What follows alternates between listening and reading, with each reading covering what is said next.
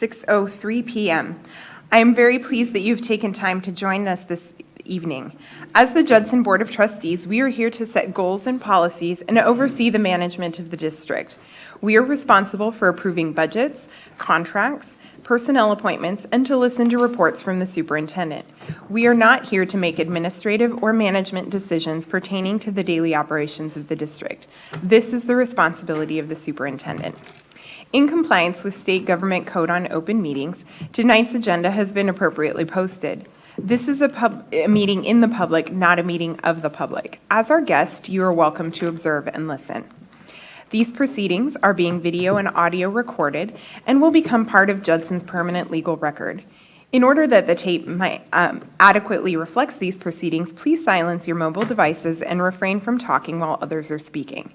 Since it is legally mandated that these proceedings are recorded accurately, I may have to ask for order periodically should I notice that disruptions are interfering with our recording capabilities. Once again, I extend to each of you a sincere welcome from the entire school board. Thank you for your interest in Judson ISD. We have established a quorum and we will take attendance using our devices.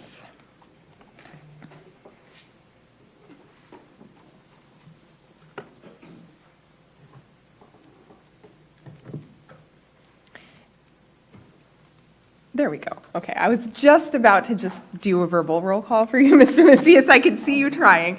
All right, so all board members are present, as is our superintendent, Dr. Ball. Welcome. All right, do we have an invocation and the pledge? Yes. Okay, we'll start with the invocation and the pledge. If everyone could please stand, bow your heads.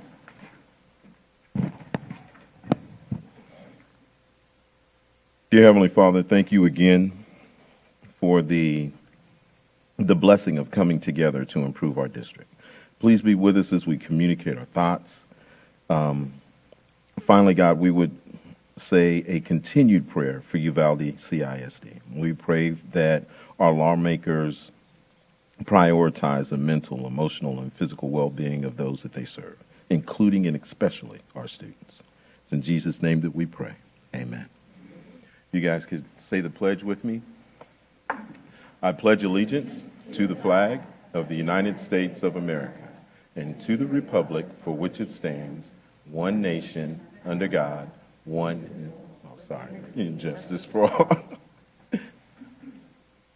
On the Texas flag, I pledge allegiance to thee, Texas, one state, under God, one and indivisible. Thank you.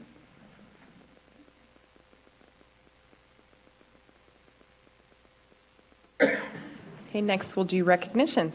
Yes, good evening. We do have one special recognition this evening.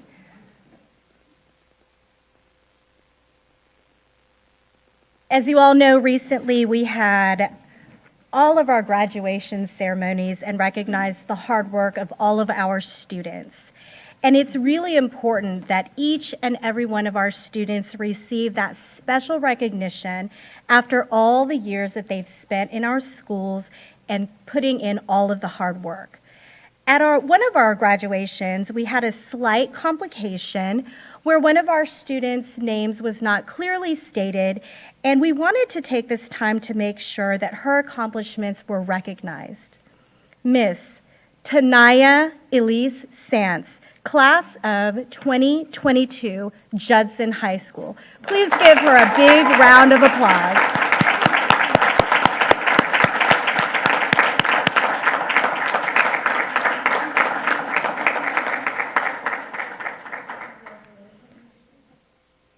Ms. Tanaya plans to attend Northeast Lakeview College and major in child development. She plans on being an entrepreneur and open up her own business. We're super proud of all of the work and dedication that you put in earning your high school diploma. And I know that her principal, Mr. Mendoza, is in the back. Hello. And we thank you so much for being here. Family, I know that you're very proud of her, and we wish you all of the best.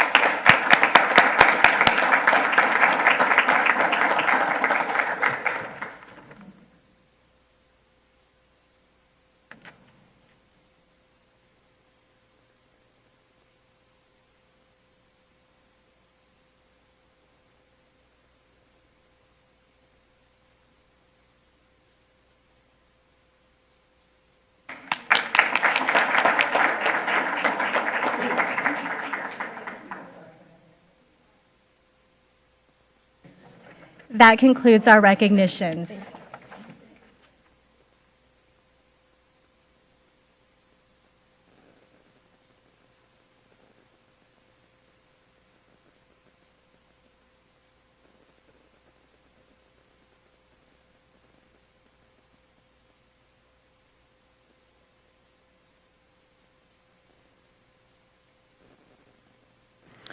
All right, next we'll go on to item 3, acknowledgement of visitors or citizens to be heard. We have one, which is Veronica Telles.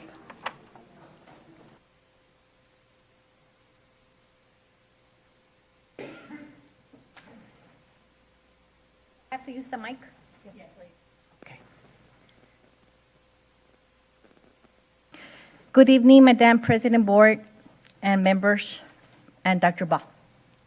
My name is Veronica Telles. I'm the lead custodian to Mary Lou Harmon, as well as a proud member of Judson AFT. I come tonight to ask you that you please look at the scales of the elementary lead custodians and the difference between the middle school and the high school. Each campus is given a number of custodians according to the square footage of the campus. However, the lead custodians is not exempt from having less square footage or area to clean. As the lead custodians, we are subject to more work, as the title suggests. However, the pay does not reflect it. The new compensation plan only separates us by 45 cents. If the custodian comes in with experience, many times they end up making more than the lead custodians. Last year, when the equity adjustments was made, many of us were making less than our fellow custodians. While we allowed that year the district to calibrate the scales, we all took a cut in pay as lead custodians. And I mean a cut in pay because new custodians got a raise up to a raise of $3 or more, which maintained the same.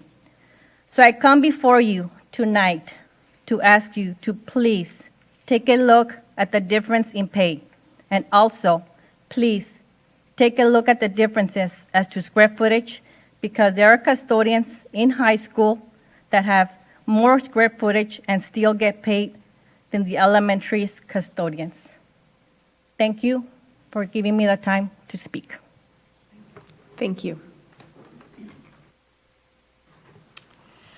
All right, next we'll move on to agenda item 4, which is the consideration of consent items.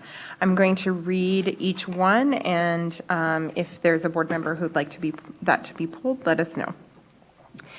Item 4A, consider and take action regarding approving board minutes from the regular board meeting held on May 19th and the special meetings held on May 31st and June 8th, 2022.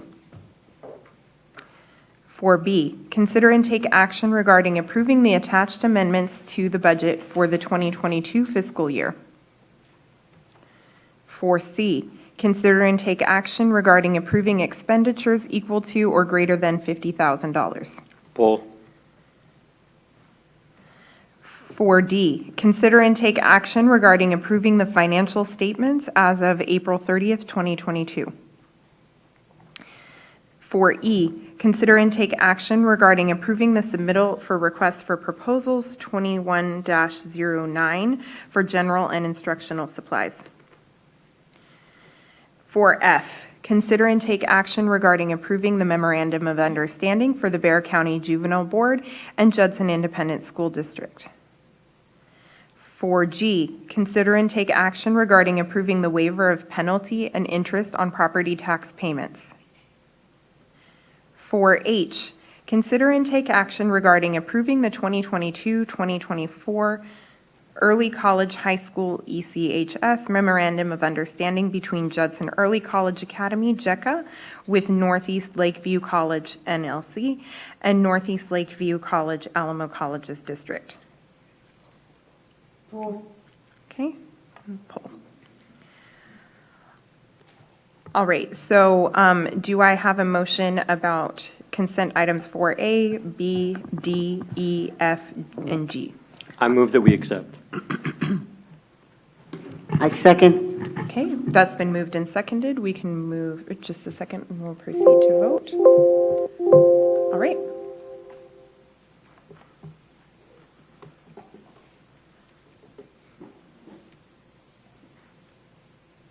All right, consent items 4A, B, D, E, F, and G have been passed unanimously. We'll go on to item 4C for discussion. Mr. Macias? Yes, thank you. Dr. Ball, there were a couple of items on the approval for 50,000 plus that grabbed my attention. So I Yes, just sir. need a little more information. And they believe they were both technology focused. One was micro share for $140,745. There's going to be a bid process for that. I'm going to ask Bill to help me with this because I know that Lacey is out today, so I don't remember, and I know that she sent some information that I sent to the board, but I don't remember on this one if there was going to be a bid process. So I don't know if Bill or JJ remembers on this.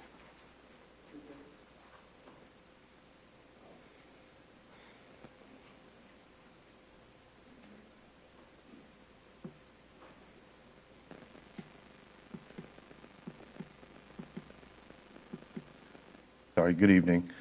Yes, there was a bid process. The technology quoted from several vendors in order to get this, to get the best price on this item. Sure. And of course, when we look at the, it's a procurement method, that particular one still has bid process written into the language of it. And so that's why I was wondering if it's an ongoing process or if it's already been concluded. Basically, I want to know if that $140,000 was the lowest bid or if we're potentially going to pay more or even less. Yes, that it is for this purchase. It's not an ongoing thing. It would be for next year if they were to go back out again. But yes, it was the lowest price. Okay. And so is it, you may not know, and obviously if you don't, we can get this information later, but is this 140 every year, I guess, for the next 4 years? I'm not certain, sir. I don't have an answer. What was that? I thought someone said something. Ms. Knoyer said it was a 4-year purchase, I believe. Yeah, which means that we're paying 140 every year for the next. Yes, sir. This is a renewal. We actually approved this last year. So this is the first renewal, and we're adding the part that allows the teacher to monitor the students' Chromebooks in the classroom. So we already are doing this then, since it's Yes, a renewal, which was essentially my next frame of questions. I would just kind of want to know what we've done before, but if this is renewal, then we have 4 more years on this. And again, I think we've talked about it before. We're allowed to break these if we find a more competitive rate. Are we locked into this? Since you're coming back, I'm assuming that we Typically- have the ability to change that if we need to. I would have to look at the contract. Okay. All right. And then, of course, the same area is also on the Blackboard, the Net 30, which is also a $488,000 expense. What I'm trying to determine if, what was in place before. This also is a renewal. This is what we host our website on, and we are adding a piece for our mass communication system because it's cheaper than the one we currently have.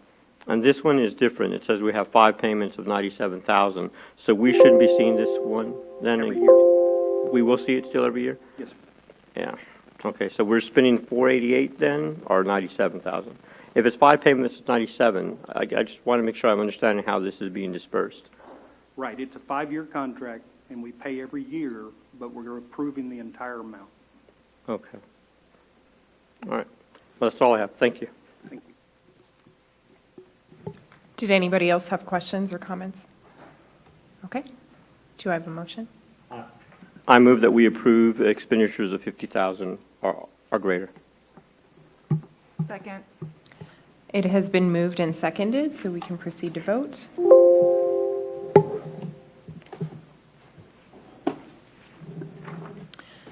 Motion passes 7-0. And we'll go on to item 4H, which was pulled by Ms. Eaton. Madam President, I just wanted to get clarification on the timeline. Are we approving for 2022 to 24 or 2022 to 23? It's for, I just received clarification, it is for 2 years. Okay, okay. Then I'm good with it. Okay. Are there any other questions about that item? Do I have a motion? Madam President, I move that we approve item H, 4H, a memorandum of understanding between Judson Early College and the college. Thank you. Is there a second? Second. That's been moved and seconded. We can proceed to vote.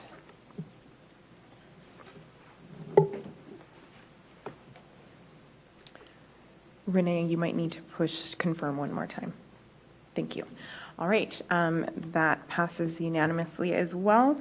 So we'll move on to item 5A, or discussion and consideration of action items. Item 5A, consider and take possible action regarding approval of the Student Code of Conduct for the 2022-23 school year. Yes, Madam President and Board, I'd like to pull this item at this time and bring that back on June the 30th. The TASB model was used to develop this, but the Walsh model just was released this week. So I'd like to take a little bit more time to compare and make sure that we bring you something complete and not have to readjust anything. Okay, so we'll move on to item 5B, consider and take possible action regarding technology purchases over $50,000 for the 2022-23 school year. I have a question about this, Dr. Ball. Since Lacey is not available, if we could possibly pull this until she can be available to address the questions that we might have on the board for this. Could you ask me the questions just to see if I have the answers? Basically, it's a $6.5 million expense that we're authorizing, but it's so broad that the agenda item is written that the funds can come from ESSER, from Title, from M&O. And if we're going to spend $6.5 million, I would like to know where and what we're purchasing. Right. And so there's no detail in our backup to give any illustration of what we're going to use that 6.5 for. It's generic. And so I don't feel comfortable saying, sure, spend 6.5 and just let us know what you spend it on. I'd like to know more about that. Right. So what this is it is generic on purpose because it is allowing us to purchase things when we need it on a daily basis, whether something breaks, something needs to be repaired. We already have the approval from the board to spend up to that amount. Whether it's, let's say we get new teachers and we need to make a purchase of 20 laptops. We already have that information. We already have the approval to be able to do that. So this item is written very generically for that purpose. Are the funds coming out of the previous fiscal year, or are these looking forward to This the is preparing for upcoming? next year. Okay. Yes. So if we did pull it, there's not like a time-bound kind of thing with this if...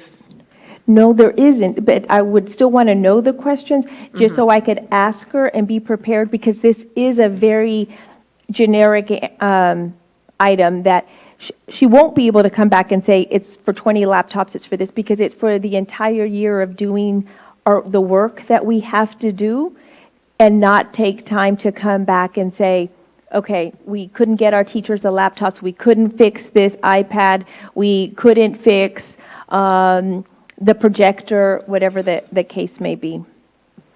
Well, and my contention is that it is too broad, and that at your discretion you could use M&O, you could use ESSER, and again, we still haven't come back to talk about ESSER and the technology money that's been allocated from our ESSER funds, but we will come back for that. So I just would feel better if I had a lot more detail on what that is. 6.5 just sounds like a lot for if there's something that was an emergency. I don't think there's anything that's that critical that you need carte blanche until you tell us about it. I mean, it's just a lot of money. Ms. Eaton had a question. Okay, my question would be, how did they come up with this figure? Is that based on documentation from last year's purchases, or where did the number come from? So what she did is, in regards to the spending that we have done previous years and the purchases that we have done, came up with that figure. So it's everything from making routine purchases that we do every year, the renewal purchases for software and for licenses, for hardware, all those items. So an example might be the things we just approved on this the past item of like, okay, this renewal of this, just Right. standard purchases. Got it. Because my question was going to be, how often do these kinds of purchases exceed $50,000? But it sounds like for a lot of these softwares, yes. All the time. It's not necessarily like repairing one laptop. That's not going to cost $50,000. But usually we don't repair just one. Right. We repair multiples, dozens. Dr. Paul, one of the things is the way the purchasing in the education code, it requires 50,000 cumulative. And so it's over the year. And so these purchases are being made day in and day out. We need a new screen for a Chromebook. But it's very quickly that adds up to $50,000 for one commodity item. And this just gives us the efficiency to get things fixed and done. It is not her entire budget. Anything that is large, new, or out of ordinary, we would bring as a separate item. And also, please remember that we shared the list of all the complete vendors that she would be using. We shared that on the Friday notes. She gave extensive information on this that I shared in the Friday notes, asking if there were any questions because she was going to be out. So she listed all the vendors that were going to be used. So your response doesn't give me the impression that you'd like to table this. So do I need to make a motion to table until Lacey is back? Because that would be my motion if you're not prepared to pull it. I'm not prepared to pull it. I don't think, I'm not, but that's up to the board. I'll make a motion that we pull this until we can have more details and have Lacey present as well. Can I just say, if we don't approve it by June 30th, then we will probably exceed the $50,000 the first week in July when we get back. Now, what we could do is we could come back and we could do this twice a year. And maybe we do it now for approval through December, and then come back with another one and do it from January to the end of the year and provide you a report of the purchases that were made. Just to clarify, so can these purchases exceed the 50,000? Yes, they could. Okay, that's why we're granting the authorization to do so. Again, and we're going to need to do this with our maintenance supplies, our office supplies, because the way the requirement is, it's the cumulative amount by commodity that you purchase over the entire year. And so you might make 10 purchases of $20,000. Well, you've exceeded your $50,000 authority, and we don't have authority from the board to spend more than $50,000. Has this been the standard process on an annual basis? It has not. This is what I'm used to doing in other schools. I think it might be a best practice in most schools. So what did we do last year? Or the other years that we haven't done We it? did not do it. The purchases were just made. As long as they weren't a single purchase of over $50,000, it was just made. And like I said, it's what I'm used to, and it's the day in and day out purchases, like in maintenance. When we have a motor go out, or light bulbs go out, or whatever, it would be impossible to bring all of those purchases back to the board every month and efficiently run the district. Well, if this passes to table it, we can probably see it on the 30th agenda, and hopefully Lacey's then available. But also, I would then ask to see historically what we've spent in technology to kind of get a better sense if we're spending up to $6.5 million or whatever that might be. I really do want to hone in our technology expenditures, and I just think this is too broad of a window to work with. And again, we're going to be bringing about 5 more of these for like maintenance supplies, office supplies, transportation supplies, child nutrition supplies. So you should have backup then for all of those year-over-year acquisition and purchases. Correct. Okay. I mean, we probably could not have detailed backup by then, but we could show that this is the amount of purchasing that we did. Okay. Well, right now, my motion doesn't have a second, so unless it gets a second, it's going to die here in a second. And I'll go ahead and read, before we move on, to other questions. I'm going to read what was sent to us in Dr. Ball's email. So this is the information we were given. Below is a listing of some of the product renewals that are included in the requested amount, the $6.5 million. The funds requested are for renewal and replacement of existing products purchased by the district. Any new products, hardware, or service contracts will be brought to the board for approval. Any purchases made for renewals will be with the existing renewal company. For purchases that can change pricing, such as flat panels, computers, printers, and other hardware devices, 3 quotes will be compared periodically among vendors associated with existing contracts for buy board, tips, DIR, or co-op purchases to ensure the best pricing is provided for items that are not vendor-specific or sole source. And then there's a list of the products, so I'll read those. Canvas, which is the learning management system, Eduphoria, Skyward, NWEA, those are all like having to do with grading and assessments. School Links, Gaggle, which I think we've heard about extensively. iPads for pre-K, there's a little cutoff here, WMware, I think, network licensing and support, Office 365 licensing, Amplify Reading, servers, teacher computers, peripherals, student Chromebooks, Skyward, Blackboard, security cameras, administrator or office personnel computers, Contera, AT&T, internet services from Region 20, and this is cut off a little bit, ENA phone purchases, Discovery Education, and Securely.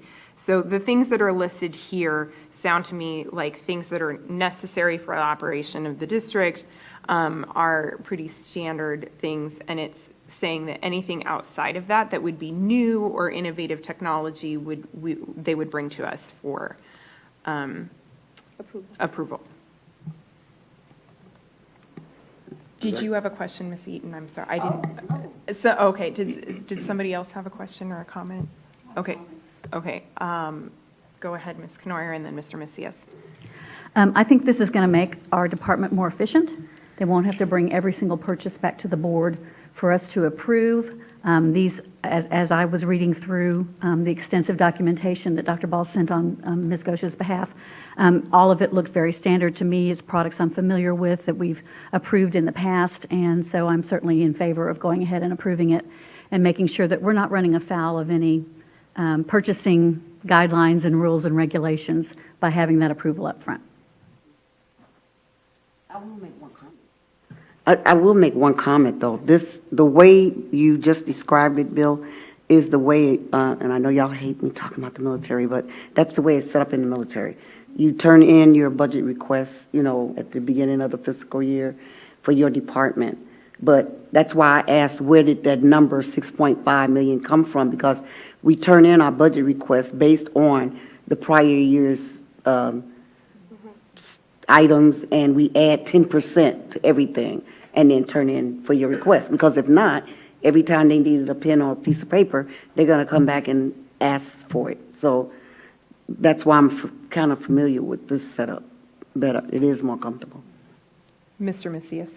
Yes, thank you. Dr. Ball, that communication, if it could be included in board book as well. I mean, I know we get these emails, but it's relevant to this agenda item, and it really speaks to her position. And I do vaguely remember that coming through when I was at SLI in summer leadership. So, but it still eludes the opportunity to ask our lead person questions regarding some of these acquisitions. And so as a result, I don't have the privilege of being able to do that. So if we table it until the 30th, at least she can be here for us to engage. I would still like to know what we've spent year over year. We will look at technology, nowhere near 6.5 in her budget that we see later on today. So I just would feel better knowing that I'm not saying, sure, spend up to 6.5, and if it's all renewals, we don't have to hear about it type of thing. I just like to have more detail, because to me it speaks to strategic processes. If there's an issue somewhere, we can be aware of that and know that you guys are working through it. I just don't have enough information with this agenda item. So that's really where I'm at. Any other questions or comments? So if we were to bring this back on the 30th, would be fine in terms of threshold of purchases? Yes, sir.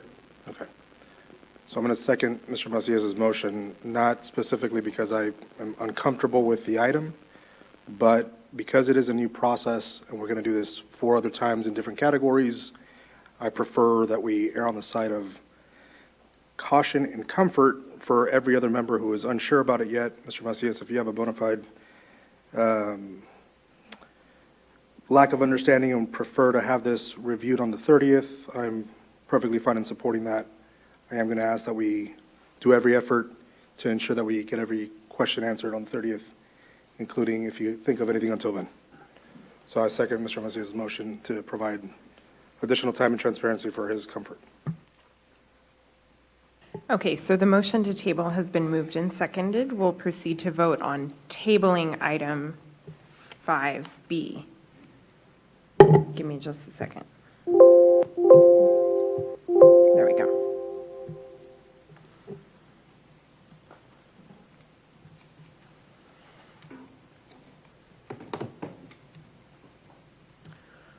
Okay, so with 4 yeses and 3 nos, this has been tabled.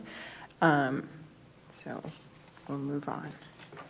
I think my suggestion might be is, I don't know if Ms. Gosh will be back by the 30th, but could I suggest, Mr. Missy, would it be helpful to see the same information in the board book and itemized, the list of things itemized, here's what the cost would be associated with each one? Would that make you feel more comfortable moving forward? That and the amount we spent the previous year on, Okay. on this request, if we even spent near 6.5, just so I have an idea of Yeah. where we start from. Okay. Does that feel like information that could be put together? Okay. All right. Moving on to 5C, consider and take possible action regarding approval of the certificates of substantial completion supporting progress and completion of the 2016 and 2017 construction projects. Yes. So this has been a new process that we started now for several months, providing this information. So want to see if the board has any questions in regards to the substantial completion. The first one is for Pashal Elementary, and this is provided by Helen. So I don't know if there's any questions. Does anybody have any questions about item 5C? No? Do I have a motion? Motion to approve item 5C on the substantial completion of Fiscal. Thank you. Second.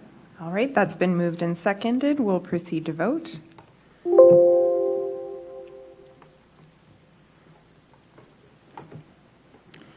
Okay, that has been passed 7-0.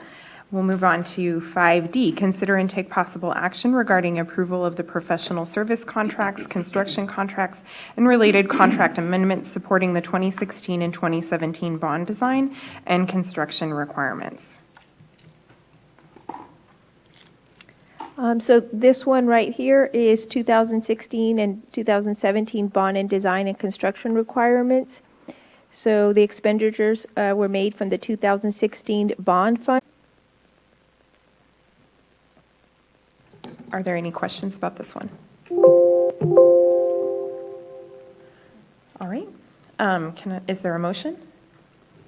I move we approve the contract amendments supporting the 2016 and 2017 bond design and construction requirements as presented. I'll second. And we can proceed to vote.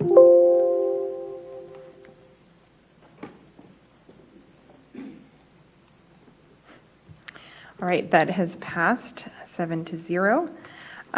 Next, we'll go to item 5E, discuss and take possible action to appoint a Board of Trustee liaison to the Judson Education Foundation. Mr. Macias, you brought this? I did, and, I felt bad about bringing it because obviously I knew I'd be maybe considered the bad guy, and I'm really not. What I'm trying to do is actually look at an opportunity to serve on the foundation board, but also if this passes and if we have consensus from my colleagues, we could even include it in the board request. But I'd like to be able to rotate our board liaisons every 2 years. Right now, the way the bylaws are written, it's they're to change liaisons to the Jeff Foundation whenever the board brings it up. And so there needs to be a better process. I have actually been interested in serving, so I'm almost self-nominating, but that's why I put this on there, to accomplish those two objectives in the short run. So every 2 years, we're either putting someone new on the foundation, so they have an opportunity to work with that arm of Judson ISD. So you're suggesting two things. One, a self-nomination to be the liaison, and then two, to change our board policy so that rotates Every 2 years, yes. Okay. And I haven't made the motion yet, but that's for discussion. Okay. That's what I was intending to do. Are there any questions or comments from the rest of the board? Well, I have a question. So usually how long does, can a trustee serve on the foundation? Is it just, whenever they want to give up the seat, or is there any? There is no term right now on the bylaws that offer the foundation. Okay. Ms. Rodriguez? Yes. As the current liaison, it's something that I volunteered to do and no one else was interested at the time. I feel like I've been a very effective worker with the foundation. I know I have a strong knowledge of the history of what we've done, where we've gone, how we've changed, and what we're doing. I would like to continue to be the liaison. No one else has ever expressed any interest in doing this. It's not just a matter of showing up at events to be a good liaison. It requires work, helping to set up, helping to plan and work on all the events that the foundation puts on. And I think I've brought value to that. So I would like to continue. So I will nominate myself as well when the motion arises. I have a quick question. Is this in the board's bylaws, or is this written into the Jeff bylaws, the expectations or lack thereof for the board liaison? I'm curious. I think it's in the Jeff bylaws. And do we have the authority to change those? Okay, so that is... And we're not changing the bylaws. We'll probably work with the foundation, but what we do have authority is who is a liaison. And that's what we're addressing. So from a board operating process, we can dictate every 2 years. We don't have to change the bylaws. It would be nice if they're consistent, but from the sake of the board standpoint, we can kind of say every 2 years we'll change. That way we're giving other board members an opportunity to serve in this role. Is there anything in our board policy about the Jeff liaison, or that only exists in the Jeff? Okay. That makes sense. And those bylaws are attached to this. Mm-hmm. So really, the only thing we could consider at this moment is the nomination question. Mm-hmm. Okay. So then I guess... Does anybody else have comments or questions before we move to any motions? So just for context, what's been the history of, I guess, people serving on the Jeff board? Can you be more specific about what How you're long, asking? Suzanne, how long have you served on the Jeff board? I think I've been the liaison for 4 years. I think 4. I think 'Cause I didn't- four. I didn't I've been start- on, and yeah. you weren't on it when I'm finishing my 5th year right now. And before that, who served? I believe It it was was Mr. Mr. LaFoyle. LaFoyle, Yeah, right? Mr. LaFoyle, and he was there forever. Yeah, he was there as well. Got it. So, He was okay with the board Sure. being there that way. so I guess, knowing that somebody served forever and Suzanne served honorably for 4 years, I think having our own agreement that we do this on an annual basis to allow every member to participate in the fundraising and all the activities, knowing that there are responsibilities, as Suzanne pointed out, beyond just being a PR ambassador. We should consider having regular conversations to see who is interested. If nobody is interested, then fantastic, person can continue serving. However, having some structure might be, a good way to ensure that we have engagement. Because if, I never thought about it, but again, I never thought about it because we never discussed it. So I think some agreeable transition of ambassadorship would be welcome. So, Ms. Michelle? So my question is,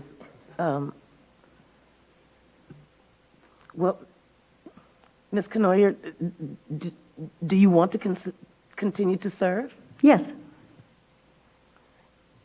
And so, Mr. Macias, did you have a conversation with Ms. Canoyer? no, I did not. Okay.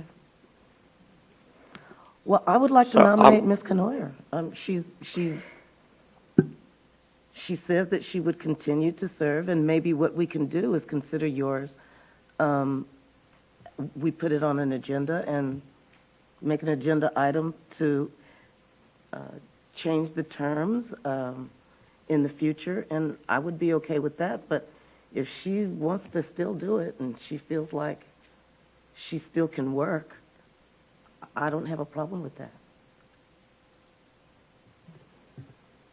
So just to reframe this, the question at hand isn't, do we keep on, allowing somebody to serve, and of course honorably, and thank you, Suzanne, for that. But there is a request by a member who's also willing to serve, and then set some structure in an informal agreement, because we don't have the ability to change the Jeff's policy, to allow other people to also serve, and make this a pleasant, agreeable part of our culture of transitioning the responsibility and the commitment as the liaison to that board. It is a liaison position. So, is there something inherently bad about, transitioning to our other colleagues? I don't think so.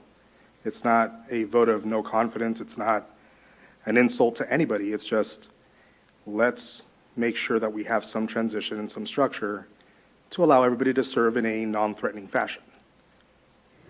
Does that change anybody's position on conceding respectfully the position?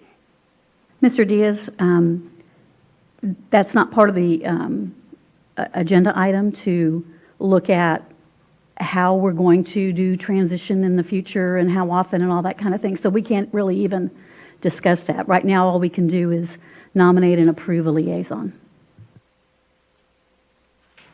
And there can only be one trustee. Yes, because they're a voting member.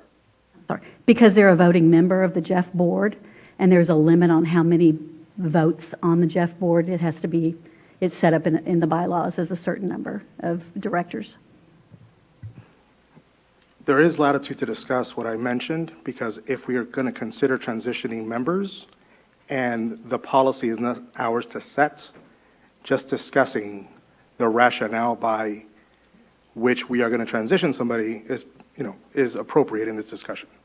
Now, we're not going to make a motion based on term limits. It is just a mere discussion for consideration onto how we, on this board, just discuss and set a culture of transitioning the ambassadorship to somebody else.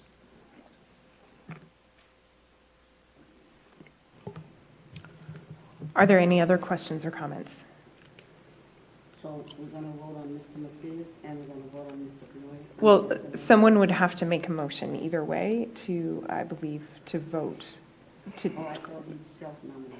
correct, but then I think to vote on that nomination, we would need a motion and a second. Well, I move that Jose Macias be appointed as liaison to the Jeff Board. And is that, I can do a second with this? Yes. I second it. Okay, so it's been moved and seconded, and we'll proceed to vote. And if it fails, Ms. Knoyer is still the representative. So it's almost like you don't have to, let's reappoint her. She still stays the representative. And we discussed the other elements of our discussion about including in our own board operating procedures that transition later.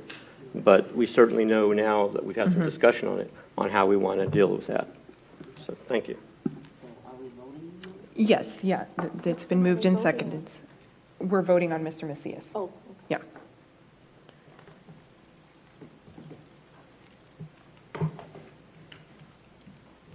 So it has passed 4-3, and so Mr. Macias will be the new liaison to the Jeff Board.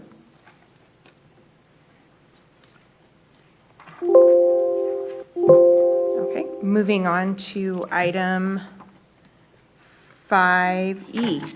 Sorry, the 5 is on the other page, and I'm going to write it up here. F, thank you, sorry.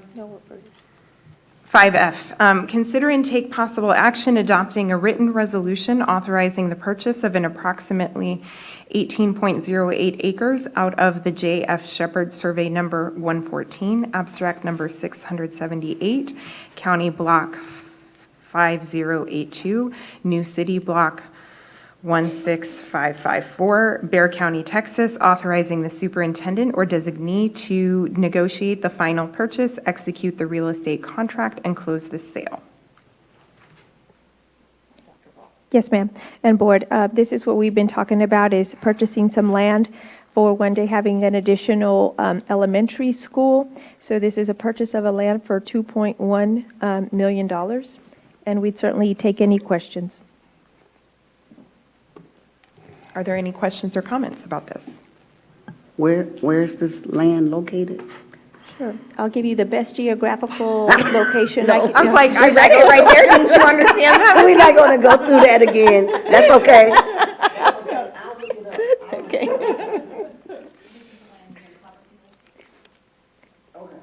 That's what I was going to say too. Yeah. I'm good. I promise you, I'm good. Any other questions? All right, is there a motion? What is the intent, again, of the acquisition of the property? It may be there, but I mean, To build an elementary to build an elementary. in the future? Okay. Thank you. You're welcome. Any other questions or comments? Oh, I'm sorry, one Yes. question. Was this already built into the budget? Did we add this in? No, ma'am, this would be brought back as an amendment to the budget. And that 2.1 is the best negotiation we could get with the people that own the property?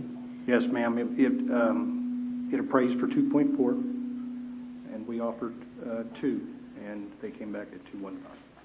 215? Yes. Don't they know we're a poor school district?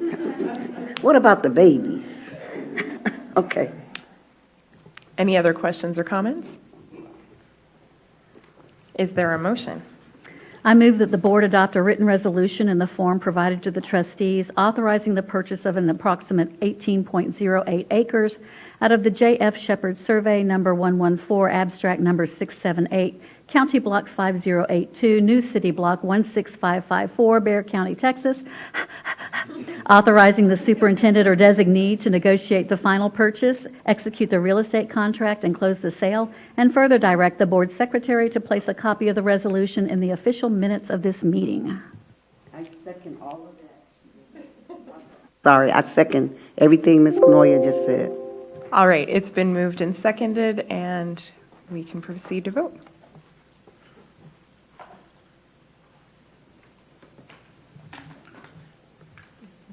I think, Ms. Eaton, you have to cast your vote. I don't know, it didn't go through. All right, that has passed 7-0. And I'm not going to lie, on the previous item, I was sitting here practicing saying that item out loud when we were going over the other one. All right, item 5G, consider and take possible action regarding approval of adjustments to the 2022-23 compensation plan. Dr. Ball? Yes.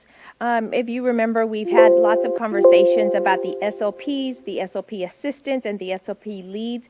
So we needed to make a correction in regards to the stipend that those individuals would be receiving. So you see that highlighted in yellow. And then also the correction of the Board of Trustees secretary and the secretary for the superintendent to be on the pay grade 309. So those are two that we would like to have corrected. Are there any questions or comments about that? I don't have any questions or comments regarding this submission. I'm comfortable with it. But I did want to ask in terms of, I do have some additional questions that are part of our compensation plan, and just wanted to get a consensus of how you would like me to make my motion. There are a couple items that I'm going to want to discuss, and they all fall under the compensation plan, but we may need to go item per item, and I'll give you an example. One of the questions I have is centered around associate principals. And so they're in our compensation plan under a classification, what is it, 50? Yes, sir. I thought you would be bringing those up under H, but I could. for the budget, but that's, I thought you. There are no. So what I was thinking is, we would be asking me some questions, and then I would be bringing back some corrections if needed, or depending on how the board wants me to act. And H is in the next item, right? Yes, sir. For the proposed budget. Yes, sir. Yeah, I'm a little reluctant to do it under H because it's budget, but it's actually under all of the departments. Compensation, this isn't our compensation plan, so it feels like it more appropriately fits here. Okay. Than it does in H. Absolutely. So Okay. that way, when we're talking compensation and pay grades, we're at least we're on the right agenda item, Okay. rather than departmentally on the other one. Okay. So I'm comfortable with proceeding in G, if you're okay with that. But Sure. the question is still, Ms. Rodriguez, and how we make that motion officially, if we include it in the entire language of this agenda item for G, as A, B, C, and D, or if we make separate motions for all of them. Maybe before I answer that question, you could say exactly what it is that you want to discuss so that we can all discuss it and then make individual motions for the things that there's momentum behind. Yeah, I mean, I have 5 things that I'll want to discuss under the compensation plan. So some of this information I did share with Dr. Ball so she could be prepared to respond. And the other ones I think we can talk through. I think she has enough information to do that. So how do you want me to do? You want me to list those 5 that I have or just discuss them arbitrarily? Why don't we discuss them? Well, why don't you list the 5 so we know what's coming, and then we can attack them one by one in the discussion? Sure. I'm going to want to review the stipends for our assistant principals. I'm also going to want to look at the creation of a new assistant chief position, and also the creation of 3 associate principal positions, as well as police compensation, and lastly, custodial lead staff for our elementary campuses. Those are the 5 areas that I probably will want to address in some capacity today. Can I recap that just to make sure I captured Sure. everything? Review stipends for assistant principals, discuss the assistant chief position. You said the associate principals, and then there was one more, and then the lead custodians, you said, correct? Yes, Okay. at the elementary campuses. What was the one that I missed? Police, Police, just police compensation in general? Yes. Okay, yes. okay. And again, Go all of ahead. this falls under, if you pull the compensation plan, it's in the compensation pay grades. So I wanted to kind of tackle that under this item. So, Dr. Ball? Yes, sir. I'll start with the first one, the associate principals. I see that you provided a job description for the associate principal position for high schools. What is it's a 507 pay grade, which at midpoint is, what's the daily rate on that?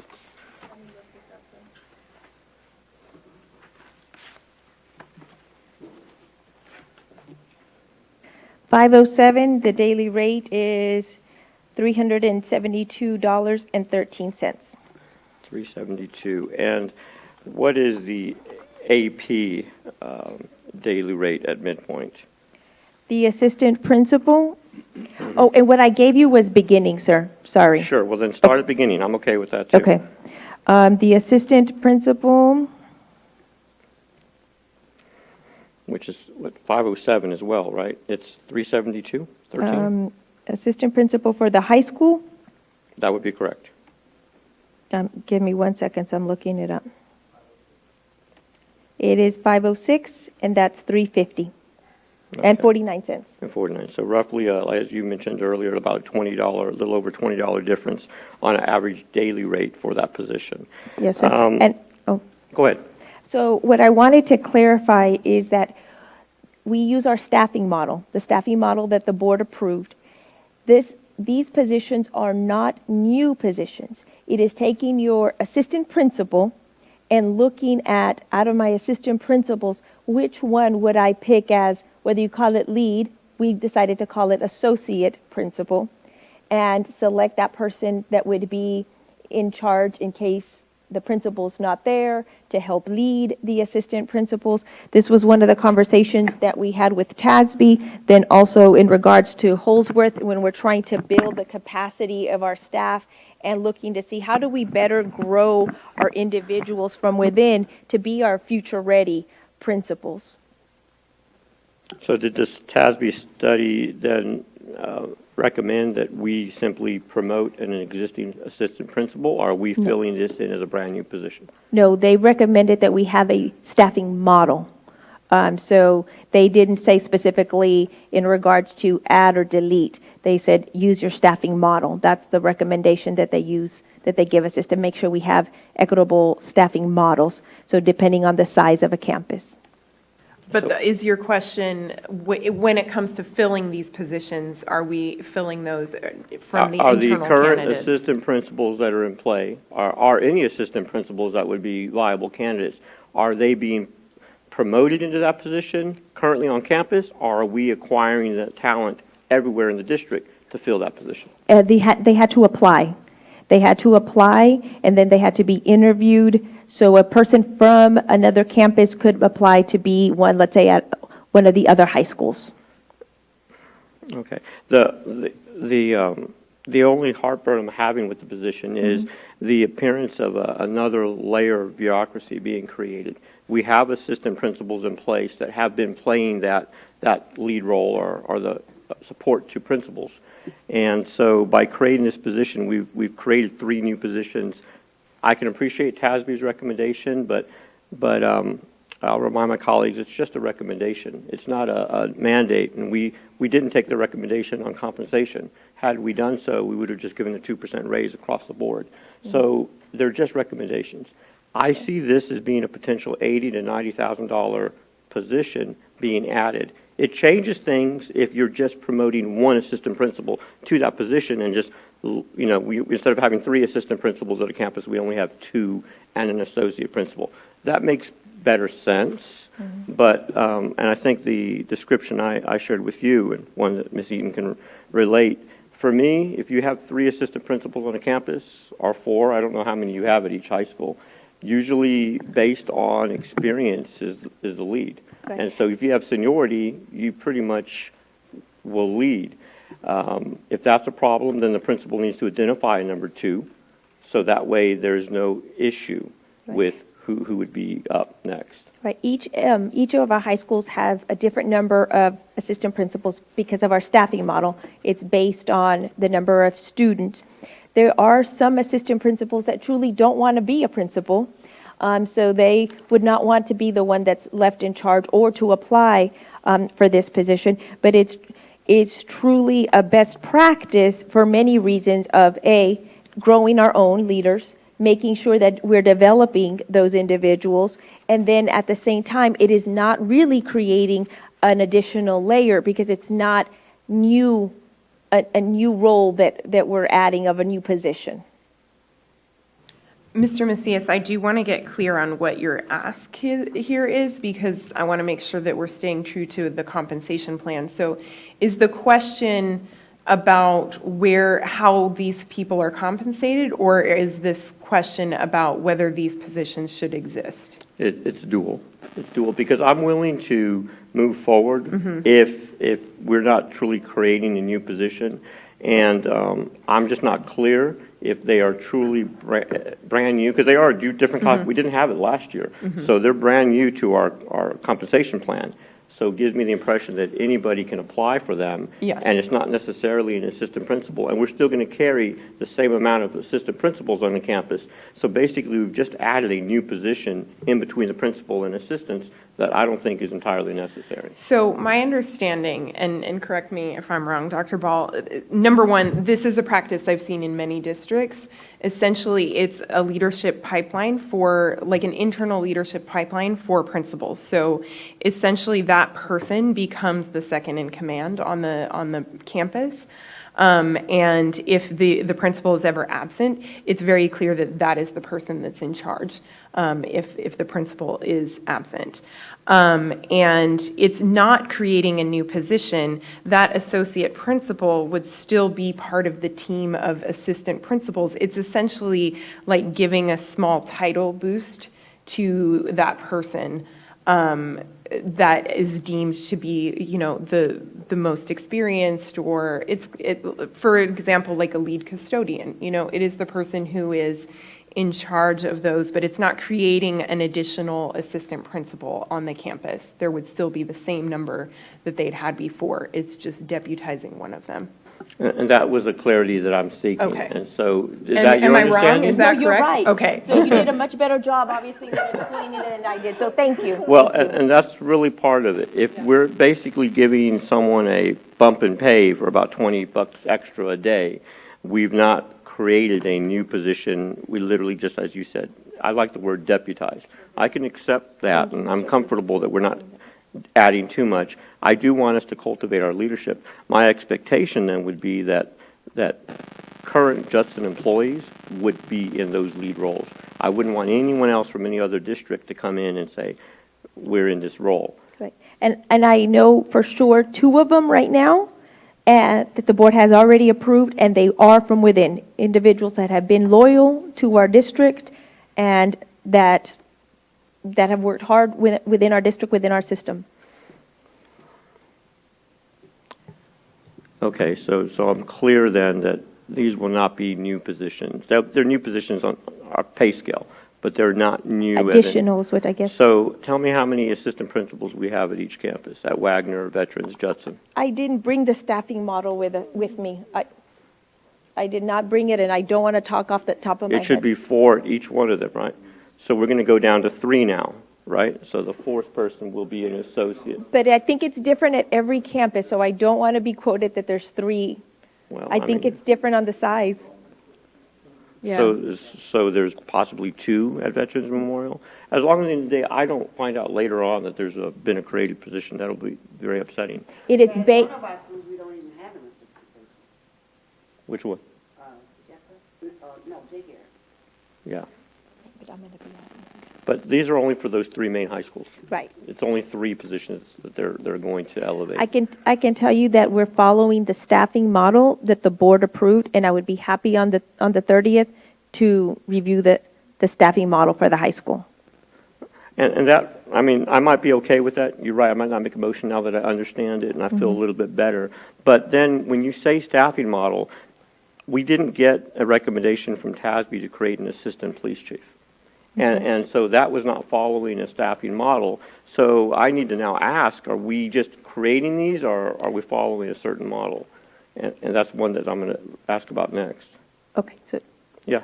So you're satisfied with the associate principal? I'm You want to satisfied move on with to that. the assistant chief? Yes. Okay. Yes, I'm satisfied with that.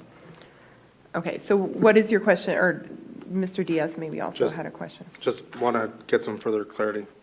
what is the new, what is this revamped position? This deputized position, right? That's what you called it? We have a job description. No, but what is it going to mean for student outcomes? So what does it mean for scholars at those campuses? What should we expect out of that? Better safety, addressing discipline problems quicker and faster, having somebody there for the parents to be able to talk to when somebody's in charge, when the principal is not there, making sure that the evaluations are also done for their teachers. So all the things that were listed on the job description that is different from the assistant principal.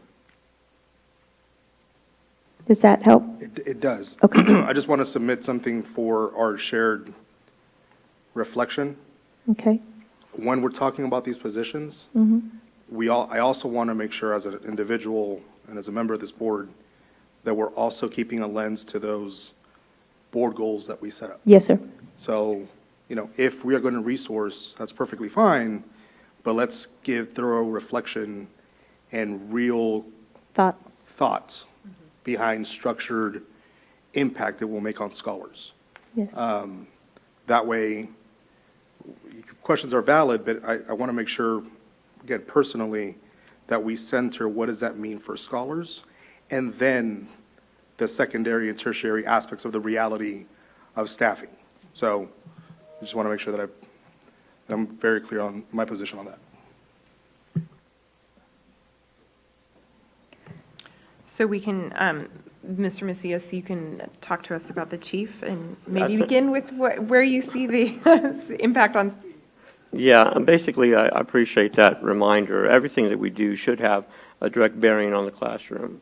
And so, but the assistant chief was not, I reviewed the TASB study. It was not. And it was not a recommended position, but yet it's in there. And so I'm trying to figure out how, and that's why I asked which ones are TASB study related, which ones are not, but just this specifically, the need for an assistant chief if it wasn't part of the study.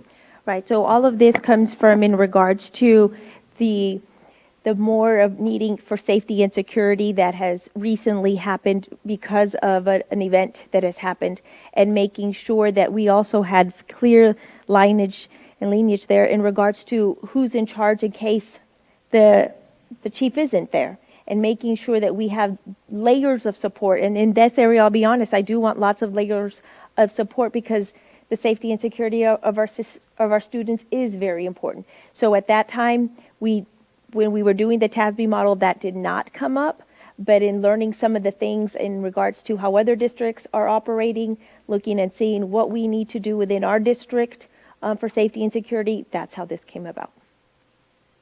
Well, I'm again, trying to be very sensitive not to add.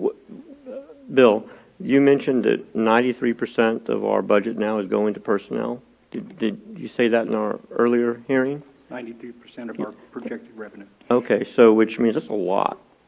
Yes, Dr. Ball. I would actually, I'm not sure if table is the right word, but I would like to let the board know that I'm not going to hire on this position until after June the 30th, that I want us to have a conversation in regards to more safety and security for the district. So we can pull this position from being posted or from hiring until we have that further discussion on June the 30th. I would be satisfied for that, but it would be removed from a compensation plan and reinserted?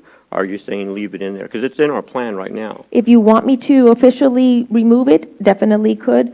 I would say leave it until I'll give you my word that we will not hire somebody. Let me just give you some thoughts from information on the 30th in regards to safety and security.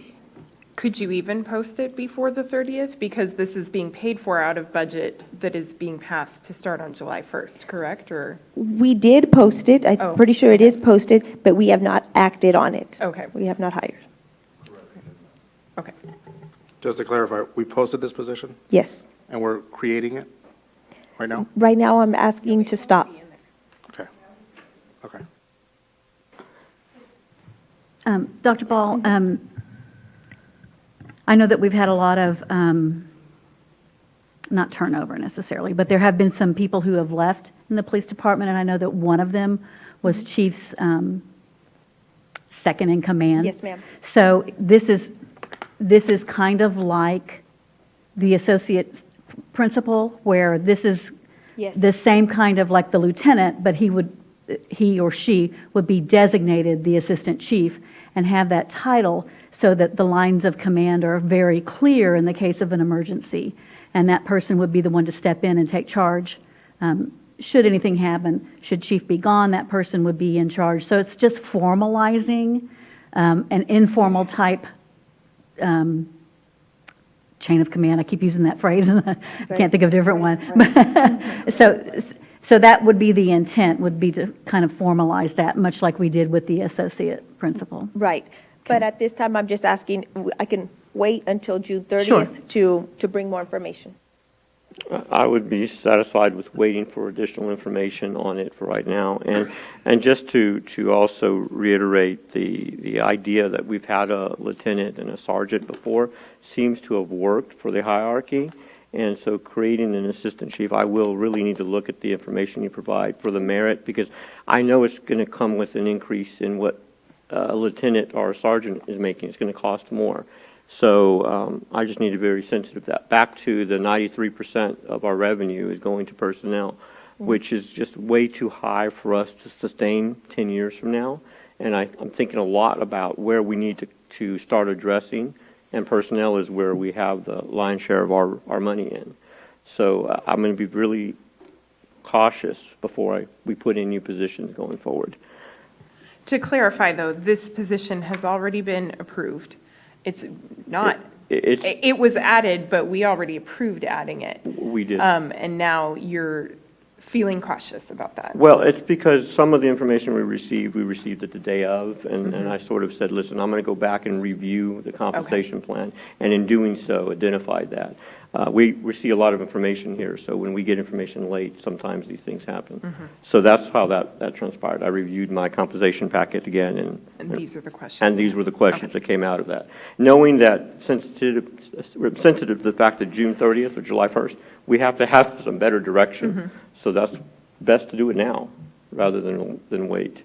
So Dr. Ball, I'm okay with you pulling this from our comp plan, and then of course readdress. No, I think we're keeping it in the compensation plan because it's there. But we're not hiring yet for the position that has been posted until we have a follow-up meeting. Okay. So say if, I guess we still will have consensus then if we move forward with it. I mean, I can't make the decision by myself. It's a board decision. But if the board states, hey, we don't want to do this, then we just won't move forward at all going forward. Would that be a correct assumption? Ms. Rodriguez? No action would mean we would hire for the position because that is the process that we have already approved. Well, and that's why I'm putting it on here. Initially, I put it on here to I think we're reverse saying the that same trend. thing. Well, I just want to make sure we don't go forward on it because, at least not right now. I'm willing to wait till the 30th to look at it. Okay. Okay? Did you? I'm a little confused, but I'll just. What is let me ask you, what is the additional information that would help you feel at peace with moving forward with this? What would you like to know, either about the position or the hiring process or whatever, to feel? Well, let me just ask for a point of clarification. There are two things I've heard, and Dr. Ball had mentioned that she would pull it and remove it from the compensation plan. That's what I understood. Did I hear you incorrectly? I'm saying that I will not hire somebody until after we have a more discussion on June the 30th. Okay. Okay. I'm not going to hire somebody from now until June the 30th. On June the 30th, the board can make a decision and then give me direction. Well, I can default to that. And to answer Ms. Rodriguez's question, what am I looking for? I'm looking not to increase the amount of employees and the level of compensation within that position for the police. We've never had it, so you have to tell me the rationale of why we need it and why the sergeant-lieutenant hierarchy is not working, why we need to create this, because you still have a number two who's a lieutenant, and we're not giving them an assistant chief position. And so in trying to ensure that we're not spending more money on personnel, I really need to know what that bottom line looks like. I do understand now, and I can bring you back that information. I do. Okay. And then ultimately let the board make the decision. And this dovetails nicely to the police portion. I don't want to talk too much about it because we'll talk more about it on the 30th as well, but since you're bringing it back, I do want to see if we need to be more competitive with our compensation for our police officers, because just like in any area, they're going to be sought after. And I'm understanding and talking to other districts that have police, they're having a hard time finding or retaining them right now because everyone wants police officers now. So now we need to be strategic and say, okay, what can we do? So on the 30th, that will be part of that broader conversation on safety. I'll bring you some data on that, sir. Because that, we may have to increase compensation in that area for retention purposes. Yes. Oh, Ms. Eaton? Yeah. I'm going to save this for the 30th, the stuff that I got from SLI. I went to a course on this very thing, and I brought back copies for everybody to see, and it basically boils down to cutting that turnover, because that one big part of the security in our schools is the fact that our teachers know our students. And when we get a lot of turnover like that, they're not familiar with those students as much as the ones that have been with them probably since kindergarten or pre-K. But I'll tell you more about that on the 30th. One question I had, and it's okay to answer, you may know the answer off the top of your head, Dr. Ball, but one question that that could be brought to the 30th is is adding the assistant chief, adding an additional officer to the force, or would this be like a promotion, so to speak? it could be either way. Okay. It could be either way because the best candidate could be from the outside. Then it would be adding, it could be somebody then from the inside and we don't refill that position. So I can't say at this time. Got it. Thank you. Did anybody else have questions about the police, the chief, anything there? Or we'll discuss further on the 30th? Okay. Mr. Macias, your next thing. Yeah, we got two more to go. And I just wanted to take a second to say this as well. Northside still, I don't think they've passed their compensation plan formally yet. And I think I mentioned it during our budget discussions that we still have to have some ability to respond if Northside goes with an 8% raise or whatever the deal might be. And I guess I can talk with administration to understand it a little better, but I don't want a situation where we've passed a strong compensation plan, but then we still lose the opportunity to retain talent or recruit because Northside outdid us. And they do because their budget cycle is later. They don't have to have their budgets approved yet. So I just want to say that, just in theory, that I would be very interested still in bringing this plan back if we need to add incentives or something that would make us competitive. And that's really just putting it out there, but that's not the question I had. So let me get to the next one. The next one that I have is going to be about the custodial. We will look at our internal audit later. Ms. Holmes, did you send that internal audit to everyone? I'll put it on board book. Yes, ma'am. Okay, good. So when we look at our internal audit later, they did reference some inequities in custodial in salary as one area where there needed to be some work. But which means there's always things to work on when it comes to compensation. So what I'd like to do is, I know we have this issue in multiple fronts where we pay our entry-level employees almost as much as we pay our lead staff or our experienced staff, and we're trying to address that. I think that we've all decided that that's important, that there be a difference between entry level and experience. And in this regard, I think there's room for improvement on the custodial lead part for our elementary campuses. I've worked closely with AFT to sort of identify what those issues are, and so I think we need to consider increasing that pay rate for lead custodial staff to $1 more on a daily rate, and so, or hourly rate, I'm sorry. And that's what I wanted to talk about, and have administration, Dr. Ball, address that issue. Mm-hmm. But the way the compensation plan, it is not as easy as just adding $1 just to that one category. So give me 1 second to share an example. So the elementary custodial lead is at a 204.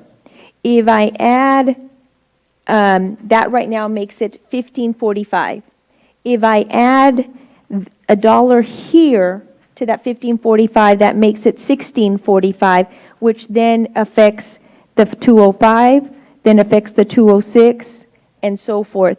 So I can't do it just as easily as it sounds, if that makes sense, of just adding that $1 there, because then it automatically is more than the 205. Well, there are multiple factors based on how much experience, where the employee is on the midpoint, all those things, right? It's not just, there are different factors, I guess, when you're looking at someone's compensation. Right, but if then the 204 would automatically be making more than the 205s, which then I will be having a huge discrepancy with the 205. If I'm seeing this incorrect, Bill, please correct me. But the way I see it, then the 205s would be, excuse me, the 204s would be very happy, but the 205s and down the other ones would be very mad at me. Well, Does that make sense, though? I could see that, but that's not what I'm asking. I'm not asking okay. that we upgrade the whole 204 classification. That may be on point. I mean, if you look at, and again, it's incumbent on our HR and you to look at that more in detail than I would, but you would just, again, for the purpose of retention and recruitment, ensure that we're compensating fairly. And it looks like in the area that I'm focusing on, which is the custodial lead at elementary campuses, only that position, that the difference between an entry-level custodial staff and a lead staff is too narrow. And if it forces us to do that, I'm expecting you to do it, but if it forces us to do the evaluation across the district from entry level to experience, then that's good. That'll make us better going forward. But I guess, okay, then, again, I'm not explaining it right. So it's about 45 cents here, it's about 50 cents difference right here, so it affects all the pay grades then. It creates a cascade effect if you adjust one of them, and I don't know what's making my microphone buzz. So would it be better then to move the assistant custodial lead to elementary to 205 or 206? I'm just talking about moving that person only. It looks, when you're just looking at this, it looks like we didn't have a strategic plan to this, but there really is. The activities that a middle school custodian does with the activities that happen at a campus are truly quite different than a lead elementary. And I'm not trying to discredit the elementary. They work very hard. They're amazing individuals, but the work is different. So let me just ask you this then. In order to be in compliance, we're looking at custodial staff collectively. And I then would assume, and I don't know for a fact, but I would assume then if the custodial lead at an elementary campus is making just a little bit more than an entry-level custodial person, that probably is happening at middle school and at high school as well. That the difference between an entry-level person at a high school or middle school is really close to. Well, it's right here in regards to the different levels. So between all of them, it's between a 45 to 50 cent range. So what I'm asking is, if you are a high school newly hired custodial employee and you have a lead person you report to, how much is that high school custodial person making versus what the lead person is making? The high school would be in 203, correct? Because all custodians, if they are not a lead custodian, are in 203. So it would be $15. They're 15. So $15, and the lead custodial staff for a high school is $17.82. I'm just using first year. I'm not using midpoint or any of that. Just what they start at. So there's a $2.82 difference. For middle school, there's a $1.03 difference. But from elementary to, it's only a 45-cent difference. Do you see that difference? You still have somebody who's doing a lot more responsibility, making basically 45 cents more. And that's what I'm trying to address. Right.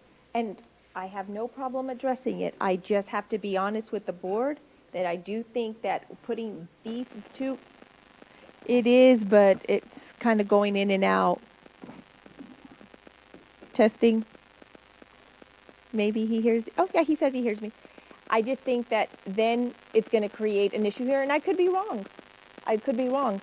But if then the board is willing to have them come back and say, okay, no, now middle school wants to be on high school, if the board's willing to do that, I'm not here to say no. I'm just trying to be fair. And me too. And 45 cents difference is just, and again, we're just looking at the hourly beginning, and thank you, Ms. Rodriguez, for pointing that out. But these are type of the hard discussions that we need to have. And we have to validate the value of a lead custodial staff at an elementary campus who has that increased responsibility. And there should be 20 of them. I assume we have a lead staff at every campus Yes, we on do. elementary. Mm-hmm. So if it's adjusted closer, if it feels better to adjust all leads to the 206, just so that we're all the same, but then you have differentials there between high school, and I get that. Mm-hmm. So I do realize the domino effect, but I can't not do anything about it. We should do something about it and not just say, oh, well, that's just the way it is. I'm asking that we do something, and I'm proposing, and we'll make the motion to do something Right. if necessary. And all I would ask is, going back to what you had said earlier, I don't know if this is the right year to do something. I think we're going into a huge deficit. We gave a great raise. I just don't know if this is the year to do something, but if that's what the board would like me to do, I would gladly do it, but I just don't know if this is the right time. I think the board has been very generous and we've done some great things. I would say, task me with this for the future year. You know, we get sidetracked on a lot of stuff. Things happen. Mm-hmm. So I would be comfortable with that if you said next month I'll come back with something. But this needs to continue to be evaluated, and expect HR to be involved in this process. Absolutely. Of trying to, and when we get to our internal audit function, it's going to say we have some compensation adjustments. So we can't put it aside and look at it again in January. I would like to get ahead of it so that we are building our staff. Right. But going back to the great point that you made, we're at 93% for salaries. I don't ever want to be sitting here in front of the board and us be talking about a RIF. Well, I bet you if we do not fill the assistant chief position, we'll have enough for this. I bet you anything. If you look at the compensation for that staff member, then this can happen. And we'll be fine. We could look, we can talk about this all day. But And we could, because then Yeah. assistant chief is also a critical position when we all know exactly what happened in the area of safety. So it's a very difficult position. well, And I appreciate the thoroughness with which you've been considering the compensation plan, Mr. Macias. And I would urge us, in the same way that Dr. Ball is saying, we want to, let's maybe look at this next year. I would urge us to hold to a cyclical evaluation of our compensation plan, and not just, willy-nilly, like, okay, this month we're going to look at this piece and this month we're going to look at this piece, because there are real, beyond the budget implications, there are people impacted by these things. And I understand the urgency with which you want to act, because that impacts people as well. But it feels like anybody could bring their personal story to the board, and then we're making decisions that impact many more people than that one individual. And so I want us to be cautious and trust that we're looking at the big picture when we do this. And really thinking about how what we do in one thing impacts all of the other things. And while we might be making one group happy over here, then we're, impacting several other people and not feeling equitable. And so that's why I think when we consider the entire compensation plan rather than line by line, at different points in time. We should go through the compensation plan line by line, but when we do that at different points in time, we set ourselves up to make unintentional decisions with unintentional consequences. While I deeply appreciate the work of our custodians and, appreciate the person who came to speak on behalf of the lead custodians, I don't feel comfortable right now making changes to this particular thing because we already did give a substantial raise and make adjustments. There might be future things that need to be done over time in order to make that more equitable, but I don't feel comfortable personally right now about making changes. Well, all this information is very helpful, and having Dr. Balls, I really do avoid trying to have these extensive conversations outside of the boardroom because I do believe we need to weigh in on it collectively as a board because I could have had this whole hour conversation with Dr. Ball personally. But it's important that we talk about it and know how important the budget process is. We can't just, okay, looks great. There are opportunities within our compensation plan that need to be addressed. And so I don't want to go empty-handed with that emotion. I'm still going to put a motion on the table. And I'll be cognizant of the fact that maybe $1 is too aggressive and it will have that domino impact. So if I'm looking at 1545 and I'm looking at 1603 as the next, I'm going to kind of figure what in between that to do for the lead custodians because it won't then impact class 205. It'll still stay within 204, 205. It'll still be an increase though. And that's just, again, with you, Dr. Ball, saying, let us continue to work on it. But I really don't see 50 cents or any of that really having an astronomical effect on our current compensation plan. I mean, even if you do it times 20, it's just not going to have that type of bearing.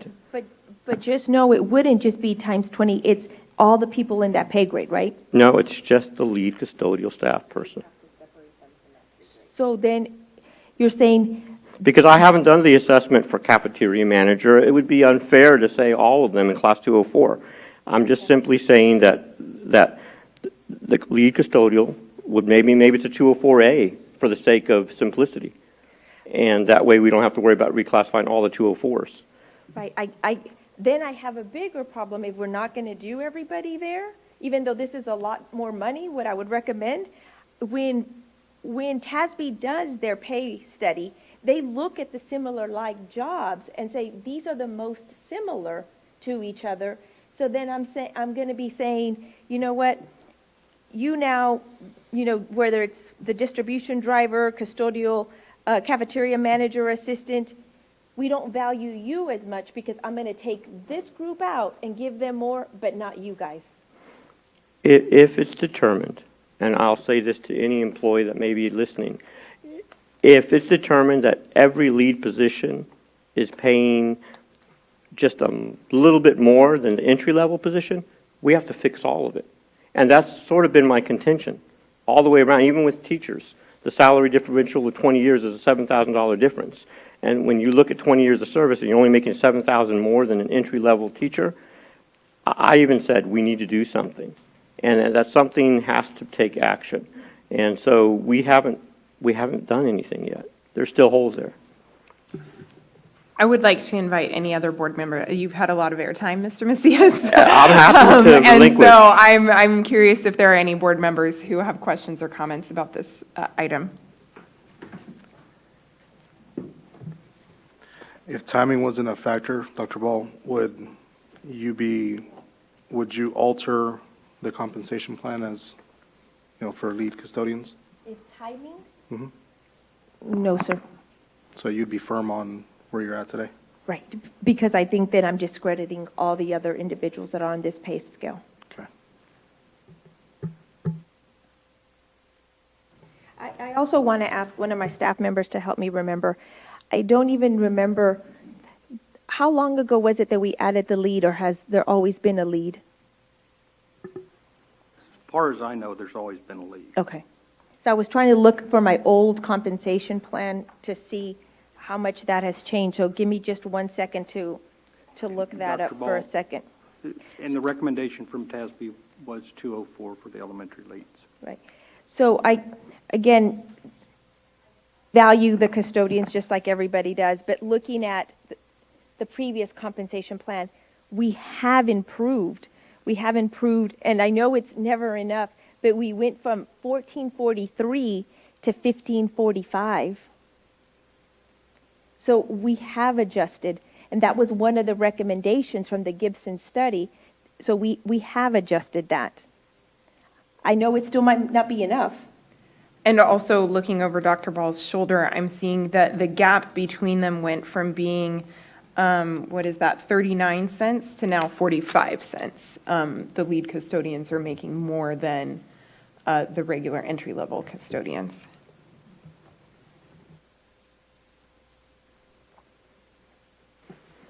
Well, if no one else had contact, like you said, Ms. Rodriguez, a lot more airtime than I needed or wanted, but I needed to ensure that that point was made. I will still make the motion. If I'm the only board member that votes for it, then that will be on record. But we can move on to the last one on the comp plan that I had question with, and that was the stipends for assistant principals. What would you like to say about that? Dr. Ball has instituted a variance in compensation for principals. Mr. Macias, I don't mean to interrupt you, but give me 1 second. I need for somebody to bring me a computer charger because my computer's about to die and I'm going to continue to need it. Sorry about that, Mr. Macias. Okay. That's okay, Dr. Ball.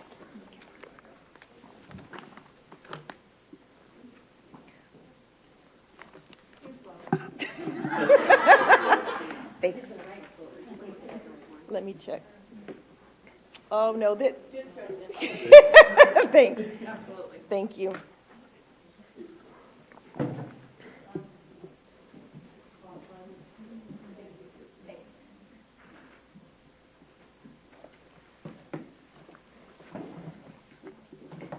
Sorry about that. Okay. So, Mr. Macias, you're right. This year I did add the stipend for the assistant principals, and that was a $3,000 stipend. And when you and I spoke, you had asked me if I would consider tiering it like the principals are tiered. This time I would consider tiering it, but tiering it up, but not tiering it down. So doing something similar to like the principals, but doing it in $500 increments up and not down. When we spoke earlier, again, I felt some sensitivity to that. We've already put sort of an idea of what that stipend would be.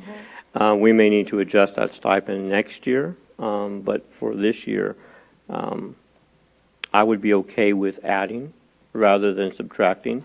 But as I was mentioning earlier, the classifications that were created were 507A, 507B, and 507C, and those were based on enrollment for the principals. Yes. I do feel that APs, they work based on student population. So the more students they have on the campus, the more they're working. So that's when the idea I thought would be favorable to include some sort of increased tiered stipend by 500, just so that we are giving some acknowledgement to the heavier load that these APs may be dealing with if they're at a 700 to 1,200 campus. Yes. So it would follow the same 507A, 507B, and 507C. Yes, sir. My recommendation, would be 507A, 3,000, 507B, 3,500, 507C, 4,000. I would be comfortable with that for right now. And then obviously next year just reevaluate how that's looking. But with the intentionality of just giving some level of compensation to those that are addressing more students. Right. And with the same criteria that it's from the PEAM snapshot date and based on the number of enrollment also. Right? Correct.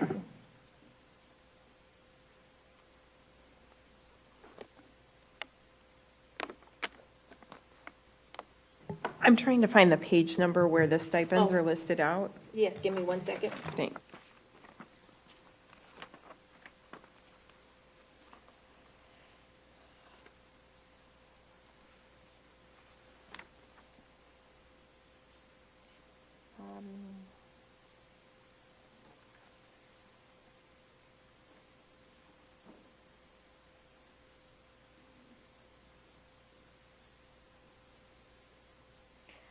mine doesn't have a page number, and I'm trying to look for it. So just give me 1 second to see where this is at.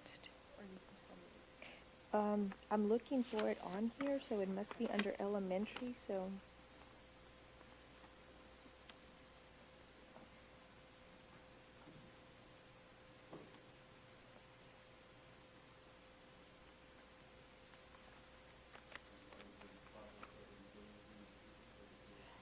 No, I think they're looking for the stipend where we wrote it for the assistant principals. I know it was on here.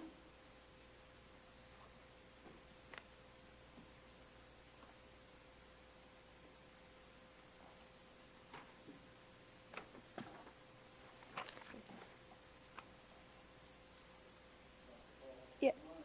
Uh-huh.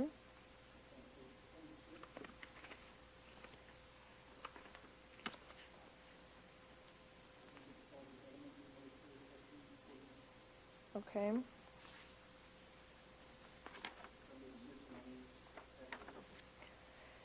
Yes, I'm looking under miscellaneous and either I just can't see it or oh, yes, this is it. Okay. Thank you. Got it. I was like, we're giving stipends to so this is like one specific assistant principal That's on gonna that be the campus testing coordinator. gets a stipend. That makes so much more sense. I was like, why are we giving them a stipend for being an assistant principal? Yeah, Why no, isn't for it in being their the salary? testing That coordinator. makes sense. So it's an additional responsibility. Yes. Okay. We took that away from the counselors so the counselors could do more of the social, emotional, and counseling component of it.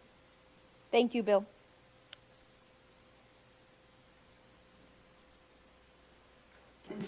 So with this one, I'm just trying to also understand, the 507 A, B, and C only refers to elementary assistant principals, but the middle school testing coordinator, how would they be impacted by a tiered stipend? Would they fall in the large, or would they also follow the campus parameters? They wouldn't be because they have multiple. All our elementaries just have one assistant principal.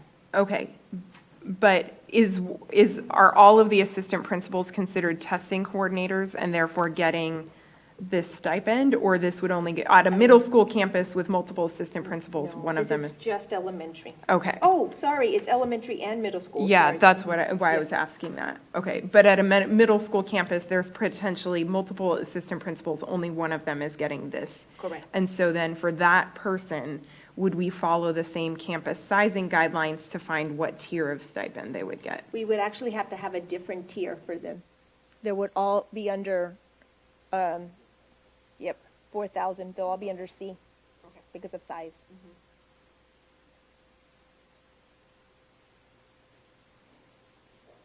Does anybody else have questions or comments about that particular proposal? Just a point of clarification. So when I was looking at this last night, I noticed an item that we discussed at the last board meeting where under the pay grade 510, we discussed removing the term, the category senior staff, and making sure that we added assistant superintendent that was missing. So members, we voted on that on the 31st, brought it to Dr. Ball's attention earlier. She mentioned that it was a mistake, that it will be removed. Dr. Ball, you want to add anything else to that? No, sir. All righty. And just to clarify so that we can get that fixed in your mind, Mr. Diaz, what would you like to see written out there? So on the 31st, we discussed removing the category of senior staff from 510 because that's not a job title. And that was it. It was supposed to be removed. Okay.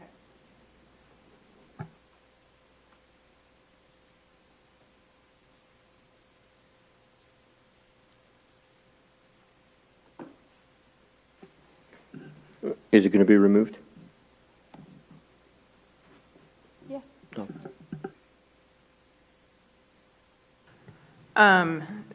So, Mr. Macias, I think it sounds like discussion has run its course. Is there a motion that you would like to make about any of the items that you brought to the It board? almost sounds like you're saying, thank goodness. But just be keeping it real. So let me ask Dr. Ball. We agree, you and I, regarding the your recommendation for the assistant principals in terms of the stipend adjustment. Where we don't agree is on how to address the lead custodial. So what I'm going to do then is I'll make that separate motion.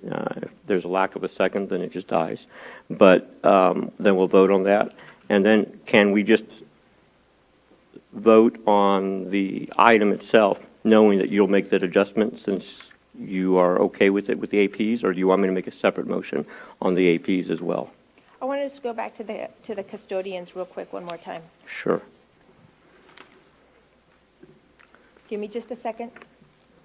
Sure. And as you're getting there, I would also think that the recommendation for the board secretary and the superintendent, that would also be included in that agenda, in us passing it, in addition to the APs.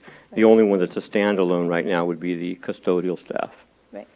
Is there any chance that, going back to the custodian, okay, that we include all 204s at 1560?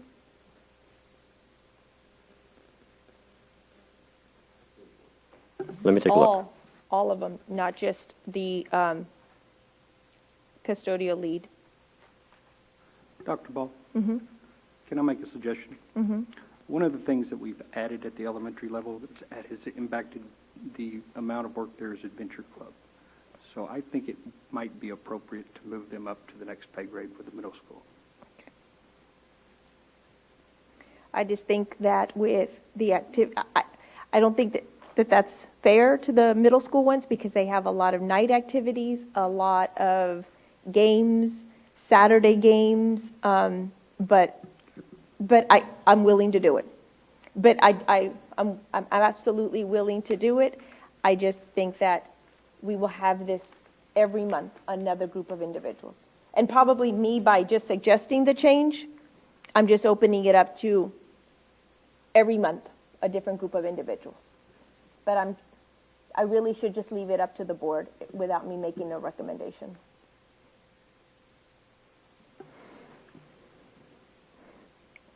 I could go either way. I could go with that direction of moving them. I could go with my recommendation. I could go with not doing it. I could go with either one, with any of them. And obviously, again, this is a process where we've seen 3 directors in HR over the last 4 years. So we'll have Mr. Gidry here for a while, I hope. And that way we can kind of work through all of these things that seem to be systemic in terms of us addressing. What was your recommendation, your first one, Dr. Ball? 1560. So 15 cents more? Mm-hmm.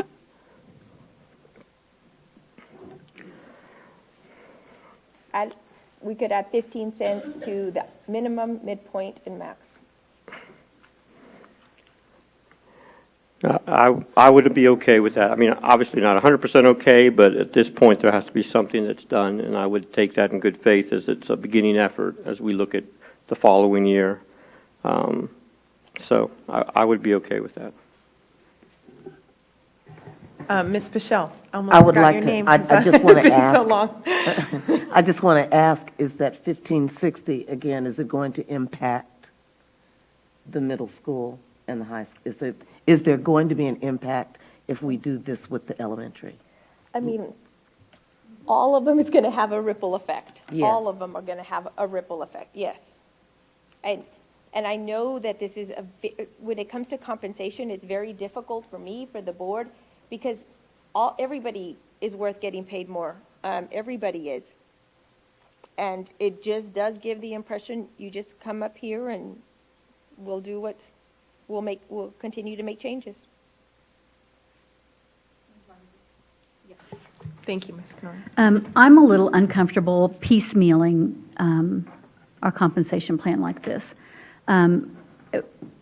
There was a whole lot of effort put into the original compensation plan, and it is not perfect. But I think that if we take this one and take this one and take this one, we end up with a big mess like we had when we brought Gibson in to come in and look at it to start with. So what I personally would like to see is we recognize the areas that we're deficient, and we work this year to come up with our compensation plan for next year to truly address these deficiencies and not throw off any other level. If this is 504, it affects 505, 506. So rather than in a 45-minute discussion at one board meeting night, we take thoughtful action to look at where we have difficulty and come in with a plan for next year to truly address it. And that's my recommendation, is that we not do something tonight, but direct staff to take action to develop a plan for the future.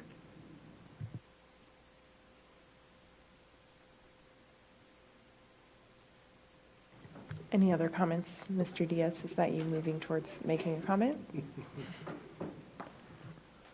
So, Dr. Ball, your recommendation is to add 15 cents on everything? On minimum, midpoint, and max Okay, of 204.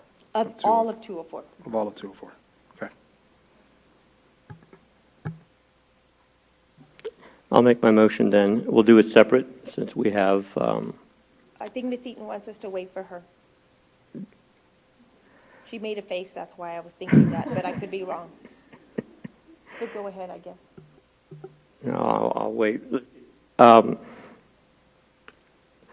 think all my questions were addressed. I'm just trying to make sure that, see, what I'm trying to do too is not bring up the same thing again later or whatnot.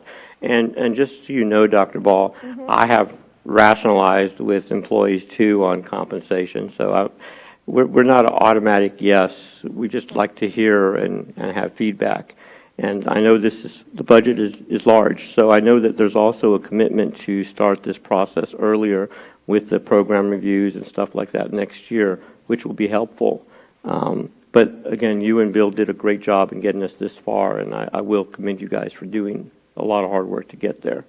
So just so I can reiterate and make my motion, Ms. Rodriguez, the idea would be then that I make this separate motion on custodial and that I do not make a motion on the assistant principals. That's what I'm a little unsure. I want to make sure that we do this correctly. Or do I need to make a separate motion for the assistant principals? Oh, go ahead, sorry. Yeah, I might suggest that we do say it, since what was brought to the board, the recommendation that was brought to the board, and that we understand that we're voting on doesn't include those things. So by saying that in your motion and making them two separate, then we can consider them separately, and everybody is on the same page about what we are approving or not. Yeah, I'm comfortable with that. So I'll go ahead and make the first motion then, in terms of the assistant principals, to adjust the stipend for assistant principals at the middle school and elementary level by $500 based on the 507 A, B, and C classifications. Is there a second? Or have we all fallen asleep? I'll second that. So we can proceed to vote on the matter of increasing stipends for assistant principals at $500 increments as discussed. Wait a second. Middle, is that going to include the middle schools too? Okay. Yeah. Okay, I just didn't hear that part, sorry. So.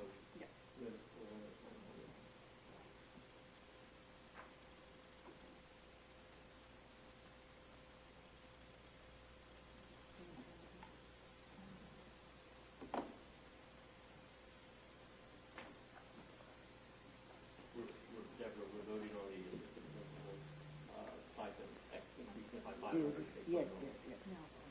Right? Yes, yeah. The assistant principal stipend. Each one. Okay. Okay, that motion has passed 7-0. And then, did you want to make another motion, Mr. Macias? Yeah, I'll finish Okay. it. And again, I appreciate my colleagues indulging on these important matters. I know they're important to all of us. But my motion will be then to increase classification 204 by 15 cents from the from the low to the mid to the high. Second. Okay, that has been moved and seconded, so we'll proceed to vote on, this is on, right. It's on the entire 204 compensation category.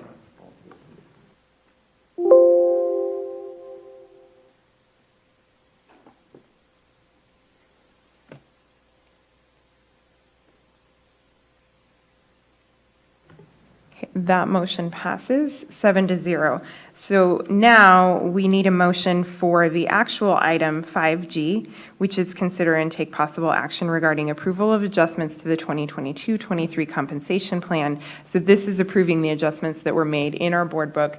And to reiterate, that was on the secretary, the superintendent secretary, the board secretary, and SLP assistant. SLP and et Yeah, cetera. I move that we approve the adjustments to the 22-23 compensation plan.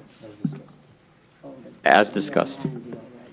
Is there a second? Second. Okay, that's been moved and seconded.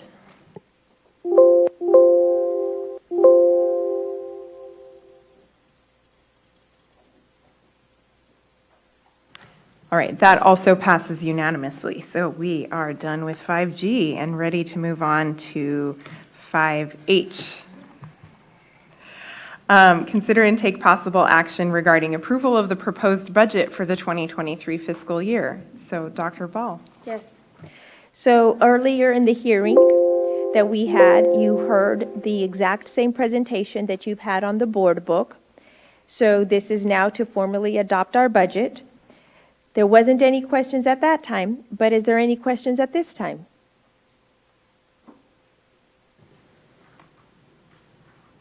Are there any questions? If there's no questions, someone can make a motion. I have questions. I just don't want to Okay. use all my minutes, man. It's a lot of minutes I use. Mr. Macias, if you had a quota, I think we'd all be in trouble. And Dr. Ball, again, this goes back to, and these are the budgets where all of the assistant superintendents provided, right, to us that we're looking through right now.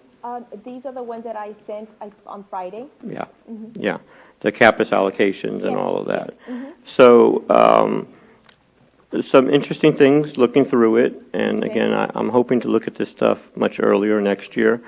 But the STEM program seems to be being reduced in terms of their budget allocation. So I wanted to understand why we're seeing a STEM budget reduction on both J-STEM as well as T-STEM. Can you tell me which page you're on so I could look at it too? I need to get to it. It's in here. I've made notes. So. No problem. But I believe it's under either Ceci or Dr. Duhart-Toppin. It would probably be under Ms. It's under the innovation. It's under Yes, Davis. It's section 801. It looks like page 26. Mhm. And so what you see here is 801's J-STEM and T-STEM, T-STEM being cut in half and J-STEM being cut. Right. Yeah. So I think what some of this could be is all our technology items now are going to be taken from their technology budget. So in the past, we had infused technology within our budget. Now they're going to be, so I think this was the technology component, but I would need for somebody to, okay, they're shaking their head that I am right. So technology, so that's the part under innovation that is seeing a decrease? So what it is now that the Department of Technology is going to be making all the technology purchases that the departments need. Okay. And the other thing, just in general, I still would like the detail on where the allocations are. It doesn't need to be for the sake of this. We don't have time for it. Now we're at this point.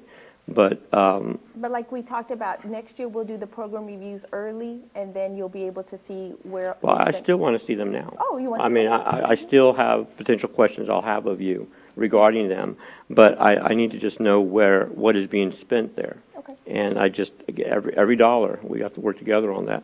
So that's the response to the STEM programming. Okay. Mr. Diaz had a question. Go ahead.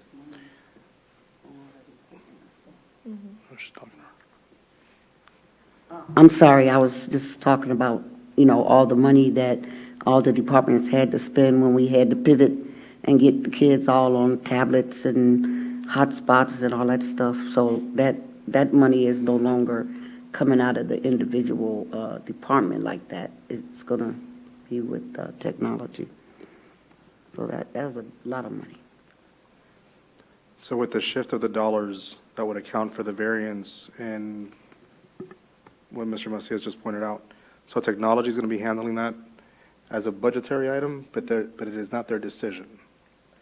Is that right? Yes and no. I mean, they're going to be part of the decision-making to make sure that if it's a software, that it aligns to what our needs are, that it's something that is not going to put us in danger. So it's going to be a collaborative discussion. Okay.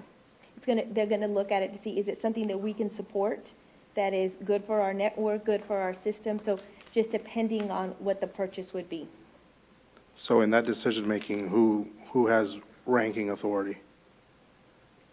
So in the example that Jose just pointed out, if we need something for T-STEM, and you're saying that now that's shifted to technology, whose final decision is it? Gosh, it's going to be a collaborative decision because, I mean, I guess Lacey would be overriding it. Got it. So the inherent flaw in that is that if our focus is academics and making sure that we hit these 4 board goals, and in Jose's example, T-STEM and J-STEM are now reducing their budget to hand it over to technology, and technology has the final say. Technology centers what's good for the network, so on and so forth. But if our board goals and the intention behind the entire district and public education is education, then why would technology override whatever T-STEM needs? It would only be for a good reason of it not being something in the best interest for our students and for our district. So we don't get hacked again. Yeah, but that hacking was, I mean, yes, but again, I don't want to create a rule or a structure that is going to allow anything other than academics and education to have like the final say, right? Obviously within the bounds and scope of what can actually be implemented appropriately, but the question is not the final say is not technologies to make if academics or curriculum or innovation in this case need something. Right. Let me read you exactly from Lacey. If it's instructional, I will approve it unless it's not compatible with our system. And that's a firm policy that is not going to shift? I trust Lacey to make also instructional decisions. Maybe Lacey's not an instructional designer. Right. I do trust my senior staff that all of their goal is for student outcome, for instruction.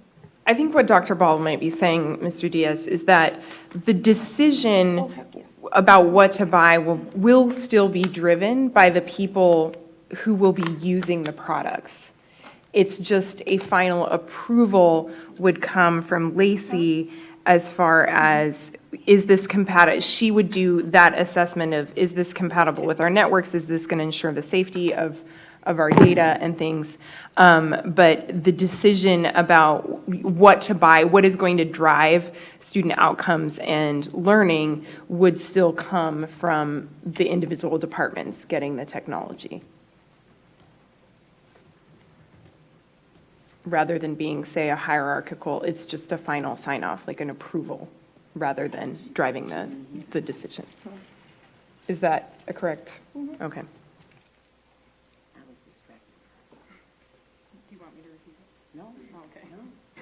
Excuse me, Ms. Rodriguez. Yes, Ms. Noyer, thank you. Dr. Sorry. Ball, if I'm correct, the vast majority of the technology purchases, I'm not as familiar with T-STEM, but I am with J-STEM, are laptops for students, 3D printers, that type of thing, a few small software type things that address some of the project-based learning that they're doing there. So they're not going out to develop a whole new line of equipment that's not used anywhere else. And I know that Dr. Toppin could address what's happening at T-STEM. So it's not necessarily a curriculum purchase, but the true technology component to support the curriculum. And I think that Lacey could approve those kinds of things to make sure that whatever computers that they're buying, that they're wanting, the 3D printers are operable on our network and compatible with the hardware that we already have in place. Right. Lacey would like for me to remind you why the main goal of this is also because when we have different entities buying from the same vendor, it's very easy to spend over the $50,000. So the main point to make sure of this is that as a district, we are compliant with the purchasing process of the $50,000 and that technology items are not purchased without board approval when needed. However, it's in technology items and she doesn't have the approval in the process and it doesn't come through her budget. So what this would do is ensure that if we're buying from one vendor, we would know automatically if we've spent the $50,000 instead of having campuses do their own individual purchases where we won't be able to catch as easily the $50,000 expenditures. When we had that discussion about procurement a few months ago, it was my understanding that we had a system in place district-wide that would avoid that period. Are you saying that we now need the safeguard of having it centralized with Lacey? I'm saying that we need a lot of safeguards just to make sure that we're doing everything correctly. But the initial statement months ago is correct. What are you asking? I don't understand your So question. Lacey's rationale is that we need this process in order to avoid any duplicate or purchases over $50,000. That's good, but I thought we already had that solved because we were told months ago that our procurement system already flagged those things. We do have a system, but I'm asking to have additional checks and balances through each one of the senior staff members for the areas that they oversee. Which is absolutely fine. My position is the checks and balances does need to be in place, but not on the back of ensuring that curriculum or anybody who is focused on getting us to those board goals have any unnecessary hurdles or the lack of strong authority over what they design or what they deem to be necessary for the outcomes of the students. That's my only position. My understanding is that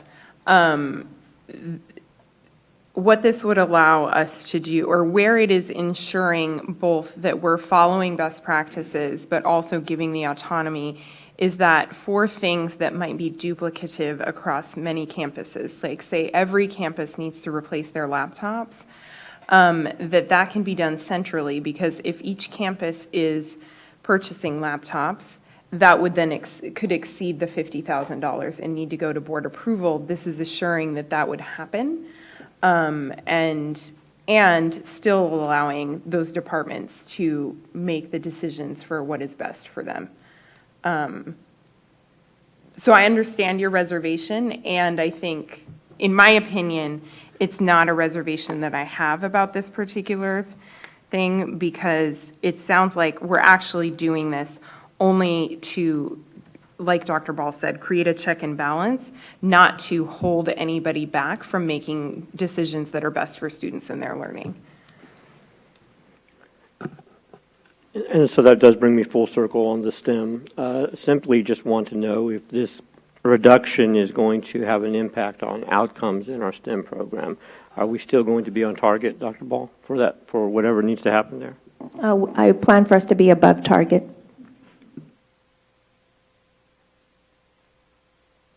Okay. The next issue, and again, we'll redress the STEM, but thank you for that.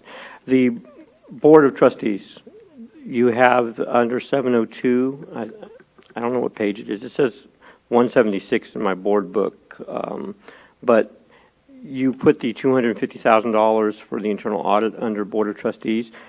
I would like it to be a separate entry. It's stuck there. So in the past, we've had it as a different line item.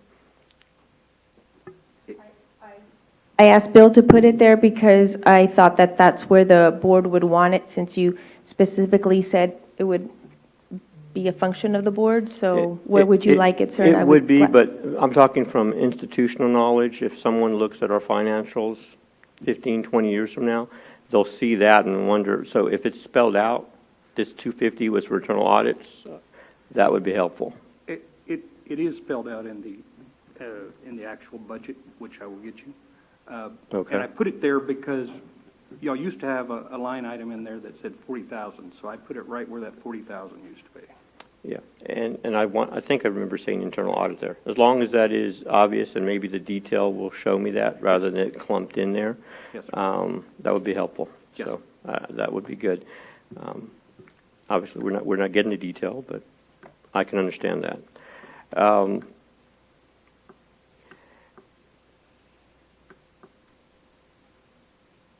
So, Dr. Ball, in terms of curriculum, there really isn't a lot here. I mean, there's 8, 10. I mean, there's several things, but this has everything, right, that would fall under curriculum's responsibility? Yes. Yes. Okay. And then about the campuses. They've all reduced a little bit. The middle school campuses, Kirby has reduced their expenditures year over year by $10,000. Are they receiving another source of income to make that up, or? We do it per student, so depending on the student population. Okay. Now, in Kirby, it's declined. So the anticipation is we're going to need $10,000 less there. Right. My thinking is if we have less students, then we would need less.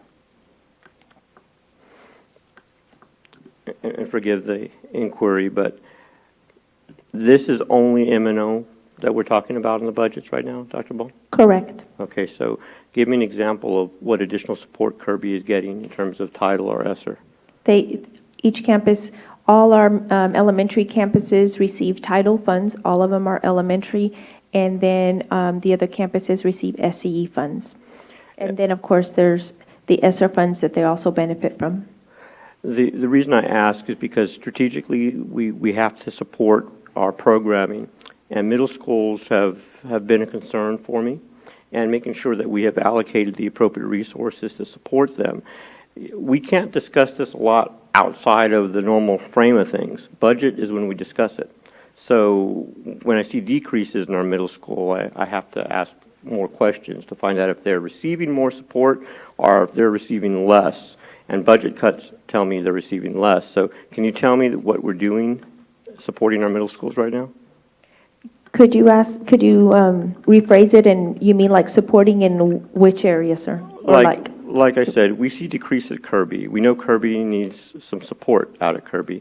They picked up JLA, so I don't know if JLA fits into that funding or if it's separate, but in terms of after-school care, in terms of additional mentorship, is any additional support for student social-emotional that we would need our middle schools to receive? So they do receive, I'll have Mary to remind me which ones receive the support from communities and schools. They do not have the Adventure Club at this time. We are looking at other options in regards to after-school programs. Mary, could you remind me which ones do receive the communities and schools? Yes, ma'am.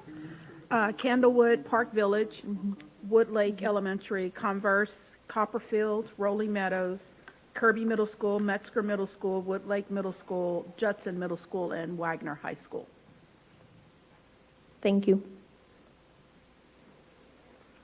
We received some demographic information during the year that showed that our enrollment was dipping in middle school. Mm-hmm. That is an area where we're seeing more issues of bullying, more need for support.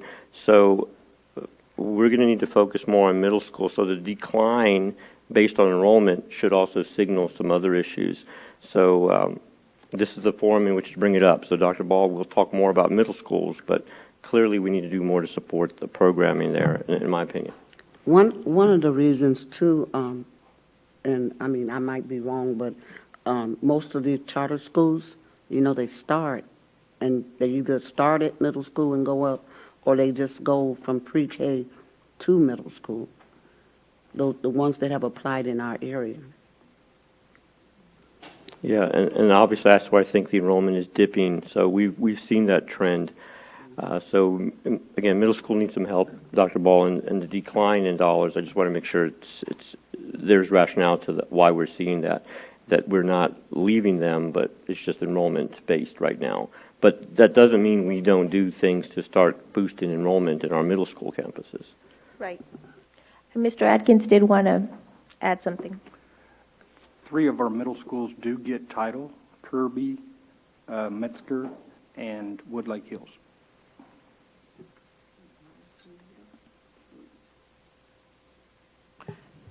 Do any other board members have questions or comments about the budget? Oh, sorry. Just a clarification, Escondido is a title campus. Okay. Sorry about that. No problem. Sorry. Oh. I just remember us talking about it. Any other questions or comments? So the 143,000 on student support services for the Adventure Club, and again, we got to ask these questions. It's geared for elementary, or is it the part that you're looking at for middle school as well? No, sir, elementary. Because there was no line item the year before, so we're now bringing in Adventure Club again. No, sir, we've always had Adventure Club. Well, on 830, there is no resource. There's no dollar amount allocated. It's a dash. So it leads me to believe that it's new. And if there's 143 in this proposed budget, then there's a variance of 143. So what is AC Adventure Club, number 830? It's on page 178. Mr. Macias, it moved under Dr. Fields, and it was under 825 last year.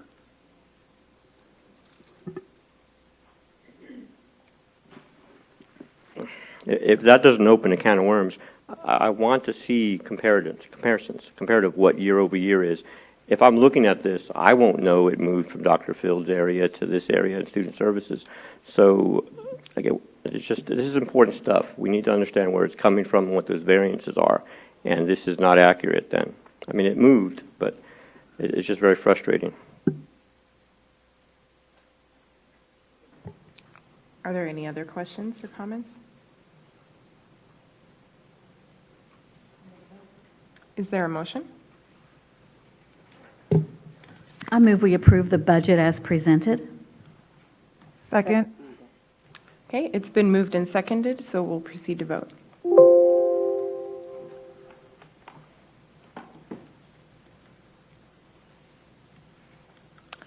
right, yes. Before you go to this, I'd really like to say a couple of things about this one if I can. Okay.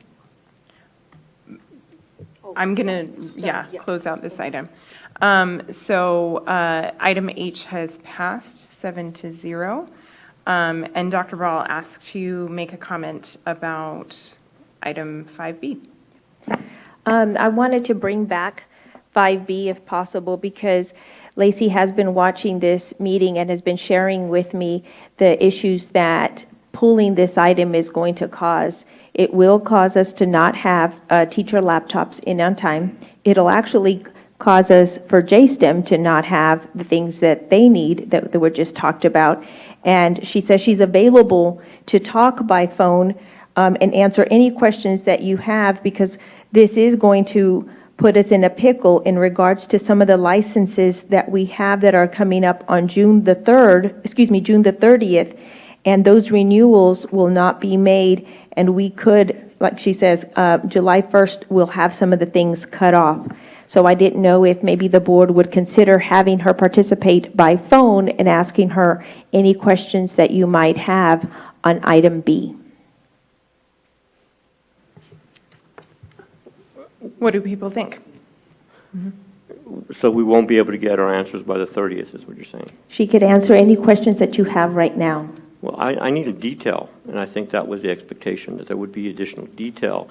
If she needs a line item for, as you said, I don't think it's 6.5 million, and that's basically my concern. I need detail for that 6.5. I know it's a ceiling. I mean, it's as much as, but if we don't know what we spent last year, we're just approving whatever you want to spend type of thing, and I'm not comfortable with that. But I think what she's saying is we could get her on the phone and ask the questions that you need in order to be comfortable with it. It would, Okay. And, yeah. So I'm trying to get an answer from Lacey. Would the board be comfortable approving a smaller amount just to get us through July, and then we bring this back? We could do the, what Bill suggested earlier and do the one half so that they can get stuff that they need, that have to be paid for before the 1st of July. And then when Lacey comes back, we can take care of the other half. And Ms. Pichelle, you wanted to say something too? No, ma'am. Oh, okay. I'm sorry. I thought you did. Would that make more sense, Mr. Macias? She's comfortable with 1.5 million. 1.5? Yes, ma'am. Okay, so we would need to make a motion to revisit 5B. And so I move that we revisit 5B that was originally tabled and pulled, and consider what our Chief Technology Officer has to say, and then think about amending the original proposal. So right now, the motion I'm making is just to revisit 5B. And perhaps getting, okay, so that's been moved and seconded. We'll vote on that.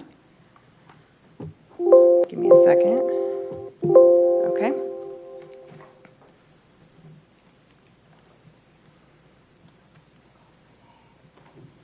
Ms. Pichelle, are you going to vote on that? Okay, so that motion has passed. So we're going to revisit 5B. And so, Dr. Ball, do you want to tell us how you'd like to proceed with that discussion? Yes. I'd like to change the item to consider and take possible action regarding technology purchases over $50,000, not to exceed $1.5 million.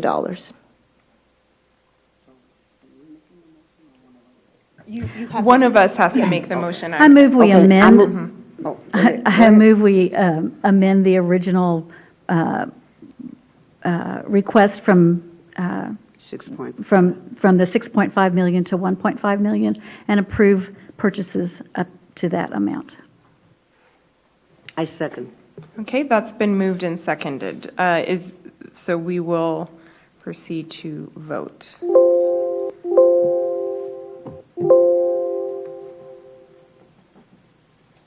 Okay, that motion passes unanimously. And so just to clarify, that has passed. We've put a cap of $1.5 million, and the rest of that proposal will be brought to us on June 30th. Okay, great. So now we are ready to go on to item 5I. Actually, this one we'll talk about in closed session, the personnel report. So next we'll go to 6A, Superintendent's Report, and number 1 is Human Resources Program Review. Yes, Mr. Guidry has some information to share in regards to his program review that we did not have at one of our Saturday sessions.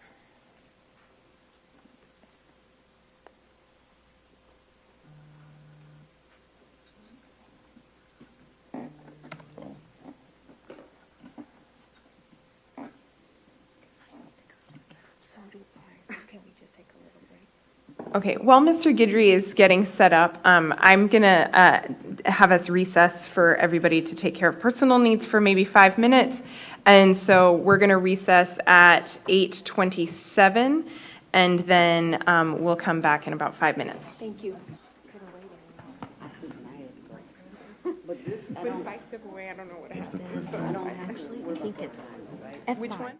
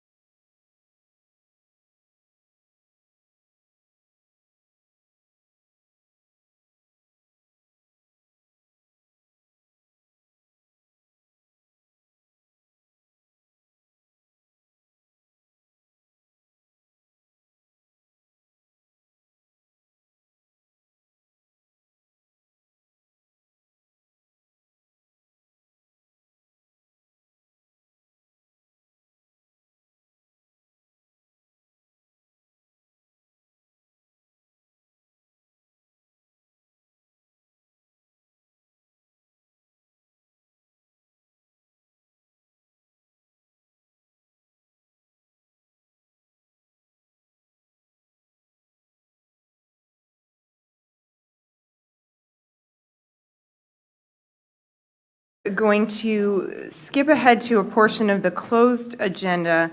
So we're going to go into closed session at this time pursuant to Texas Government Code Section 551.071, attorney consultation regarding legal issues related to potential, anticipated, or pending construction litigation and construction issues. Am I correct in understanding that's the only item that Yes, we will ma'am. discuss during this portion Yes. of the closed session? So the time now is 8:33, and we are going into closed session. Thank you, Board.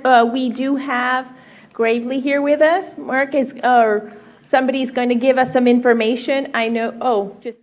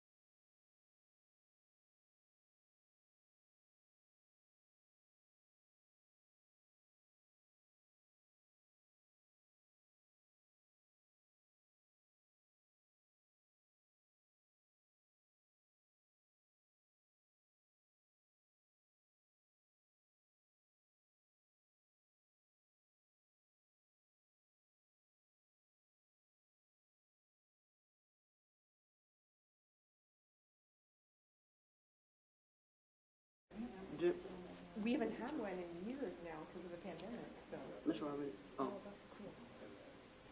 I even brought y'all snacks for first session. What were you saying? That's the one. Oh, okay. Did it, okay. They didn't sign it. Oh, no, not those.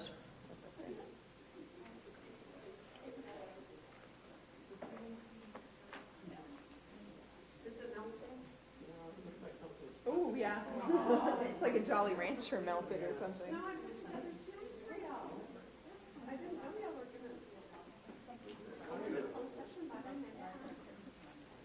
We're going to go back into closed session. Public comment or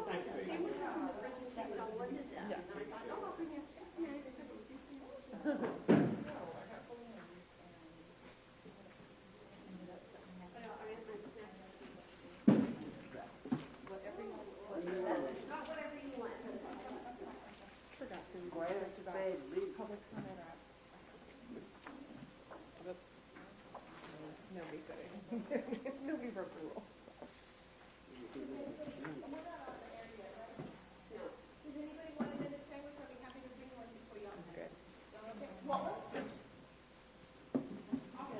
Okay, I put them back to the fridge. I'm gonna get it for you, Ms. Pashot. It's in the fridge. They'll bring it to you. Nobody else really wants one? I'm good. I'm full. Get some more. Everybody wants some.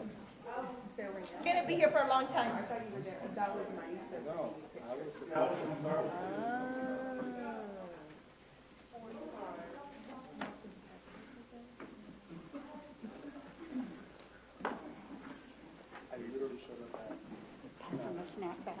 I'm good.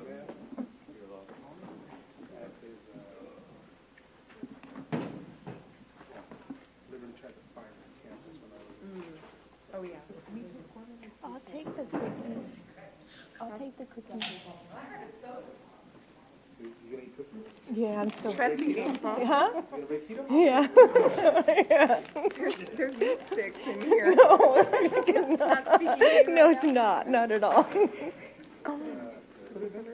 Huh? No, put it. Here, I'll put it in C if you can be. No, but 2 weeks in being good. Can you give this to Mary? Okay.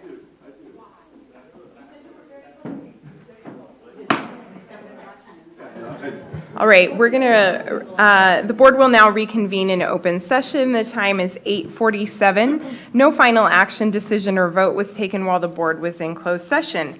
And we're going to resume our agenda at item 6A1, Human Resources Program Review. Mr. Guidry. All right, good morning, or good morning, good evening. Feels like it. So, when I've been on board for about 3 months, and when we were given the task of doing the program review, it kind of gave me an opportunity to kind of learn a lot of how we do things at HR at Judson.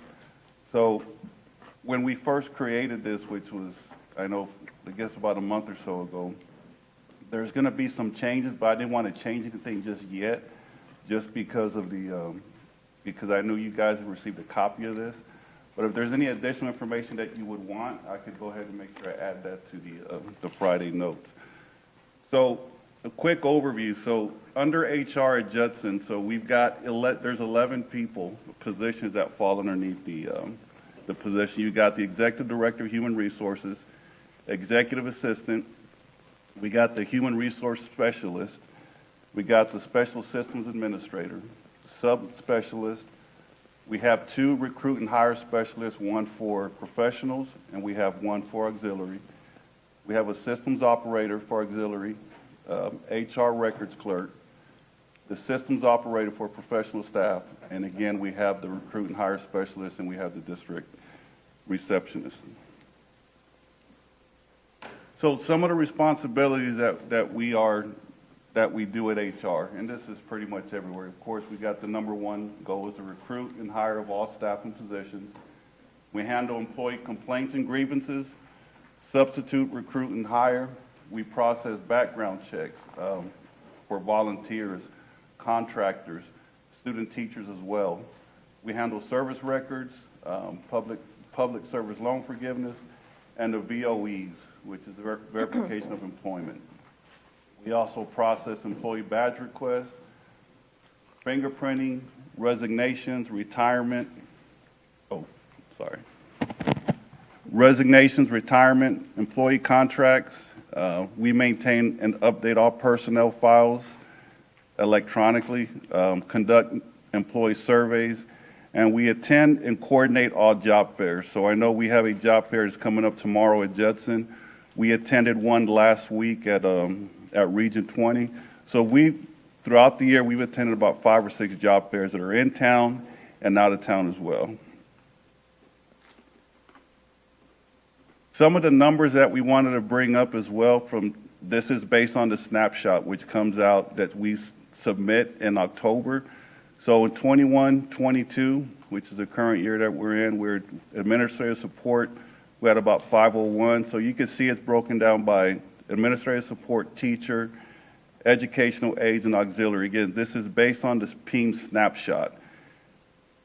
And then we also got the 2021 data as well, too. Next year, yes, ma'am. No, you're good.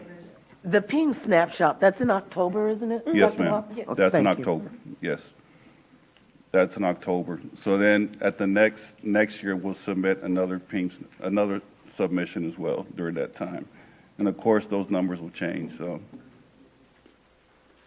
So we also wanted to include hires by month, right? So this is everything that on the personnel report that you guys receive at every board meeting. We wanted to kind of start from last June up until now. Now, I don't have this June, but I can tell you, when you look at your personnel report, you can see that there's been an increase there. So we thought it was important to go ahead and show what we submitted every month, because what you guys see are you see the names and you see where they're going and the reason.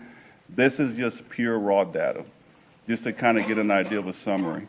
So you can see, for example, when we had our May board meeting, we had 44 new hires on professional staff. We had 46 separations. At that time, we had 61 vacancies, 25 middle vacancies, and at the high school, 25. So that's going to change a little bit. So when you look at your personnel report, there's going to be different. Now, I know on your personnel report, for example, I think we're going to show that there's 58 hires. So we ran that report about 2 o'clock or so. Since then, which is not going to reflect on, there's 25 more hires. So as you're going to be able to see that there's been an increase in our hires. Now, we're also seeing an increase in employee separation, so we're trying to address that. But again, I just thought it was important that you kind of see the numbers that we look at, but I wanted to break it down for you so you can see it just by number by each board. So also mention that we recruit and hire substitutes. So this morning we had our substitute recognition, and thank you guys for showing up. We've had a huge increase in the amount of substitutes that we hire. So when you look at 2021, we had 49 active subs in the district. When you look at 21-22, 454. So we ended this year, as far as active, 427 active subs. So we've increased that by a lot. This is a vacancy fill rate. Now, it's not as big as we'd like it to see, but when you look at 2021, but again, think about how many subs that we had a fill percentage of about 48%, 49%. This year was about 53%. So that means anytime we needed a sub, we had those subs on hand to fill some of these vacancies throughout the year. So again, this morning, we recognized about 22 substitutes, and it was a real nice event for them. So it was just a way of us to show appreciation for them. So what we also did was, when we were tasked to go over the program review, I met with each person that falls underneath HR. So for example, here you see that we have the Executive Director of Human Resources. So I asked the question, what is it that you feel like you need to improve on? What is it that we need to do to improve on within our department? So now this is just a small piece. So with our ED was with our job descriptions. We want to make sure we could shore up our job descriptions. So our key strategies was, number one, revise and update campus level job descriptions. to match the current job responsibilities, develop a timeline for each department director, supervisor to review job descriptions associated with their departments, and collaborate with each department to ensure job description and evaluation tools are aligned. With the results to date, campus level job descriptions, and we continue to monitor this. So I meet with them. We want to make sure that we are following through with this. We make sure we have our own timelines as well. So campus level job descriptions, administrator, teacher, paraprofessional, auxiliary staff, update this calendar year, evaluate tools for campus and auxiliary level positions, and then district level positions. And the timeline, we want to make sure we give ourselves a timeline from July 21 to June 22nd. So I'll make sure that I sit down with our executive director and see where we are with this process. Funding source, I know we say is local fund, but we're not really using any funds for this. All we're doing is we're sitting down and making sure that we're shoring up our processes. And you'll see there at the bottom, the ones who are responsible, again, our human resources executive director. Deborah Stevens helps with the tech applications piece, and that'll be 1, 2, and 3 on person responsible. So I did the same thing with our recruit and hire specialist. So at the end of the day, we talk about making sure we can find the right people to make sure we are servicing our kids. So first thing, key strategy, refine recruit and hire process, refine the onboarding process, and a lot of this information is going to be on some of the recommendations that were made already in the Gibson report a few years ago. We want to refine communication with principals for campus staffing as well. Results to date, internal, external job fairs, which we talked about that, we're doing that. New employee survey, anytime we have a new employee that comes in, we do survey them. We want to make sure that our customer service is where it needed to be. We wanted to make sure that they feel welcome, so we do have some of that data. Campus communication and assignment change. So we want to make sure that if there's a change that's happening at the campus level, because what happens sometimes if a principal makes a change, say teacher goes from 2nd to 3rd grade, we got to make sure we get that information because we got to update it on our end because that could possibly create a vacancy. So that's one of the things that she wants to make sure. Same thing, timeline, 21 through 22. Funding source, it's going to say local fund, that only because at some of these job fairs, we do have to pay a fee to go to some of these job fairs. Persons responsible, or myself, our recruit and hire specialist for professional staff, and then our systems operator. So pretty much the same thing happens with our auxiliary staff. We have a recruit and hire specialist for auxiliary staff. The same thing applies. We're doing the exact same thing. Refine the recruitment process. We want to make sure we're screening and processing the rehires and exits and transfer procedures. We do know that at the end of the year, Judson does give our employees an opportunity to ask for transfers through Eduphoria. So we do look at that as well too. We got to be very careful with that because again, if we make these transfers, then it's going to potentially create a vacancy somewhere else and not be able to get filled. Results to date, again, we talk about job fairs, Region 20. We have our own job fairs. We create a hiring flyer, a welcome to Judson ISD packet, and I apologize, I do have some, I know I showed Dr. Ball, so we did also create a hiring packet. Oh, y'all have them, there you go. Yes, I got one. Okay, I'm sorry, so you do have them. So this is one of the things that we created, so when we're onboarding our new employees, we want them to feel welcome, we want them to know what Judson is all about, so this is something that we just created that I'm sure they probably had something in the past at Judson, but this is something that's kind of brand new. And it'll change every year. We can add more if we need to. Same thing on funding source.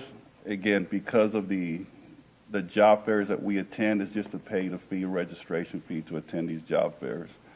And I am involved with this as well too, not only with the professional staff, but also with our auxiliary staff to finding ways to recruit and most importantly retain. Substitutes, I just showed you some data, so we're doing the same thing with substitutes as well too. But I think with substitutes, we got to make sure that we really make them feel welcome, because at the end of the day, our substitutes are coming through for us. And I think with the environment, this COVID landscape that we are in, it's really hard, and we got to work extra hard to make sure that we recruit and retain our substitutes. So same thing applies. We to try to recruit them, we got job fairs. We include them in the job fairs. We try to open it up to everyone. As a matter of fact, even with our substitutes, we try to give them an opportunity to work with us full time as a para. Same thing again. Funding source is again on that says local only because of if we're going to a job fair, we got to make sure that we pay a registration fee. We have our special systems administrators. So these are the ones who are working at the back end. These are the ones that are working to make sure they're doing all the data entries and process of all our new employees. And with the migration into Skyward, they're playing a big part in making sure that all that data is migrated or transferred from one program to another. Student teachers, we have someone who works with our parents, community volunteers, clinical teachers, field observation, and student all-district contractors. So we do have someone on board as well, too. When I sat down with her, I want to know what her process was. And under key strategies, there's 3. Update the volunteer application and background check process. Update the clinical teaching of students and field observations. Update contractors. So again, not only is she looking at student teachers, we're looking at the contractors, right? We want to make sure that whoever is coming on our campuses to make sure that our kids are going to be safe. Results to date, you'll see that. Now, we are still pending, again, some of the Skyward implementation, because whatever is going to, I think Skyward, I won't say think, I'm not really sure yet. It's probably going to dictate how we do things, because with the current system we're using now, it's different. So Skyward is probably going to dictate how we set up our processes when it comes to a lot of this information. But at the end of the day, this person is responsible to make sure that the background checks have passed for our contractors, our student teachers, again, to make sure that our kids are safe. We do have a person on staff as well who oversees the records. So at the end of the day, what this person does is any records that we get from an employee from a previous district or from anywhere, we got to make sure that we house that. Another thing that they do when it comes to VOEs, verification of employment, we get phone calls. So we do have an employee who's maybe applying for a loan, and they want to check to make sure that they are actually employed by the district. So that's one of the things that this person does as well too. So ultimately, what I did was I looked at all the different people I spoke with that falls underneath the department, and these are the goals that we wanted to come up with. So first goal, identify diverse and highly qualified teachers. And we know that's the big challenge right now, but I think we're in the right step. Measure success, how are we going to measure that? When I reduce the cycle time, which what that means is that by the time we receive a recommendation, we have one person that has to make sure that they call. When I say receive a recommendation from the principal, our hiring specialist will make the phone call and offer the job, pending board approval, that is. But we want to make sure that we get that done quickly. It says 5 days, but we try to make it in about 2 days, and we're monitoring that monthly. We want to close the loop with all applicants. Number of qualified candidates per position. And we, again, going back to job descriptions, ensure the accuracy of job descriptions. We want to continue to build effective retention programs, incentives, salaries, and benefits in collaboration with business and finance. Our goal is always to decrease the retention rate, and that is something that we do look at. That is something that comes out every year through the TAPER report, and right now we're about 13.5%. We want to monitor and adjust compensation and benefits programs, which we've done that. So going back to retention rate, we want to be below the Region 20 rate. That is our goal. So we make sure that whatever the retention rate is at Judson ISD, we want to make sure that we reach the goal of being below Region 20. And we look at that annually. And why? Well, that's because compensation is looked at annually. Timeline is ongoing. So these are some of the survey results. Mr. Guidry, real Yes. quick, can you go back to that last screen? Yes, sir. So under your first goal of identifying diverse and qualified teachers, how exactly are y'all going to do that? Because we've been having that discussion for some time. So, where do you find or how do you build out the pipeline of diverse teachers? I think first off is when we go out to the job fairs. Of course, we're gathering all the information. We're trying to gather everything that we have. But we're looking at we're looking at what is out there, right? So, for example, if we go to a job fair, right, of course, we're just gathering resumes, right? But we're looking to see what our current demographic is at the district level and trying to compare that as well, too. However, we can't be, too picky because we want to make sure we can get the best candidates. But that's just one of our goals, trying to make sure that if we can do that. But that is a challenge. But at the same time, making sure that when we have our interviews, making sure we have a committee in place and making sure that we're looking at it. We do have a rubric that we try to follow and just trying to see if that's going to match up with what our needs of our district are. Thank you.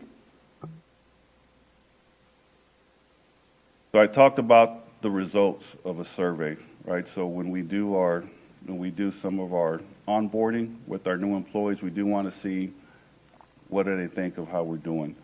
So you'll see on the left is we had 139 new employees responded, and we've got very good, good, fair, poor, and very poor. And you could see issues or concerns. At one point, we had 67 no issues.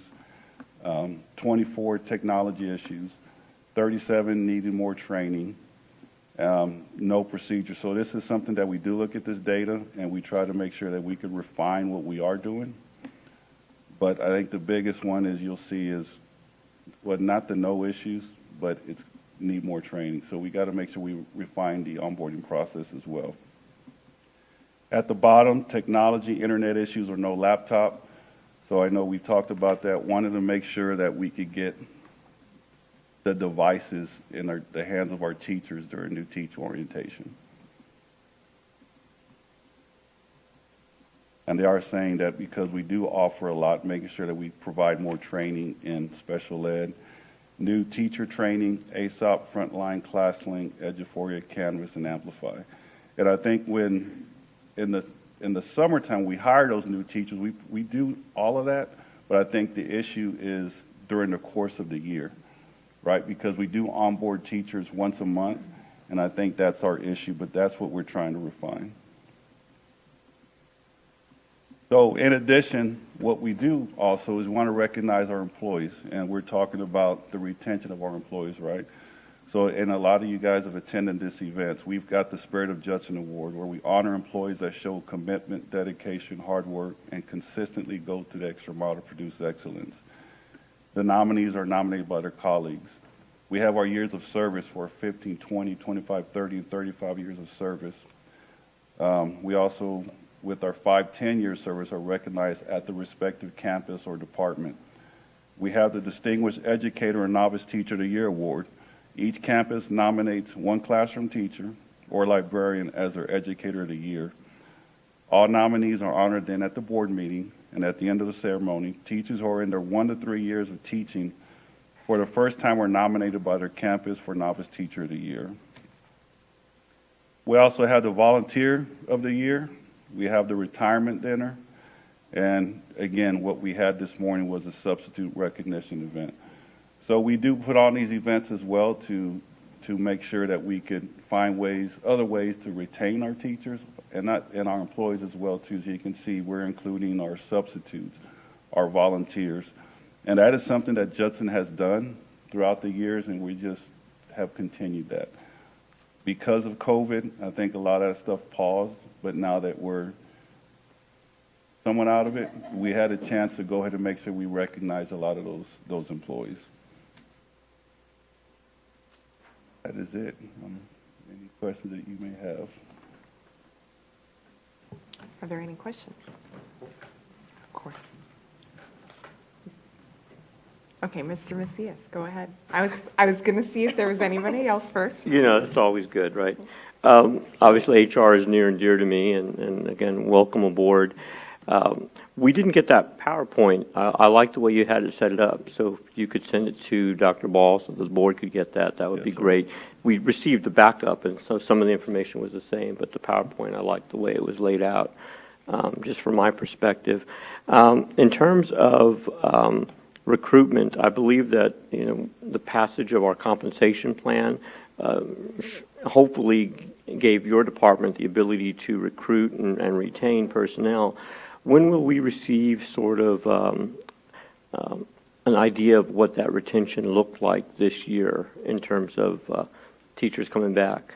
So my hope is by the end of, at the next board meeting, with July board meeting, because by then the deadline to resign has passed, and I'll hopefully be able to get a better idea of what that retention rate looked like as well too. But I also want to break it down by on our resignations, because we can see where they left, where they went to, and by then we'll be able to see other districts what their compensation plan was compared to ours to see our employees going to those districts. So my hope is in July, at the July board meeting.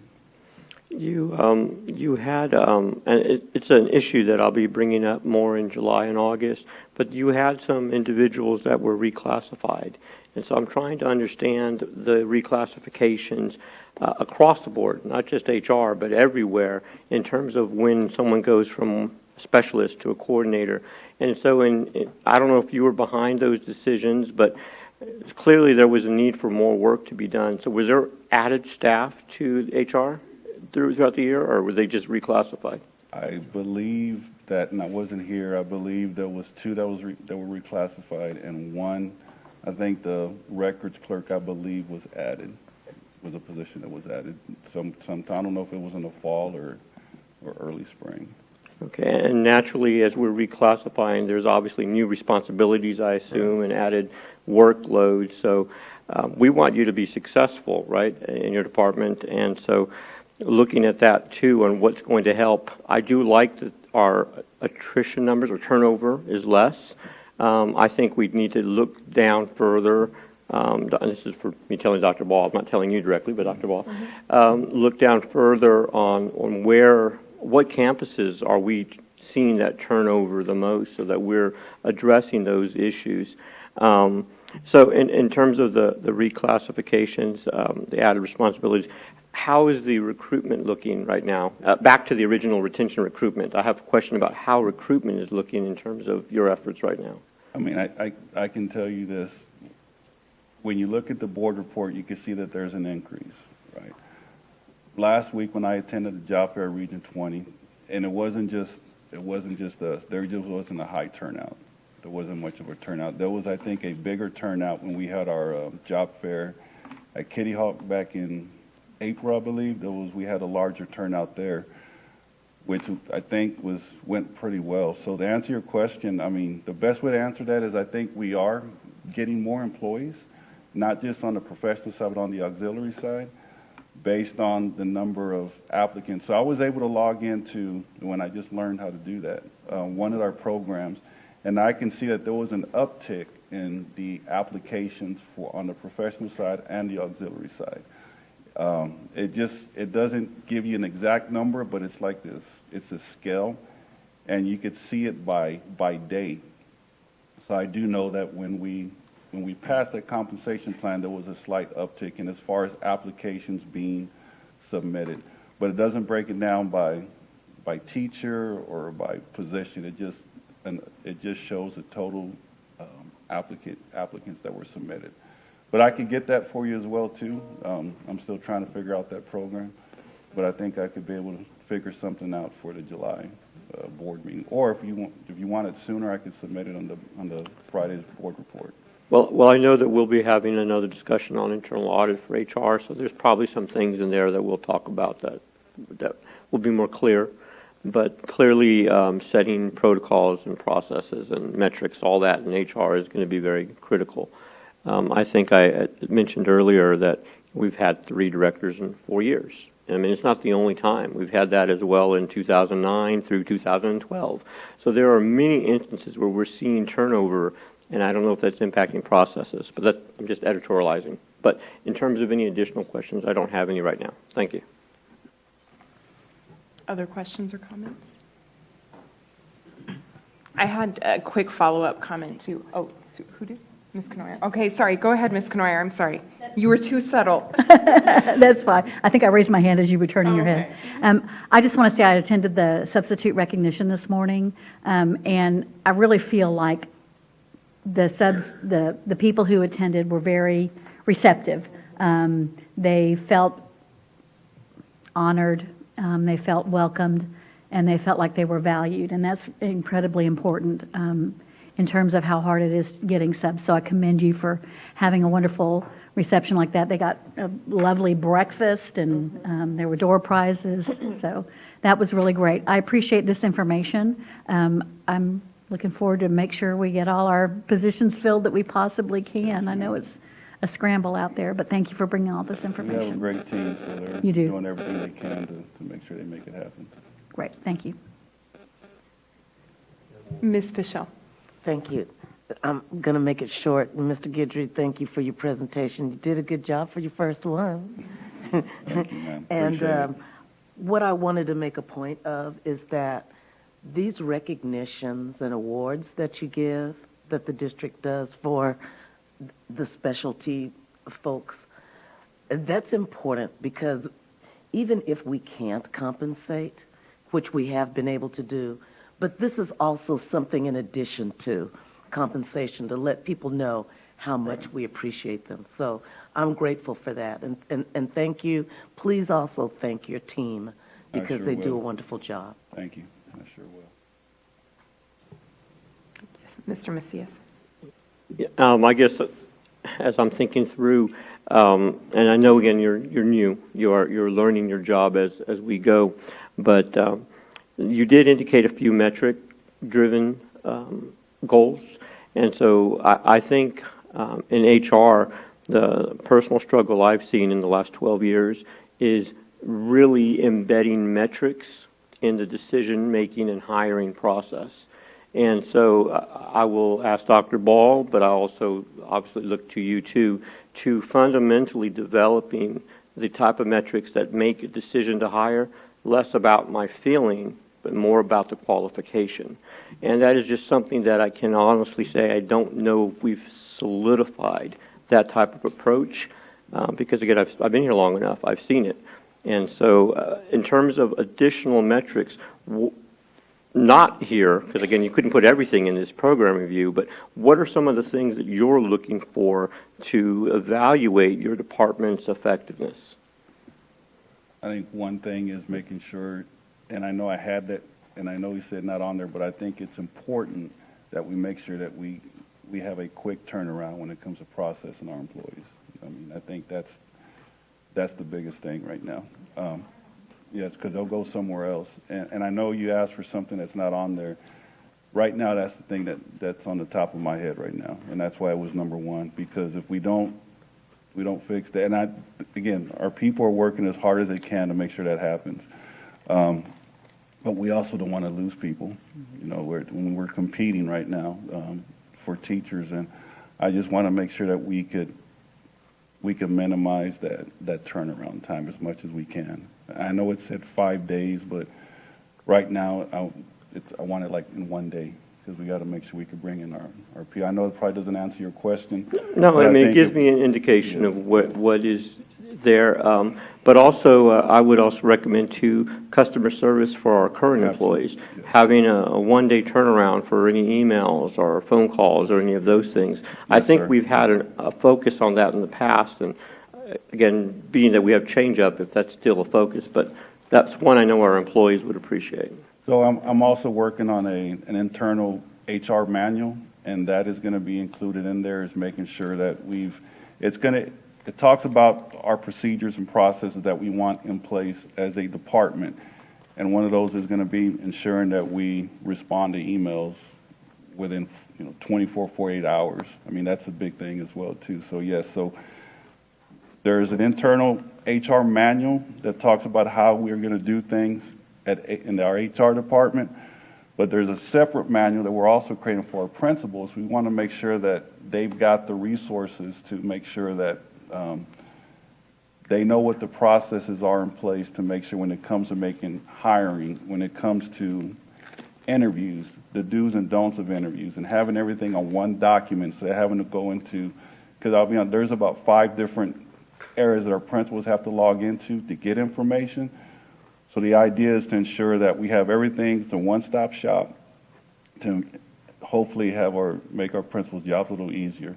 But also going back to what you said, have an internal manual for ourselves so we could hold ourselves accountable, and making sure that we're doing everything we can to bring in these employees, and making sure, like you said, that we're taking care of our current employees as well. That's all I have. Thank you.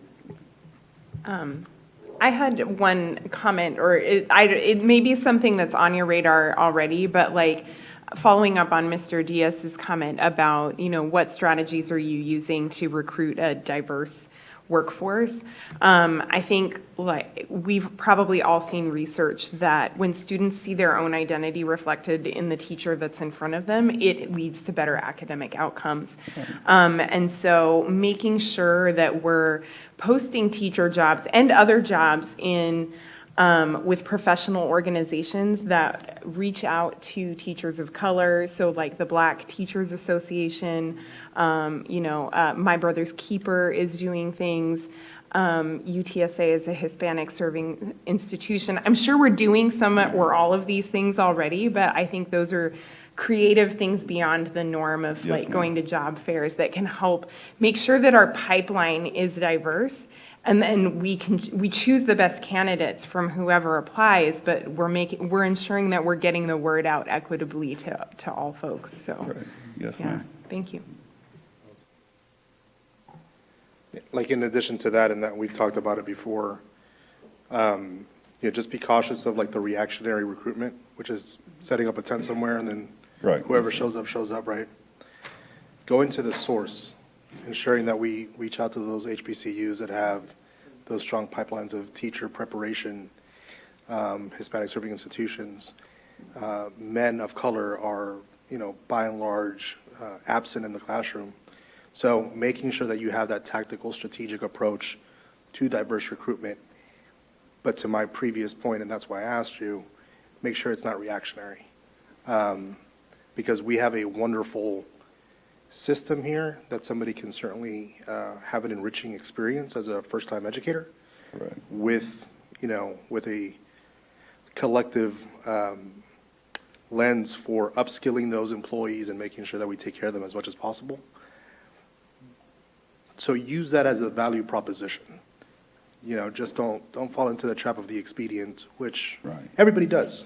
And, it's a byproduct of the realities of bandwidth and resource, obviously. But keep that focus, because that's going to make a tremendous difference, and that aligns to our cultural values, the population that we serve, and our overall zeitgeist here. Okay. Dr. Ball, who is overseeing J-LEAP now? Dr. Kristen Saunders. Okay. Do they coordinate with HR? Oh, tremendously. Yes, coordinate doesn't even begin to describe it. Well, and if that's the well, that is promising, because I'm going to tell you the other metric that needs to be evaluated is how many employees are we promoting from within and not external, because the goal of J-LEAP is to promote that cohort to that next level, which means when I ask, which I will ask, how many of these that went through the cohort have been promoted? If it's a small percentage, then something's not working with J-LEAP. And J-LEAP's been around for a long time. So certainly, if you guys are collaborating, I would expect, Dr. Ball, that we would see more of our employees ready to take positions of leadership because they went through that program. So that's something I haven't asked directly for, but that's something that should be happening out there. And again, I'm just not sure because we don't ask for it, but now that we're going to be having a little more serious conversations about HR, that has to be an outcome of that program. And we talk about that regularly. Yeah, yes, so sir. if that is there, that helps truly build the bridge to employment opportunities. But I think that it maybe we might not specifically talk about it, but I guess, it's clearly seen in regards to the new principal for Kitty Hawk. That candidate was from within. When Mary got promoted here, she was certainly from within, and then her replacement was from within. When Dr. Saunders got promoted here, her replacement was from within. So the majority of them have been from within, but if you would like, we could point them out a little clearer. Well, were they all part of J-Leap? We have four sitting principals right now. That were part of J-Leap? Part of JP3. Josh Ellis at Miller's Point, Ms. Rivera Casares at Woodlake, Cheryl Hall at Kitty Hawk, and there's one more. It'll come to me. Yeah, Well, so we if have you four. say there were four, that's a strong indication. Yeah. If we look at the entire cohort, I don't know if I've been to some of those classes, there are 20 or 25 people in those classes. What's been the trajectory of their careers afterwards? I'm, again, a big proponent of trying to cultivate leadership from within. It helps build relationships. It's stronger for our campuses. It's better for our students. It has all of this synergy that's important. So now we need to capitalize on that. And so 4 is a good start, if you will. Absolutely. But again, I just know I've not asked for it. But I think fundamentally, one of the strands that needs to be really evaluated is how often we are promoting from within. You are speaking my love language because remember, Judson for 25 years, I started in the classroom. Someone saw something in me. I went into J-Leap and then Bear Prep, and then here I am. So that's near and dear to my heart, and we're constantly talking about, what is the next step? What is the next step? We even have conversations with teachers outside of the realm of JP3, basically tapping them and saying, you may not see this in yourself now, but I'm telling you it's there, so start thinking about it. And those conversations are happening all the time. I'm sorry if I'm a little ignorant, but what is JP3? Is that So J-Leap? JP3 is J-Leap redesigned. Okay, so it sounds like a band, JP3. Yeah, well, it's a boy band. Okay, well, thank you. Yep, absolutely. And anytime you want an update, I'm down for it. Dr. Saunders, will you come back and tell a little bit, tell what it stands for and a little bit about the program? Yes, so it is a Principal Preparation Program, JP3. So we have really 2 levels, right? JLI is a Judson Leadership Initiative, and this is for teachers who are ready to take that next step, right? It doesn't mean the pipeline to assistant principal or principal. It just means that next step. Maybe it's a department lead, maybe it's an grade level chair, maybe it's an academic coach, right? So it's starting those conversations about what this entails, what this looks like, and then really focusing on the 70-20-10 model. So giving these guys in JLI and JP3 70% of their experiences being job-embedded opportunities, right? 20% being let's learn from people in the field, and then 10% of it is there's a piece sometimes, 10% of the time, where you have to sit and get. There's so much legalities and ins and outs of school leadership. There is a component where you do have to start digging into those pieces with a sit and get component. But it's really about giving these guys on demand, on job experiences so they have an idea of what they're getting into. It's pretty remarkable. And like I said, we started with a bench of 4.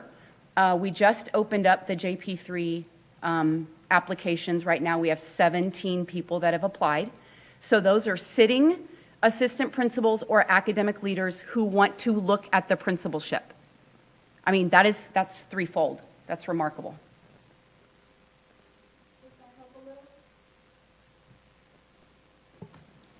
Ms. Pichelle. I also wanted you to talk a little bit about the pipeline that you have for paras.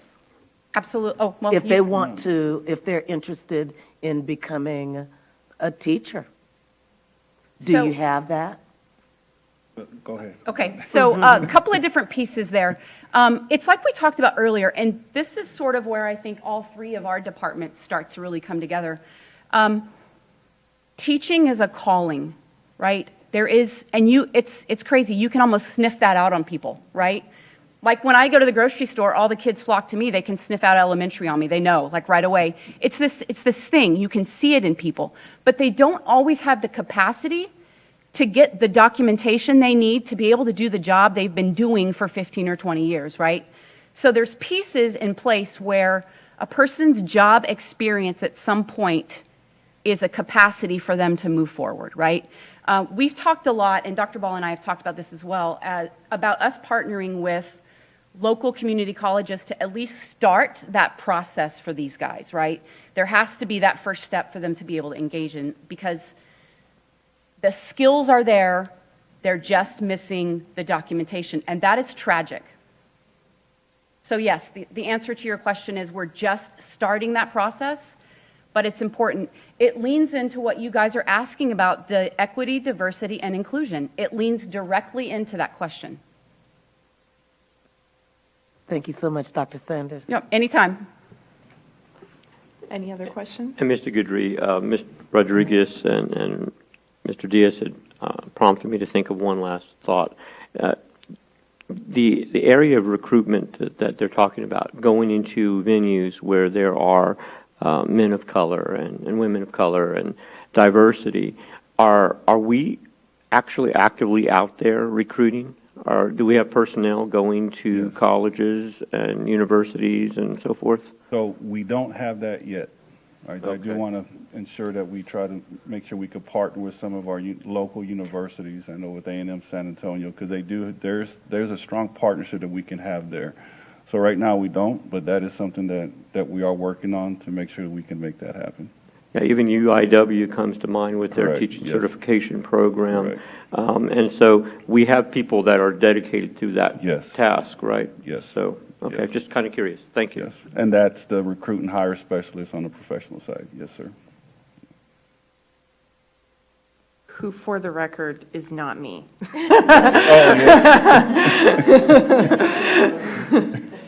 I thought it was you, Jenny. You could go if you want, man. I do occasionally go to those fairs, but under my actual job, not recruiting for Judson, so. Any other questions? All right. Thank you, Mr. Guidry. Okay.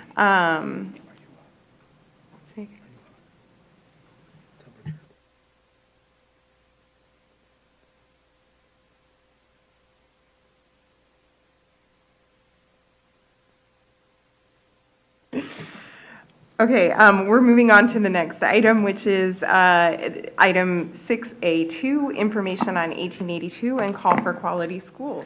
So it looks like Ms. Davis will be presenting. Well, actually, there's going to be a person joining us from Zoom. And I know that during one of our board trainings, the board specifically made it a constraint for the superintendent to look and making sure that we have partnerships with other entities. And I think that many of you have heard Ms. Davis talk about the partnerships that we currently have, and we have great resources there that will allow us to branch out, whether it's such a thing as a partnership with an 1882 agreement or other resources. And we are going to now hear from Colin Moore so we can all start to learn a little bit more and ask questions and hear about what this partnership could mean and do for our district. Thank you very much.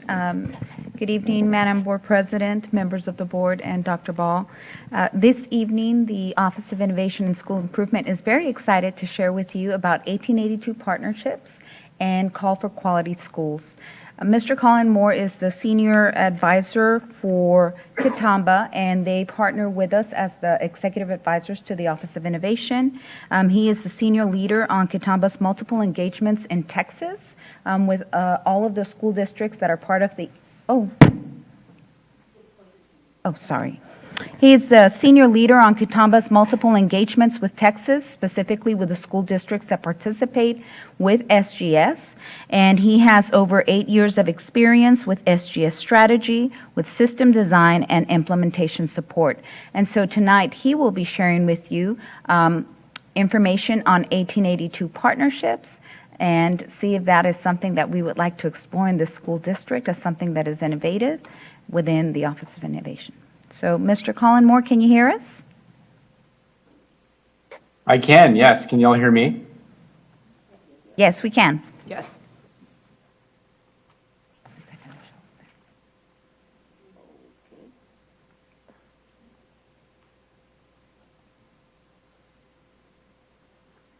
Oh, we stopped hearing you, Colin.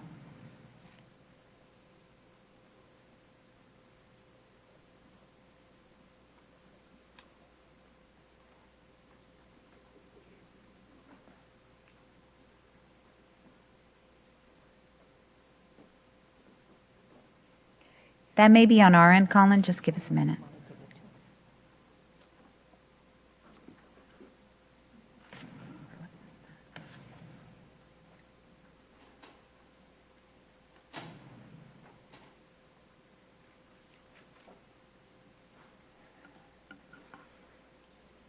Can you all hear me now? Yes, we can hear you now. Oh, great. This is what I was seeing before. Mrs. Davis, do you have the presentation up? Yes, I will get it up in just a minute. I can also share my screen if that works.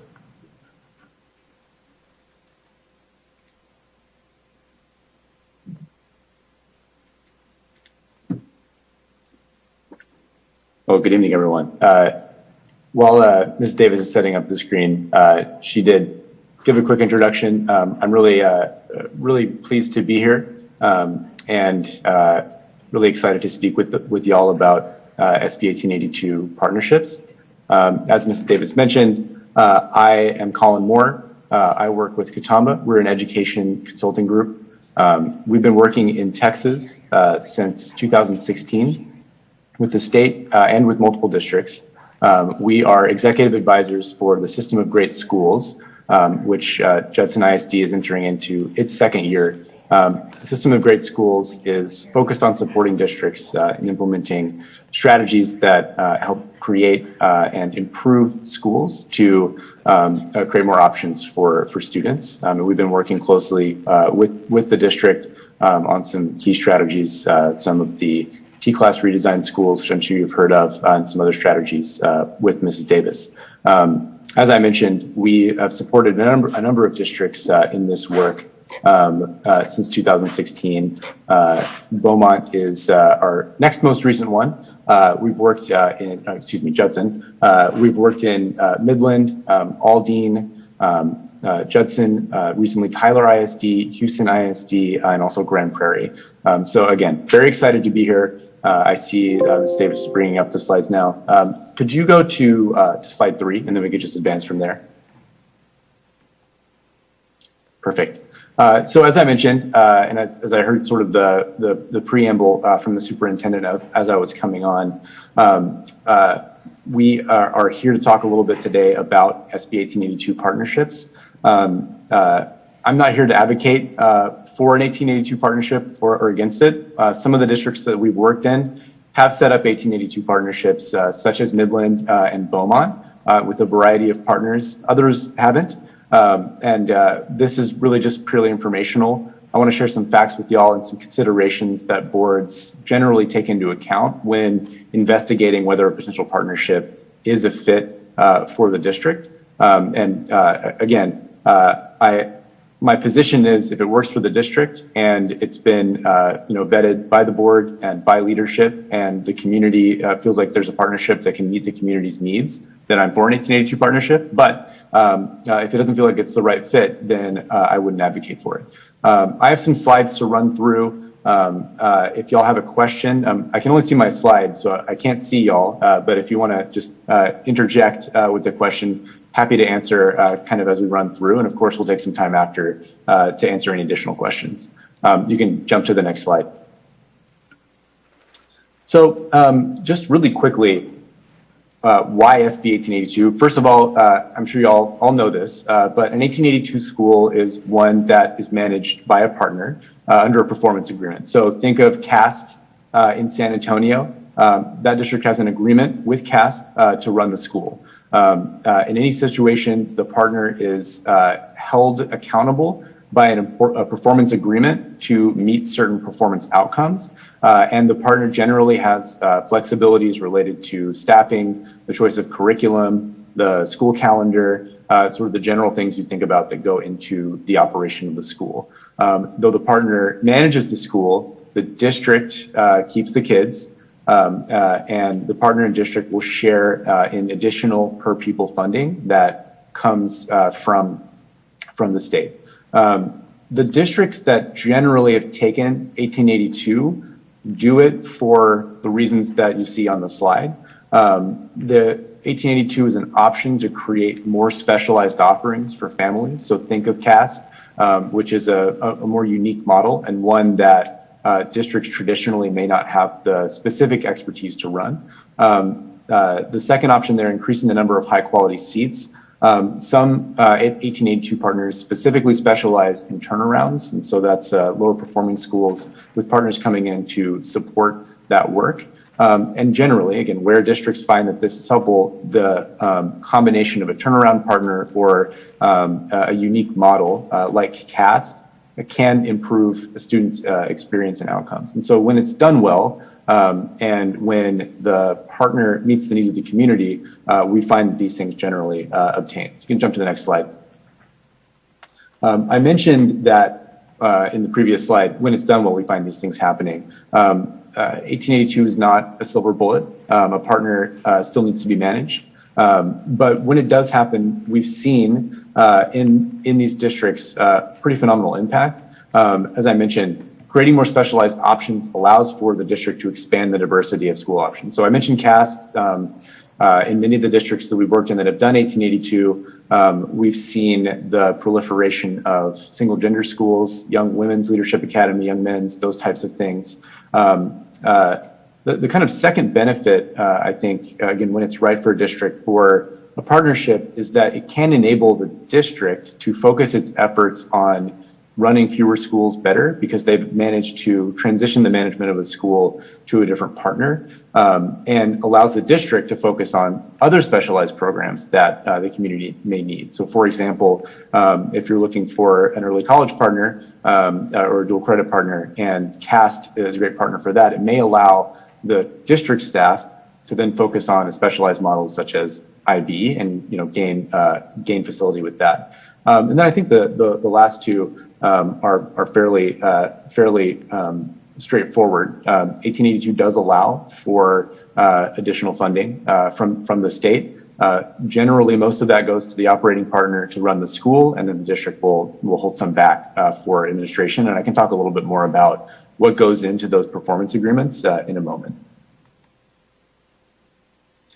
So just a little bit more on what 1882 is. Senate Bill 1882, state law established in 2017. I mentioned it creates incentives for districts to contract with high quality partners.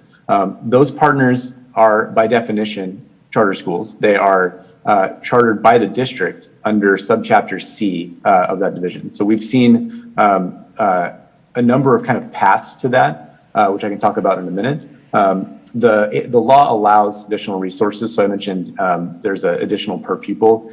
It's varied year to year based on the funding formula, but it can be anywhere between $500 to $1,500 per pupil. So when you're talking about a partnership with 400 or 500 students, it can be a significant amount of extra resources for that campus. And campuses remain district schools that partner is authorized to operate under performance contracts. So though that partner is an authorized subchapter C charter, the students remain students of the district, and the district is ultimately responsible for managing that operating partner. So it's a little different than, for example, some of the larger charter management organizations that are around Texas, such as KIP or IDEA, where those charters are managed and authorized by the state. I mentioned before, 1882 is not a silver bullet. There is significant need for the district to set up and maintain a high-quality authorizing process that is vetting the partners that will run the school to ensure that they're providing everything that a student needs and meeting the community's needs around the program model, and then ongoing management of those partners to ensure that they're meeting the outcomes that are specified in the performance contract. And then second, 1882 is not a charter takeover or an outsourcing of district schools to a charter. The charter is granted by the district. The district holds that charter, and the district is responsible for and empowered to manage that charter operator directly. Jump to the next slide. So again, the big benefits from a kind of hard benefits standpoint are additional incentives for districts. I mentioned somewhere around $500, $1,500 per pupil. Again, it can vary year to year based on the funding formula. And then an accountability exemption. So for districts that are in multi-year IR status or moving forward multi-year F or D status, this law grants a 2-year exemption from accountability-related interventions related to that school's status. And so we've seen a number of districts take advantage of this law to pause the accountability provisions that would come from in the past, a multi-year 6 or 7 year IR school in order to give some time for that school and that school partner to come in, improve the performance of the school, and then take that school out of multi-year IR status. In Midland, for example, when we started in 2017, they had an IR 7 school that was kind of subject to potential sanctions from the state. They decided to do an 1882 partnership, and the partner came in to run that school, and it has improved its performance over the past couple of years and is now out of IR status. I'm going to jump to the next slide. So the kind of premise of the 1882 partnership is based around this kind of accountability, autonomy handshake. It is a combination of accountability from the district, wherein the district holds that operating partner accountable through this performance contract that I referenced. It has sort of 3 broad accountability components. The operator must commit to academic outcomes, so seeing the school come out of IR status over a certain number of years. Financial outcomes, they have to have a clean audit, they have to be able to account for every dollar spent, and finally operational performance measures. So that's things like providing services to the students, custodians, keeping the schools clean, keeping the grounds clean, all of that kind of stuff, as well as kind of the division of roles and responsibilities. And that's basically who's doing what in the school among the district and the operator. So for example, many districts will provide transportation for the operator, for the partner, in exchange for the partner paying a fee back to the district to account for the cost that the district has to deliver that transportation. And then on the autonomy side, sort of in exchange for this performance contract, which outlines these academic, financial, and operational outcomes, the partner is granted some autonomy that is potentially different from the district's standard operating procedure related to how they run their schools. And so the partner has, and this is a legal requirement within the law, the partner is entitled to responsibility over personnel. So the principal is actually an employee of the partner, while the teachers in the school remain the staff of the school district, but that principal will have the opportunity to kind of handle staffing in that school. And there's also flexibilities related to curriculum calendar and assessments. And that's formative assessments. All partners are required to take STAR, and all of the kind of overall state laws that apply to any school will continue to apply to the partner. Colin, we have some questions, so if you could go back to that slide. Yes, of course. Yes. So one of the questions that I have here is that universally so? I'm particularly asking about the personnel question. So like, my understanding is that the agreements can be written different ways as far as personnel goes. So I know some 1882 partnerships where all of the employees, all of the teachers on the campus are employees of the charter. Whereas the majority of them, the employees, the teachers remain employees of the school district. And that's news to me that the principal would also kind of universally be an employee of the partner, of the charter partner versus the school district. Yes, to clarify, the principal is required to be employed by the operator, and the staff that actually can have some variation. And if a teacher employed in an operator is employed by the operator, all of the protections for teachers that are enshrined in state law apply for that teacher as well. That's a specific component of the law there. And Colin, I have a question too. I've kind of along the same lines. I've heard different things. I've also heard some of them having their own operating board. So is it similar to what you just said right now to Ms. Rodriguez's question, that it just varies? Could you kind of talk about that role where some of them do have their own board? Yes, it is a requirement that every operating partner have an independent board. The way we've seen this bear out, it can happen in multiple ways. So, for example, there are institutes of higher education that run SB 1882. I believe there's a few in San Antonio, and in Fort Worth, they run a network of ACE campuses up there. In some cases, the board of the university itself will step in, and in other cases, they'll assemble a separate board. In Midland, we actually, in conversations about this process in Midland, we had a principal who worked for the district who had an idea to create a newcomers academy. She put the plan together, applied for 1882 status, and then formed her own nonprofit, a 501c3, which is required under federal law to have a board.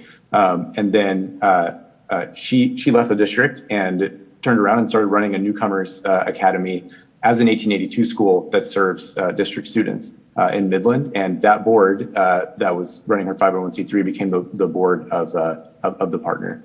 But yes, it is a requirement that every school district, or excuse me, every partner have a separate board.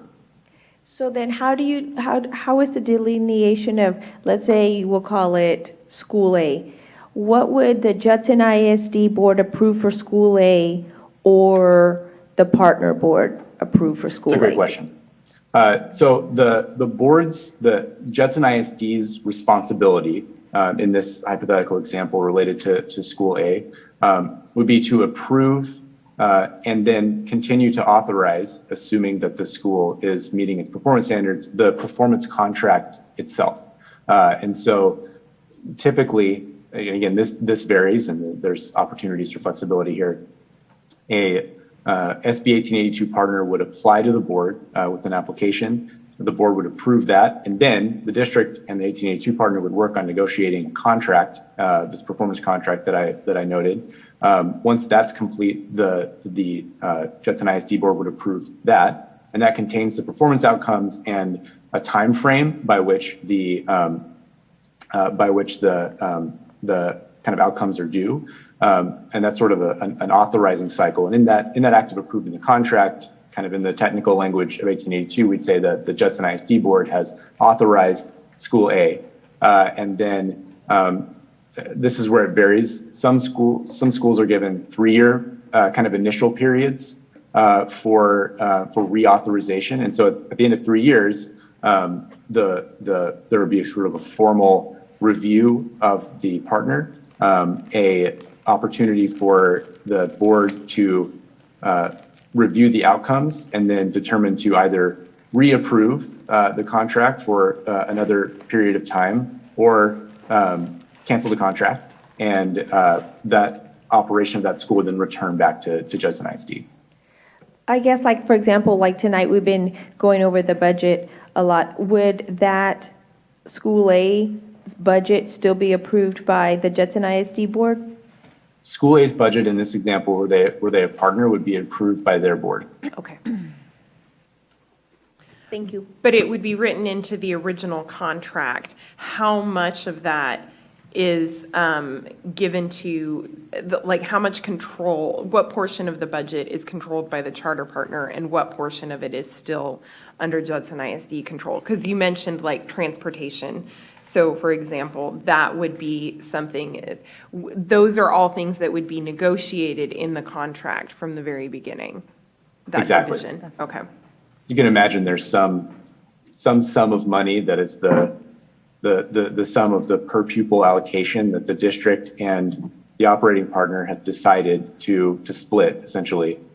The board would approve that in the contract, and then the budget, sort of a lump sum, would go to the school, and then they would build their own budget, and their board would approve that. Now, it all has to be consistent with the financial performance measures that are in the contract, and the money needs to be allocated in such a way to, staff the school appropriately, again, per the performance contract and per state law, and ensure that the money's being spent to achieve the outcomes that are outlined in the performance contract.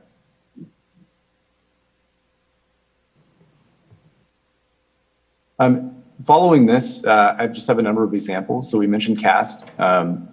It's a partner in San Antonio that focus specifically on STEM, personalized learning, project-based learning, college coursework. I'm sure you're all familiar with it. They have some really interesting pathways for students, kind of specifically in the STEM area, and have been up and running and seen some great results in the district. Go to the next slide. High Scope as well in that area, more on the early childhood things, but they're also an operating partner that works in the area. I think you can see in both these examples, these represent either subject areas such as STEM or school models like CAST, or actual grades in the High Scope example that districts don't necessarily have the capacity to support. I know Judson has universal pre-K, so that's a different example. But for other districts, the decision to move into an 1882 with these partners was mostly predicated on the fact that they felt like they had a need in their community around providing services for early childhood, or providing this project-based learning STEM approach that CAST offered, and they weren't equipped to fill it themselves, so they looked to partners to come provide those services for their families and students. This is an example that we supported in Midland, Young Women's Leadership Academy, which also does run some schools in the San Antonio region as well. They are a middle school in Midland, opened in 2019, and focus on college prep and leadership for young women. With a kind of special emphasis on STEM. And this is the same example here. The district felt that there was a need in the community for a STEM emphasis and for single gender education. Did not feel equipped to deliver that themselves, and so worked with YWLA to build that model and launch that school. YWLA is also an example. I mentioned the Newcomer Academy. It's also an example where a former district principal decided to start their own model. They were passionate about it and wanted to make that their next thing. And it's I wouldn't say it's super common that traditional district principals run out to do this, but there are some examples across districts that we've seen. And then lastly, I keep this one on here because it could have been an 1882 model, and we talked about it with Aldine. They eventually decided to launch this model themselves. This is La Promesa, another newcomers academy in Aldine. We had some conversations about 1882. They decided that wasn't right for their district, and they went and they built it themselves. And the school has great results. It opened last year. It's really I had the good fortune to go. It's an incredible place. And so I just wanted to include that in there because just to note and hammer home the point that 1882 isn't right for every district, and districts go through a pretty involved decision-making process to decide overall if 1882 is right for them, and then on a specific program by program and model by model basis. If 1882 is something that y'all would be interested in, we'd be happy to have additional conversations to really get into some of the nitty-gritty details around the performance contract and the relationship between the nonprofit operator board and the district board. But that would all be kind of the secondary conversation as y'all want to learn more about it. Again, we don't have a position of supporting 1882 or not supporting 1882. We really want to work with districts and boards to ensure that whatever path they choose to take is one that they're comfortable with and one that they feel is going to best serve their students and families. Just as kind of a way of closing out, just to think about the way this generally works, y'all likely, most districts do likely already have an ELA local policy that allows for the authorization of in-district charters. That's that subchapter C that I mentioned. The state has an updated model policy that's related to 1882 that the board is required to adopt before embarking on an 1882 partnership. Generally, what happens is around September, the board would adopt that authorizing policy. And then in October, generally, again, we would look to launch what we call a call for quality schools, which is essentially an RFP that advertises to the field that you're looking for a certain type of model. So if you're looking for a single gender, you might put that out to the field. You might have a couple of different responses from partners. And then the district, along with the board, would select the most qualified partner and approve them. And then we'd move into a contracting phase. A call for quality school is does not necessarily lead to the selection and approval of a partner. We've seen districts put out a call, get responses that they felt were not up to par based on the standards that the district was looking for, and they declined to approve any partner. And so it's definitely not a necessary kind of follow on from a call that a partnership happens.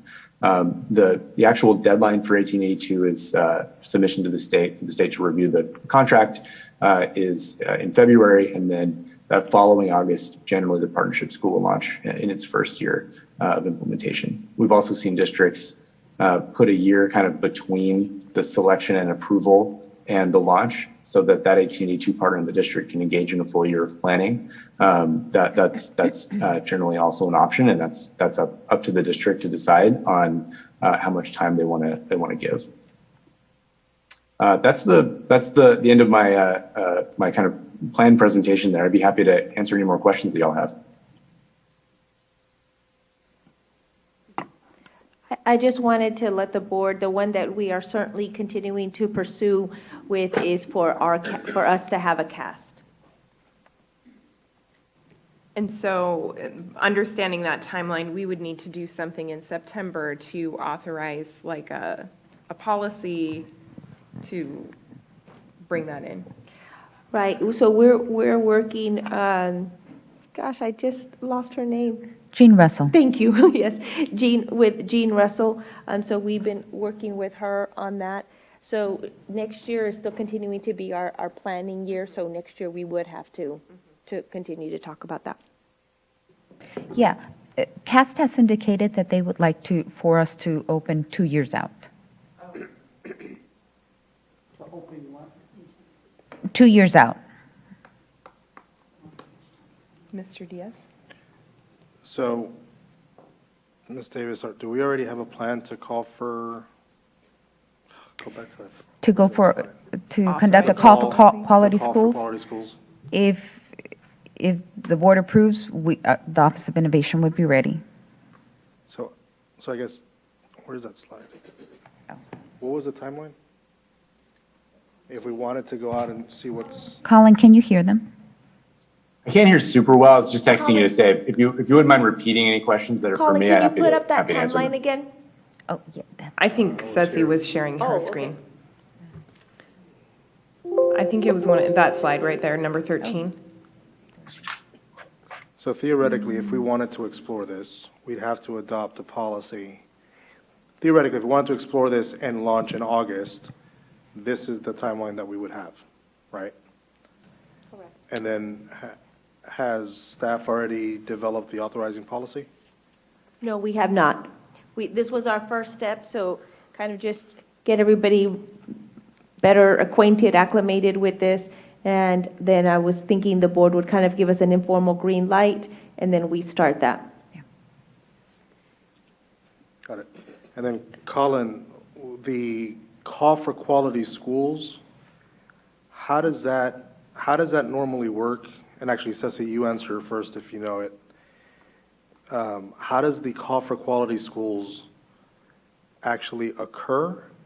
And then how do we go out and, like, I guess, market the possible opportunity to see who is going to respond to us? Yeah, he asked me to repeat the question, so I'm going to Oh, go ahead and yeah, that's repeat it for him.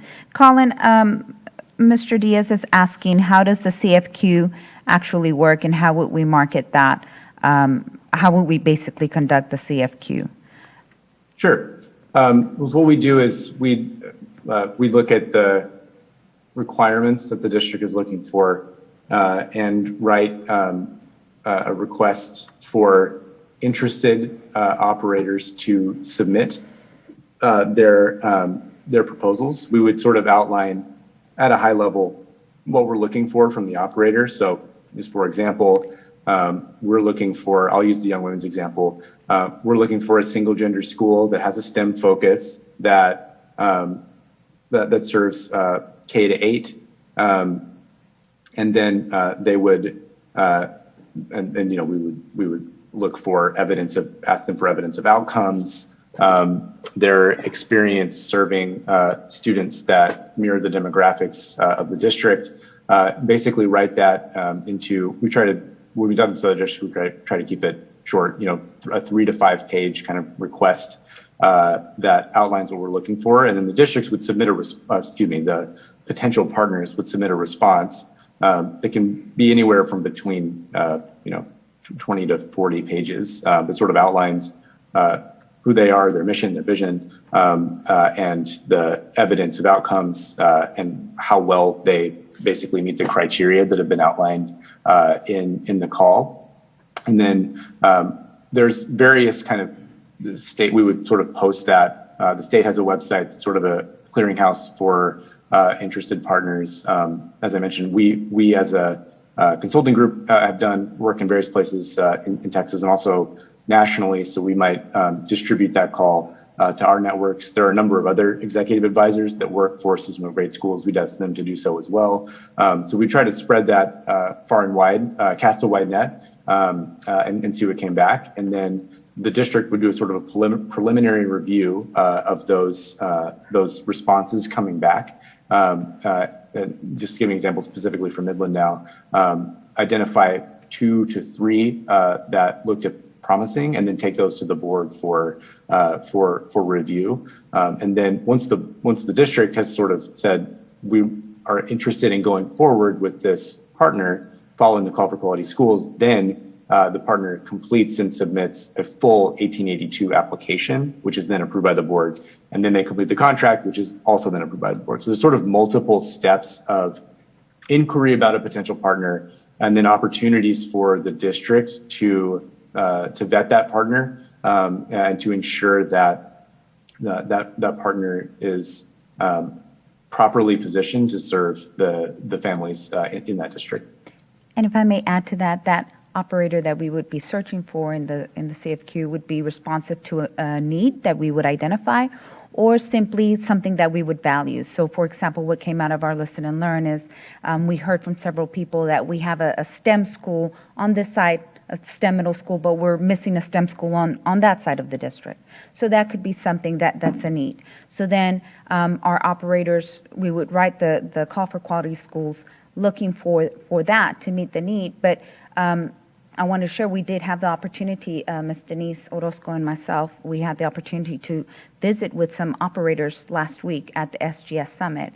And of course, you have operators that are just innovative and then some that are definitely turnaround, but that have experience within several of our nearby school districts. So we also have the opportunity to visit some around our nearby school districts if we would be interested in seeing what it would look like.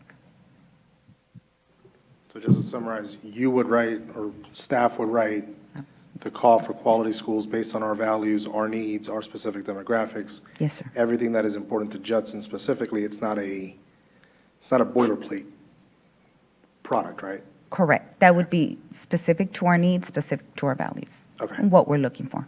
All right, thank you. Are there any other questions or comments from the board? We're not voting on this tonight. No, this is just a discussion. Yeah. All right. But if there's any questions or anything that a board member would like for us to look into, I would love to hear it, so we're making progress. I would love to see an example of what that authorizing policy looks like. Like how extensive is that? And I think does it include some of the things that would then live in the contract? Because I think that's something I want to be very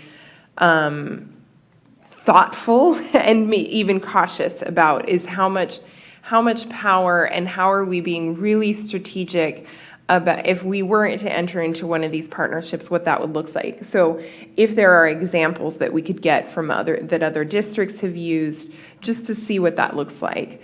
Because if this is something we wanted to move on for a year from now, we'd need to make moves very soon. There are templates already written, but then each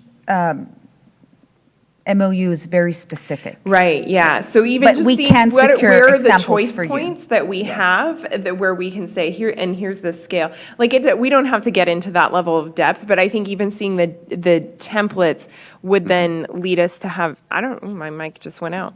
Lead us to have be able to have informed discussions instead of in the abstract about I'm afraid of giving up some of my power. What does that mean? So We can most certainly secure those yeah, for you. thank you. Are there any other requests from board members or Ms. Eat? I would be interested to know, okay, so they develop a board themselves to run the part of the school district that they take over? Most operators already have a board that govern them. Mr. Moore, Colin, the question is, do they develop a board that governs them? I don't think Mr. Moore can hear, but the response. Yes, the operator will have a board that governs them, and that board is slightly different. They're not a traditional school district board, but they're held by the same or very similar legal standards that y'all are. There's a requirement. So they'll be living in our area? They'll be coming out of our neighborhoods and districts? The board members? Yes. Yes, ma'am. The boards of these operators are generally will contain, or be comprised of the community members and community leaders in the city. They're not typically, boards in Houston or Nebraska. Okay, and who's going to select them? Pardon? Who will select them? The leader of the partner will generally do the selection process. So, for example, in the 501c in the nonprofit application, 501c3 nonprofit application that goes to the federal government, there's a requirement that the board be identified in that document. The leader of the school will be selecting the board. However, there's two points here actually. The first is that the state in their application requires evidence that the leader has done stakeholder engagement with the school community, and one of the best ways to do that is to beyond holding focus groups with the school community and those types of things, actually appoint community members on that board, and then secondarily, as an additional requirement from Judson ISD, y'all can ask for evidence of stakeholder engagement as well. And I'm gonna have to look whether a district board can make it a specific requirement that a community member be on the board of the operator. I'm not sure about that, but you may at least ask for evidence of stakeholder engagement and put points in your application for there being a community representation on that board. Yeah, and I'm asking that because who would they be accountable to? Because like we're accountable to our constituents in our communities, and we have a couple of positions that are at large, but for the most part, we're individual districts, and we're accountable. We're accountable to everybody, but we especially are accountable to our constituents in our districts. So who would these people on this board, who would they be accountable to? Mm-hmm. Ultimately, they're accountable to you, trustee, and the other board members in the district. The operating partner and the board, submit that contract to y'all that y'all approve, and if they're not meeting their outcomes, then the operating partner is, terminated, and that goes back to the district, the operation of the school. So ultimately, they are accountable to the board and to the district. The operating partner. Yes, ma'am. The operating partner and the board by extension are the operating partner and the board of the operating partner are ultimately accountable to the district. Okay, I want to let somebody else talk because I think I'm more confused now than I was before. Ms. Eaton, it would be whoever we partner with in the performance contract. They would outline, we would join a contract, and they would be responsible to you as the board members. But kind of going back on Ms. Eaton's question, Colin, so let's say using the CAST for example, do you think that if we did, because I know you're familiar with CAST, do you think that they would actually come from our community? The board members? Uh-huh. I think it is possible.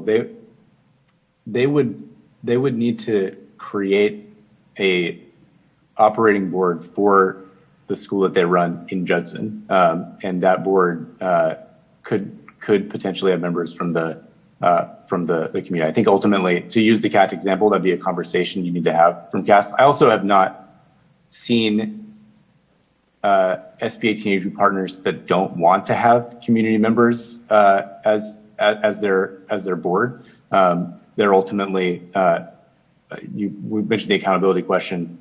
The partners that we've worked with are ultimately feel that they're accountable to the students in their school and their communities. And one of the best ways to ensure that is by having representation from the community on the board. So I think that, in the spirit of this, a lot of this being around some of the negotiations, that would be something that y'all would, should you go through with this, would want to make a priority in conversations with whatever partner you might want to talk to about, ensuring that there's community representation on the board of the operating partner.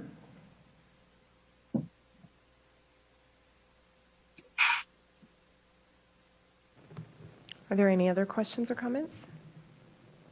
Okay. Thank you, Mr. Moore, for joining us, and Ms. Davis for the presentation. Colin. Thank you, board members. All right. Thanks so much for your time this evening. Thank you. All right, so we'll move on to item 6A3, middle of year to end of year data comparison. Thank you, Ms. Johnson, for waiting it out with us. I appreciate it. So as we had promised the board, we would compare our data for the beginning and the end of the year. So let's just give Ms. Johnson a few minutes to share with us.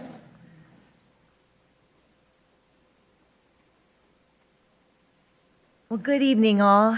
As was stated, I'm Jennifer Johnson, and I am your Director of Elementary Curriculum. So tonight I have the opportunity to share with you some more about our literacy story. So as you remember from the middle of the year, Judson is in the process of rewriting our literacy story. And once upon a time in JISD, we were following along with the growth. And so just like at middle of the year when I was able to share that we are experiencing pre-K growth, I'd love for you to take a look at this data set to see the growth that we have beginning of year to end of year. The very first part here is related to rapid vocabulary naming within pre-K, and so we ended the year with 68% of our students scoring as on track. That means that they are meeting criteria and doing exactly what it is that they need to do to be successful in coming years. We had 74% scoring out as on track in phonological awareness. And this is a big deal because when I first came to Judson, phonological awareness was a concept that there were very few teachers who could even define. And so this is a big deal that we were able to take our pre-K all the way to 74% this year. Then in the area of story retell, we are at 90% of our pre-K students able to retell those stories accurately and be at level, and 86% of our pre-K students scoring as on track in math. This is really a time where I'm hoping each one of you, just in your heart of hearts, is giving a round of applause to our pre-K teachers because they definitely deserve it. But wait, there's more. Can I ask a clarifying question just to ground us in this data? So Yes. My understanding is with early childhood assessments that the bar for being on track actually changes month to month because it's aligned to their developmental age. Okay, so it doesn't mean that we only went from 51% to 68%. It means that the students that were on track at the beginning of the year remained on track, and then an additional 18% or 17% continued to grow in the way that we would expect them to. Yes, ma'am, you're correct. Okay, You're correct. thank you. So in kindergarten, you're going to notice the same thing to be true. Here at letter names, at the beginning of the year, we were at 56%. We finished out the end of the year at 76%. Spelling, and yes, that is actual spelling. This is actually a spelling test that is given to our kindergarten students. For example, the word is hat, spell hat. And the children are responsible for writing on their own, H-A-T. Okay. So 71% of our kindergarten students scored out as on level in the area of spelling. This is a big jump from even where we were the previous year. We made some adjustments in the curriculum to make sure that teachers understood the connections between what's called encoding and decoding, the sounding out and listening for individual sounds. The kindergarten students were able to apply that skill because they had been receiving the phonological awareness skills that they needed to then be able to transfer that over into spelling. So that's a beautiful score.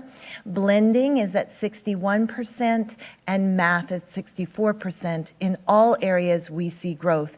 And as to your point previously, it is true that this is a score that's related to the students' growth expectations month by month. So they are expected to continue to grow. And so this was an additional percentage of children who were meeting that on-level percentage. Now we're going to take a look at our Amplify data. What we had been looking at was our CLI Engage data. And this is Amplify data for grade 1. You can see that we have the BOY, which is beginning of year at the top, MOY is middle of year in the middle, and then EOY is at the end. And again, this is the expectations change. So the expectations increase at each new set time of the year. So the middle of year expectations are higher than they were at the beginning of year, and the end of year expectations are higher yet again.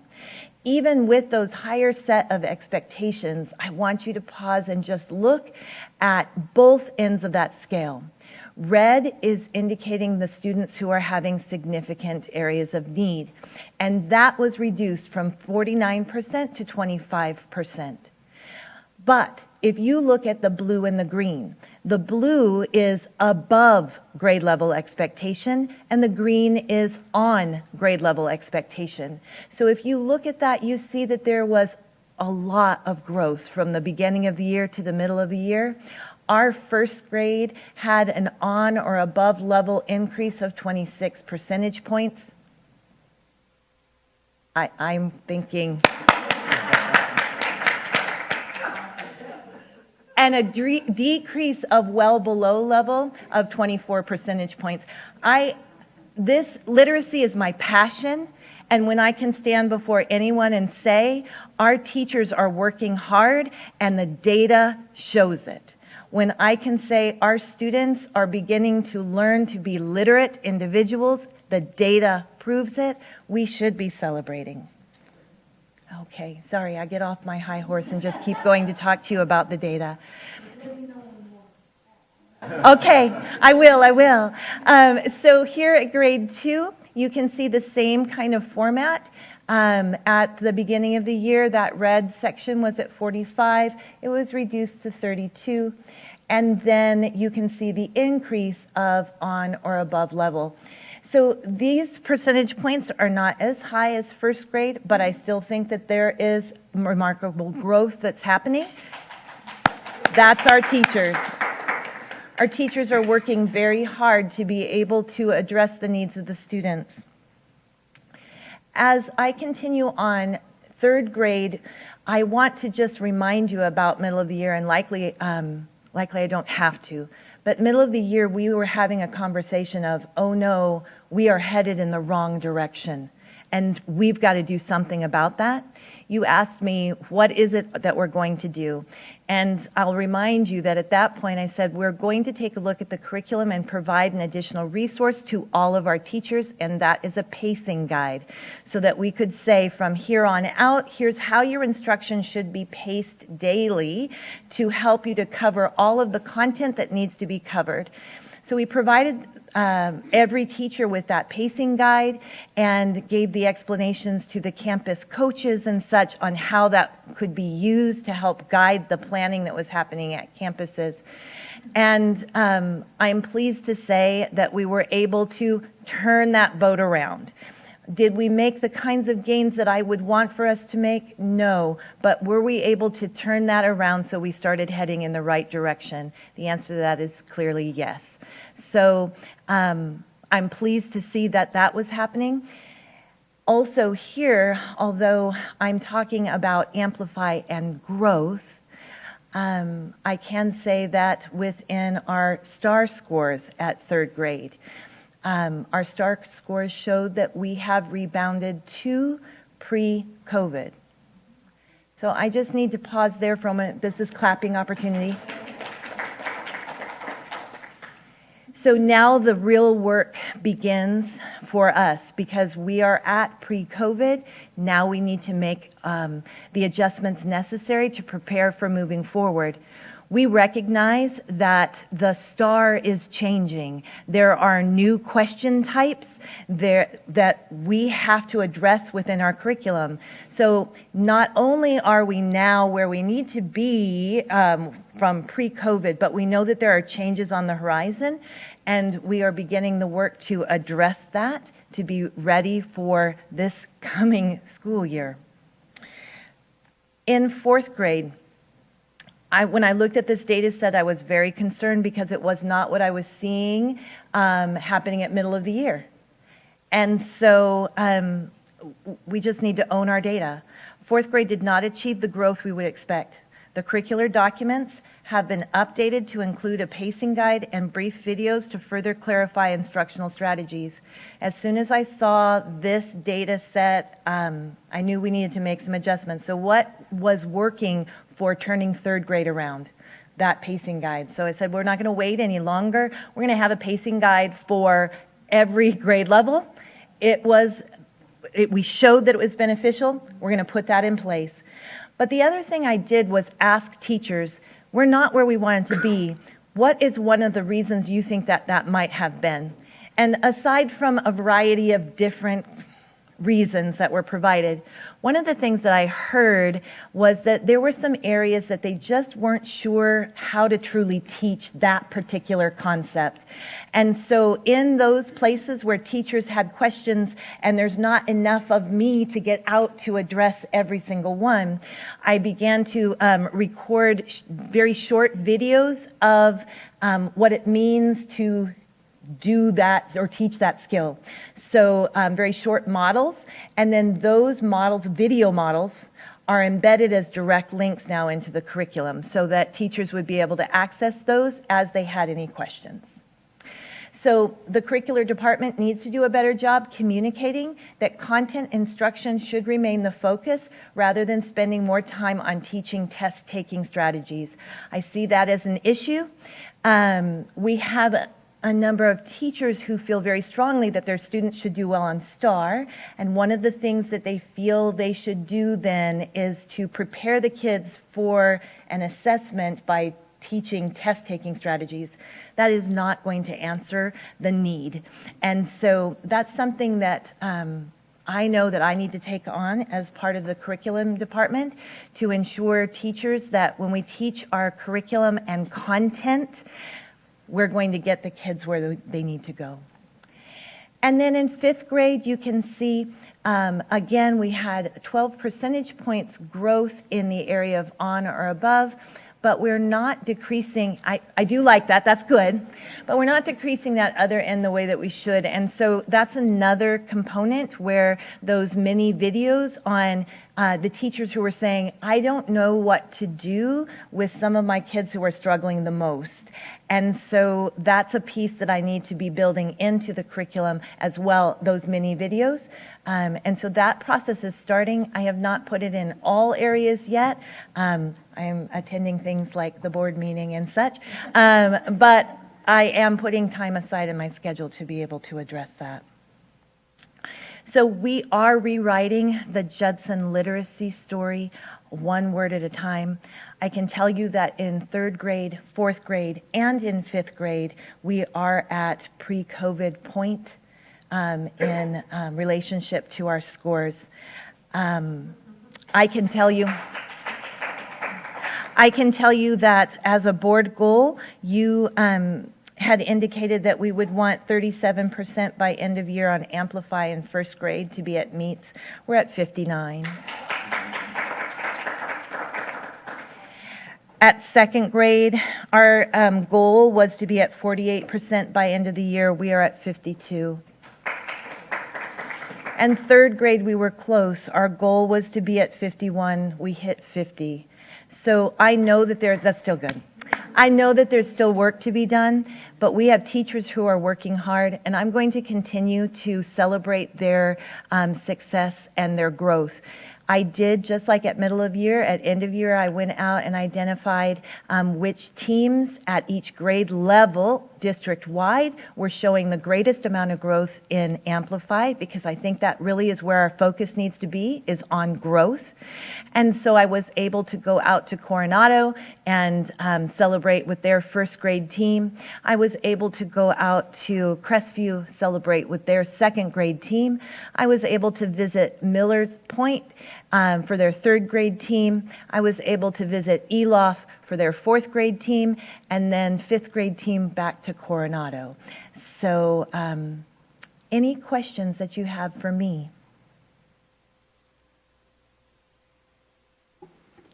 Mr. Diaz? Do we have the numerical achievements somewhere, anywhere? The target goals that she just mentioned? No, but we'll get them to you.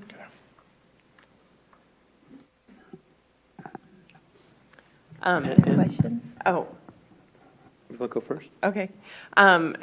Thank you for hanging with us. It's 10:30, and I realize it's hard to speak to an audience that's tired, and just all of the hard work that you have done in motivating teachers, and the ownership that you take over the data points that aren't as successful, and naming here's what we're doing about that. That's really helpful for us to hear. And hear the strategies that you're taking. I'm very interested to see how this then translates into our STAR data that I assume will be forthcoming very soon. But then also just like thinking about how are we reaching our students who are struggling, because that seemed to be starting with about third grade, it seemed like that was the group that wasn't showing as much movement, but there was a lot of movement with the top kids, which is good. But what's happening to those lowest kids, and it's hard. And I understand that, like, as a fifth grade teacher, your passion might not be with like the super basic reading skills and things that those kids are probably needing in order to be more successful. So appreciate the work that you do, and this was very helpful for us to see. Mr. Macias. Yes. Thank you for being here with us today, and obviously for staying late. I'm echoing my colleague's comment about seeing the data translate to STAR. Mm-hmm. At the end of the day, that is the guiding light for the work we do. And so Amplify, I believe the last time you were here, I asked if you had considered or if you had an analysis of Amplify with other districts, anything to compare what we're doing and the growth that we're doing with other districts. And so I don't know if you've obtained that data or if you have some sort of sense. This looks great, but I just don't know what it compares to in other districts, and I think that's important to know. Okay, so I don't have an actual report, but that was something that I had spoken with our previous Amplify support personnel in regards to, and she has now moved on to a different position. So I have our next meeting with our new person that's scheduled to come, I think, in 2 weeks. However, during that last conversation that we had, we took a look at Judson data, and we did look at data that was straight across the board, and they tend to look at it as a national, and then also within Texas. So we took a look in Texas in general, and Judson had good growth. We are still below other areas. We are, because in part, and that matches with the fact that we're still talking a lot about our passing scores within STAR. We are. And we're not, at this point, talking about meets and masters as much. So we are working to rewrite that literacy story so that we can shift the conversation from passing to meets and masters. That's why the focus in on the growth is so important. So is Judson making excellent growth in relationship to everyone else? Yes, we're making excellent growth. Do we need to do that so we can get to where we are to others in the state of Texas? The answer to that is yes, but we're on the right track. So next time we might be able to see some data. If I can get with our coordinator and she can submit some, I don't know at this point. I can definitely ask for the report because that's not something I can pull. And again, just I don't think it's publicly available, which is why she's saying that might have to go through the representative. So Yes. that's difficult data to get, and maybe impossible. Well, I would say in the spirit of collaboration, if I'm another district, I would also like to know. There may be an opportunity to collaborate. Who knows? But just in terms of being able to really evaluate the work we're doing. And additionally, this information is general, so it's district-wide. I would also like to know what that growth is looking like on the south part of our district, middle north, and what the different scores are looking like. Are we seeing a 20% differential, at one campus versus another? Just to understand, again, potentially to Ms. Rodriguez's point, what are we doing to support our students? And so right now, this data could be extrapolated so that we are now focusing, okay, we have some problems at this campus with the difference only being 10%. Certainly, and that's something that I can pull and did pull. As a matter of fact, I do have some of that in front of me right now. However, my focus has truly been on growth. So it doesn't. When I'm looking at that, and when I'm going to campuses and talking about it, I'm talking to them about their growth, and we're going to celebrate the growth that they did have. Am I able to identify the campuses that need additional support? Yes, sir. And those are the campuses that we, as my team, will be able to come together and have our conversations about what is our plan for getting out to support each one of those high needs campuses, how often will that occur, and who's really going to take the lead and be the promise keeper for that campus. Those conversations have yet to occur because the elementary curriculum team is yet to be on board. However, when that does occur, which should be hopefully mid-July, then I will begin to have those conversations to be able to get out and address those needs. Now, in fourth grade, you mentioned, or was it fifth, that you had a realization that middle of the year was not growing as quickly. You had to adjust. You had a beginning of the year, middle of the year, and it was not growing to the degree it needed to be. So that was third grade. So you must have conducted some adjustments then to address that. Yes. So there was a contingency. You were addressing it, and I imagine campus level instead of district-wide. So can you tell me what that was like? I actually did. So there aren't a lot of people to be able to get out to every single campus, and it wasn't going to make sense to be able to address that campus by campus. So we needed to make a decision about what we could do to support the entire district, because the scores were district-wide headed in the wrong direction.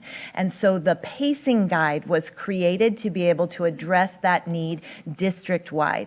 In addition to that, so everyone received the pacing guide so that we could turn the tide for the entire district.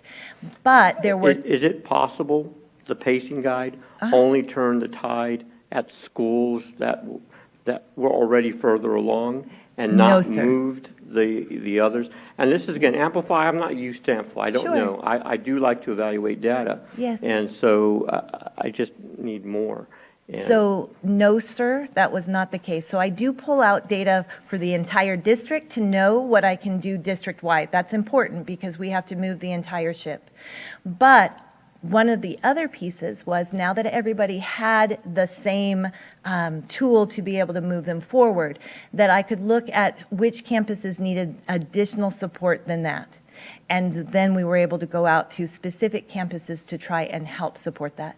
For example, there is one campus, Candlewood, that needed some additional support, and there was a person who went out to that campus to help with the planning.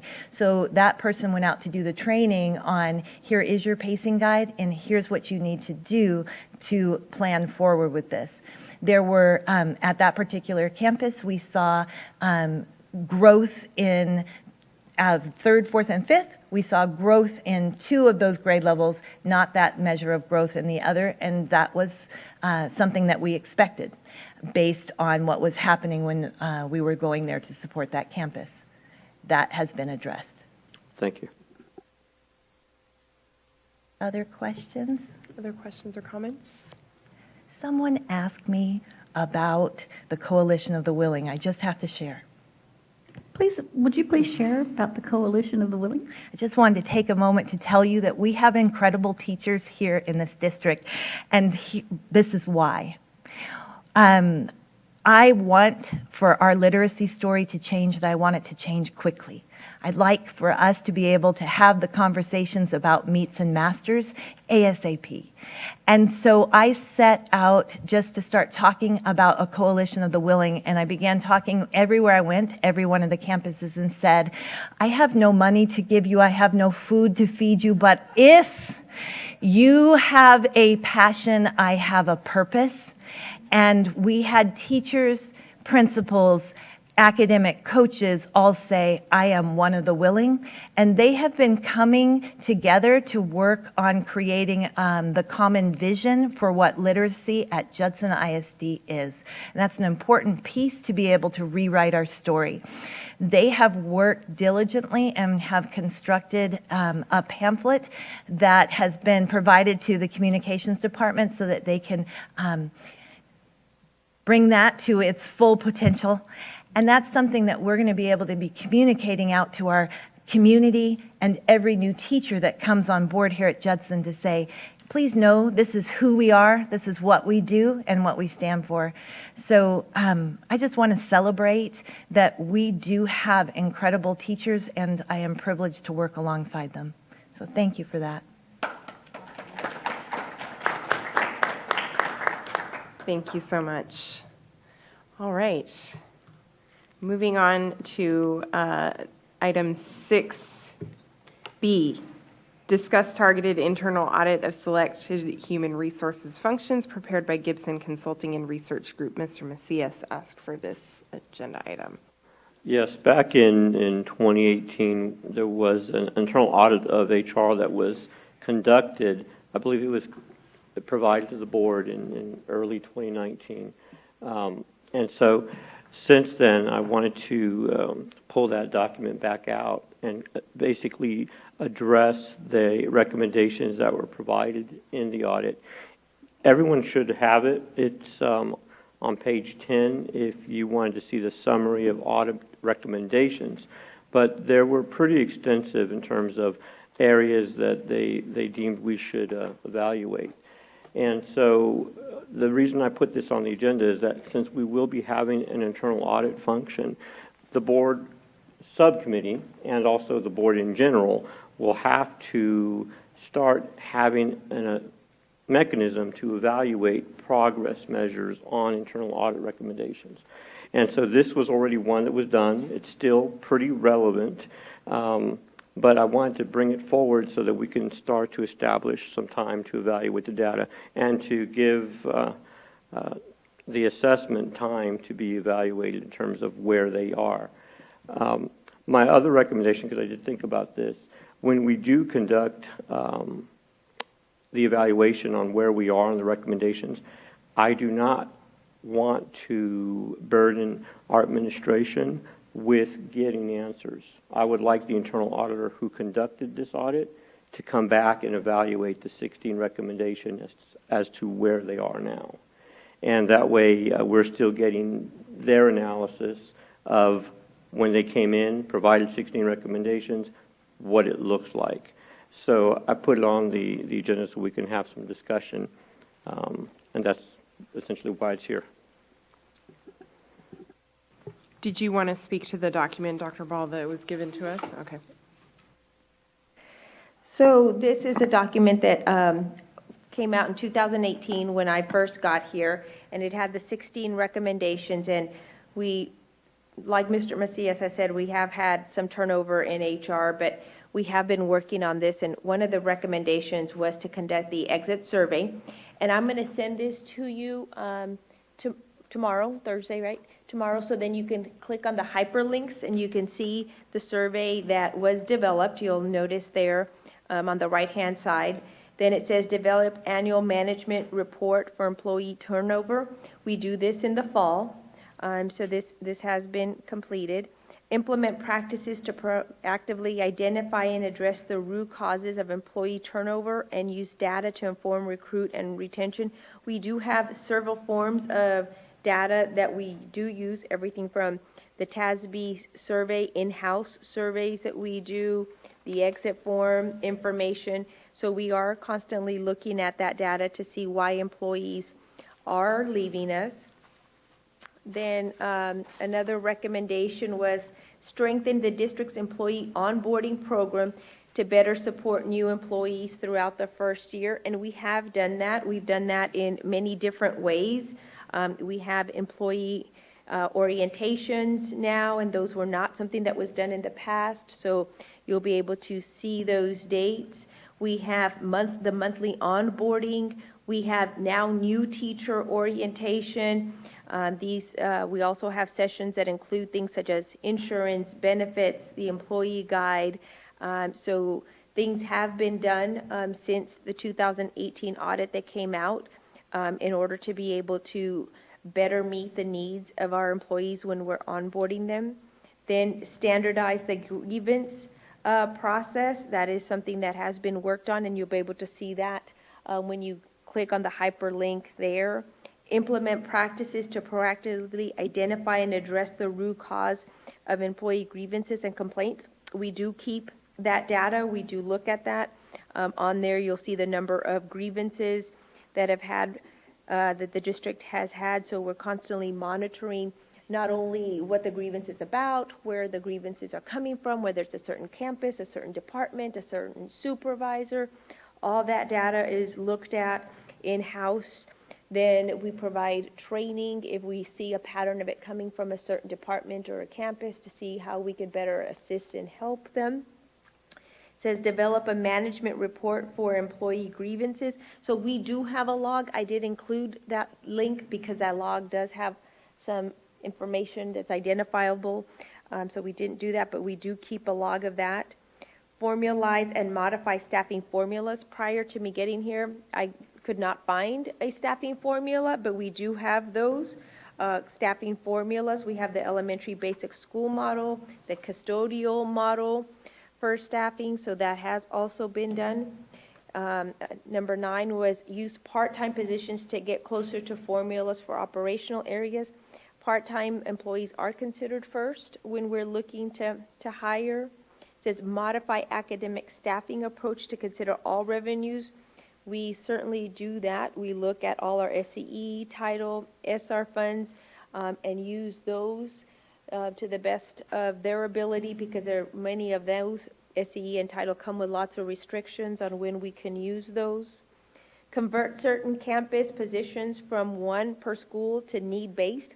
We tried that, but it didn't work. That was when we were sharing lots of positions. We shared a GT, we shared a nurse, we shared assistant principals. So though they gave this recommendation, it wasn't something that the board really wanted us to do. So we went back to having one per campus.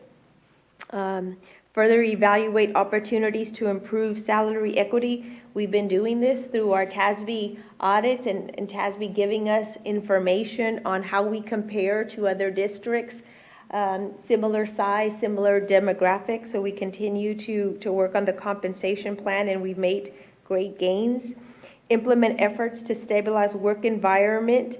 So we've done that. We've increased our stipends, added stipends, the feeder pattern stipend. Then we've created programs such as the JEDI program to increase the use of technology. We've assigned new teachers, mentors. We've done things to build staff morale, such as the cowboy breakfast. In the past, the district did not used to approve or didn't have a stipend or a monetary gift for Teachers of the Year. We've done that now to recognize our teachers, the Circle of Excellence. We've enhanced the convocation, the teacher retention bonuses, just lots of different opportunities that we've given our teachers to grow. So that's an area that's been worked on. Improve employee perceptions of value, trust, and inclusion. We're constantly trying to get our employees feedback through the TASB survey, the ESAC, even student advisory, the coaches program. So lots of things there. Administer the current employee survey to all districts. We've done lots of surveys, the Holdsworth survey, the TASB survey. Campuses also do surveys. and then implement an employee assistant program. We do that through our mental health employees and assistant program. So just wanted to give you a little bit of information. I look forward to sharing with anybody, you know, whether it's an auditor or anything, all things that in the last 4 years that Judson has grown a lot and is continuing to do a lot for our employees. So this is just a little glimpse. So I didn't want anybody to think that those 16 recommendations were not done. Well, I appreciate that, Dr. Ball. And, you know, if and when we have this audit reevaluated, those should be all quantified. And that just, again, reaffirms your position on them. But, you know, issues like pay equity that are spelled out here, and there's even a reference to custodial staff inequities. And this was back in 2018, so we haven't rectified it. We had to discuss it today. So there are still issues. And again, we're just trying to make sure that our department is optimal and that we're looking at every aspect of it. I know historically that, you know, like the recommendation for need-based hiring, if you try to blend, I haven't read the recommendation again to see if that's what they suggested you do, but if they really meant just hire part-time, don't share duties and responsibilities, just hire part-time, maybe that strategy alone could have worked as a need-based. But again, I don't know. You do that type of work. It's just a matter of did it work or not. And so, you know, I just feel more comfortable having this reevaluated with the same perspective that the recommendations were provided. And I do appreciate you moving on it. Then that's for sure. You haven't just been sitting on it. There have been things that have been happening. But clearly I'll bring this back for action, but certainly wanted my colleagues to know that the internal audit process does look at this kind of stuff, and if we're satisfied, we move on. But we have to have a mechanism where the board is regularly, if it's quarterly, just to know that there's focus on rectifying all of the recommendations. And so that's important. I would like, I'm not sure if it's a comment or a question or what exactly it is. Today, what happened with the custodians, I'm not sure that I would really consider that an inequity. To me, an inequity would be if I had a custodian at one campus with 20 years of experience on the north side and a custodian at the south side with 20 years of experience, and the north side one was getting paid more because they're at a north side school and the south side was not. That would certainly be an inequity. And I spent time talking to the person that wrote this report, and those inequities were happening prior to my arrival at Judson ISD.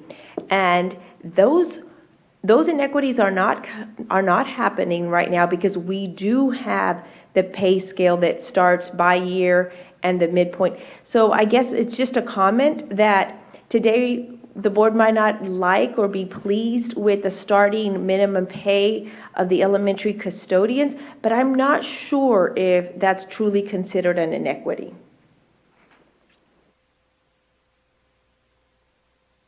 Are there any other questions or comments?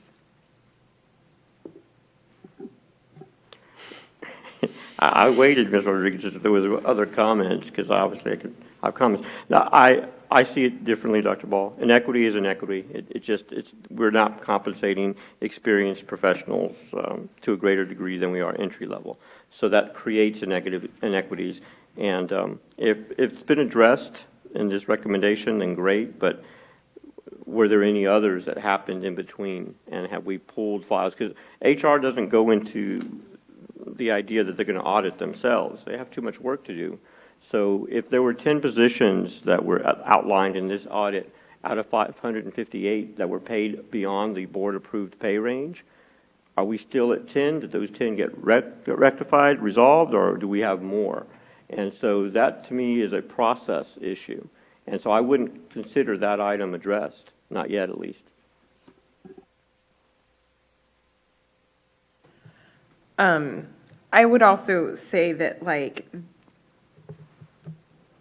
there's satisfaction or dissatisfaction, and then there's equity and inequity, and those are different things.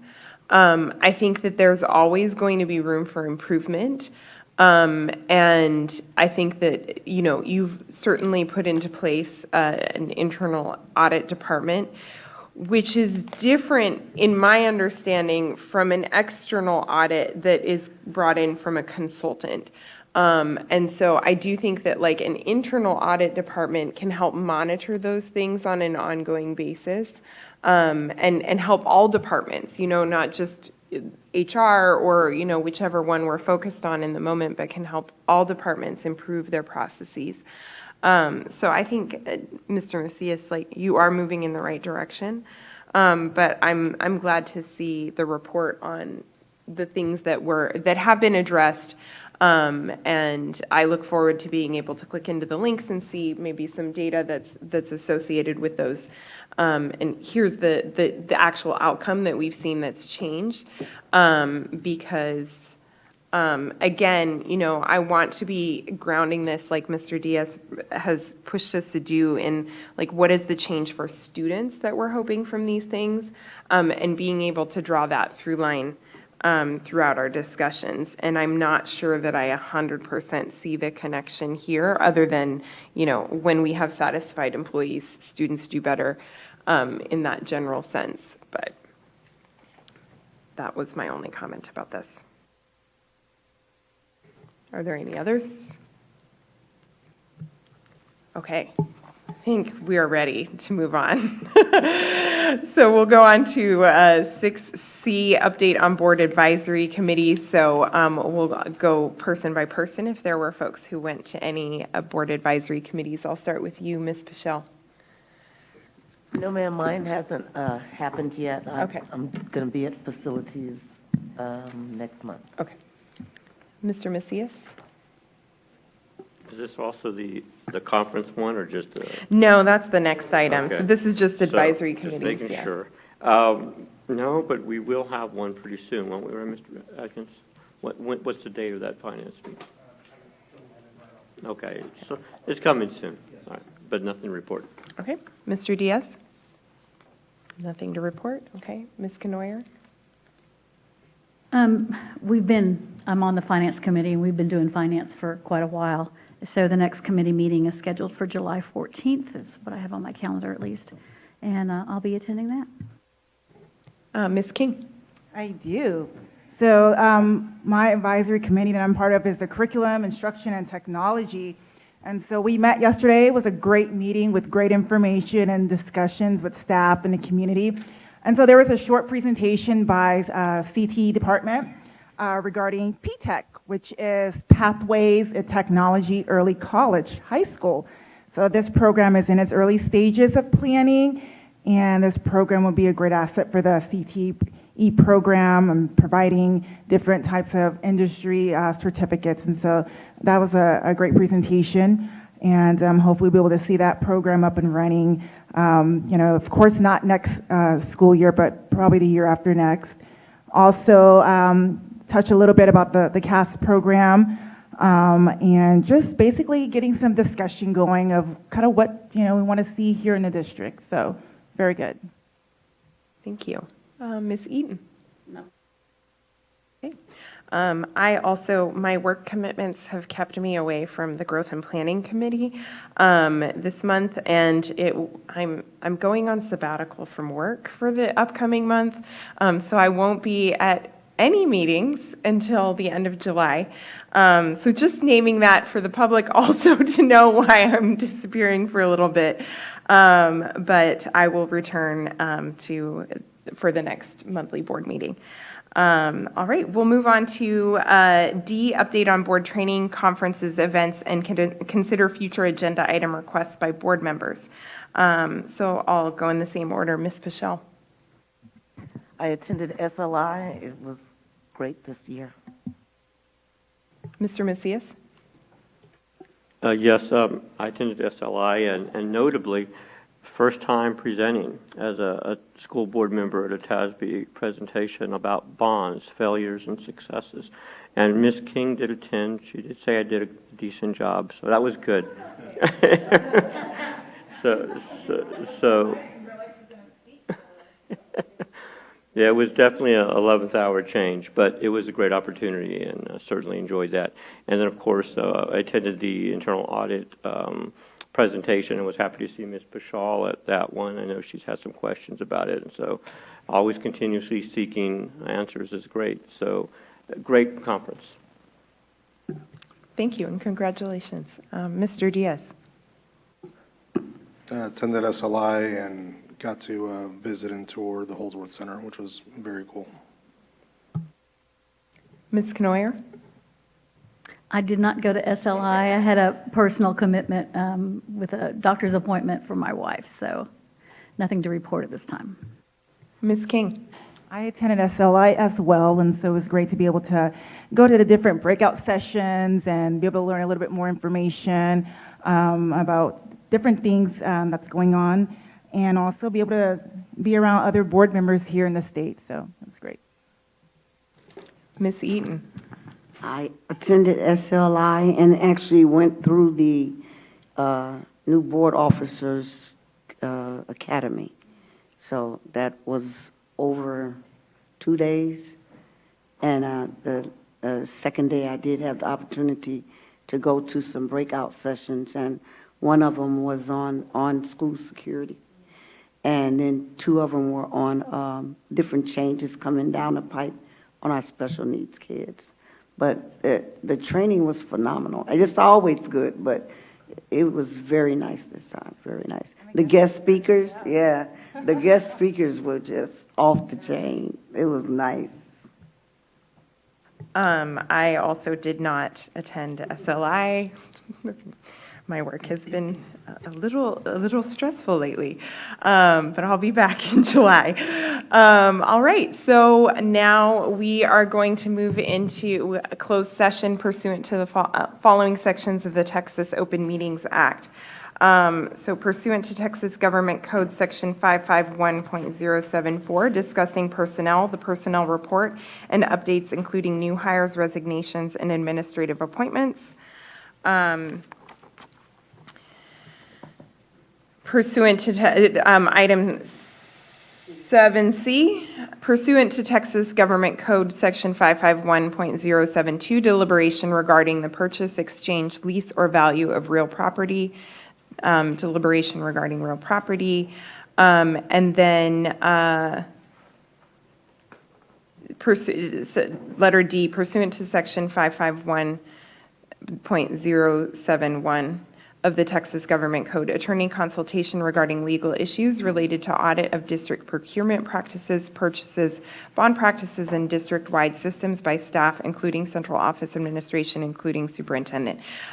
This one is actually, I'm pulling the D because we resolved that offline and don't need the attorney consultation with that one, and will be updated in July on that report. So the time is now 11:07, and we will go into closed session.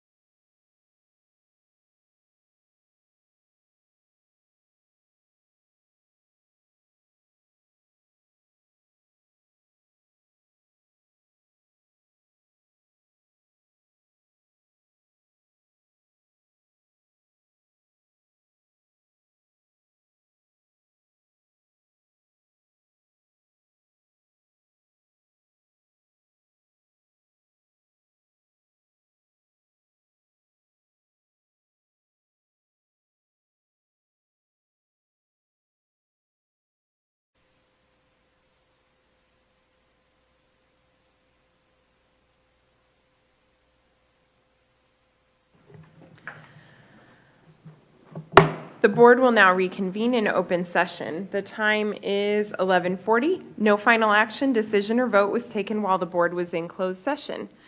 So now we'll move on to item 8, consider and take possible action regarding items discussed in closed session. So 8A, consider and take possible action regarding the personnel report and updates including new hires, resignations, and administrative appointments.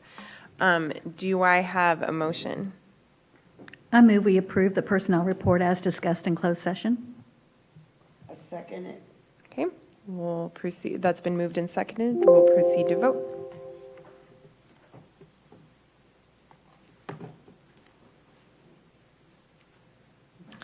That motion passes 7-0.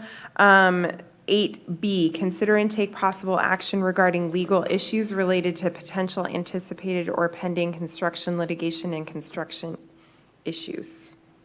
Do I have a motion?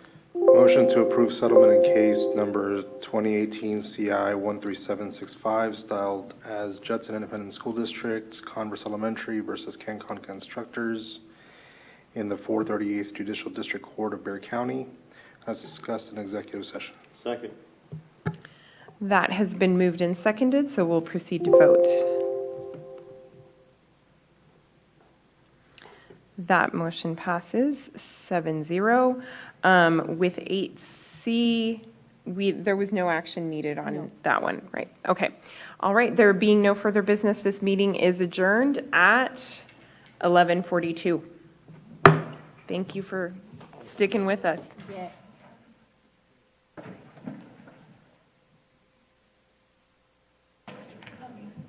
Can't decide.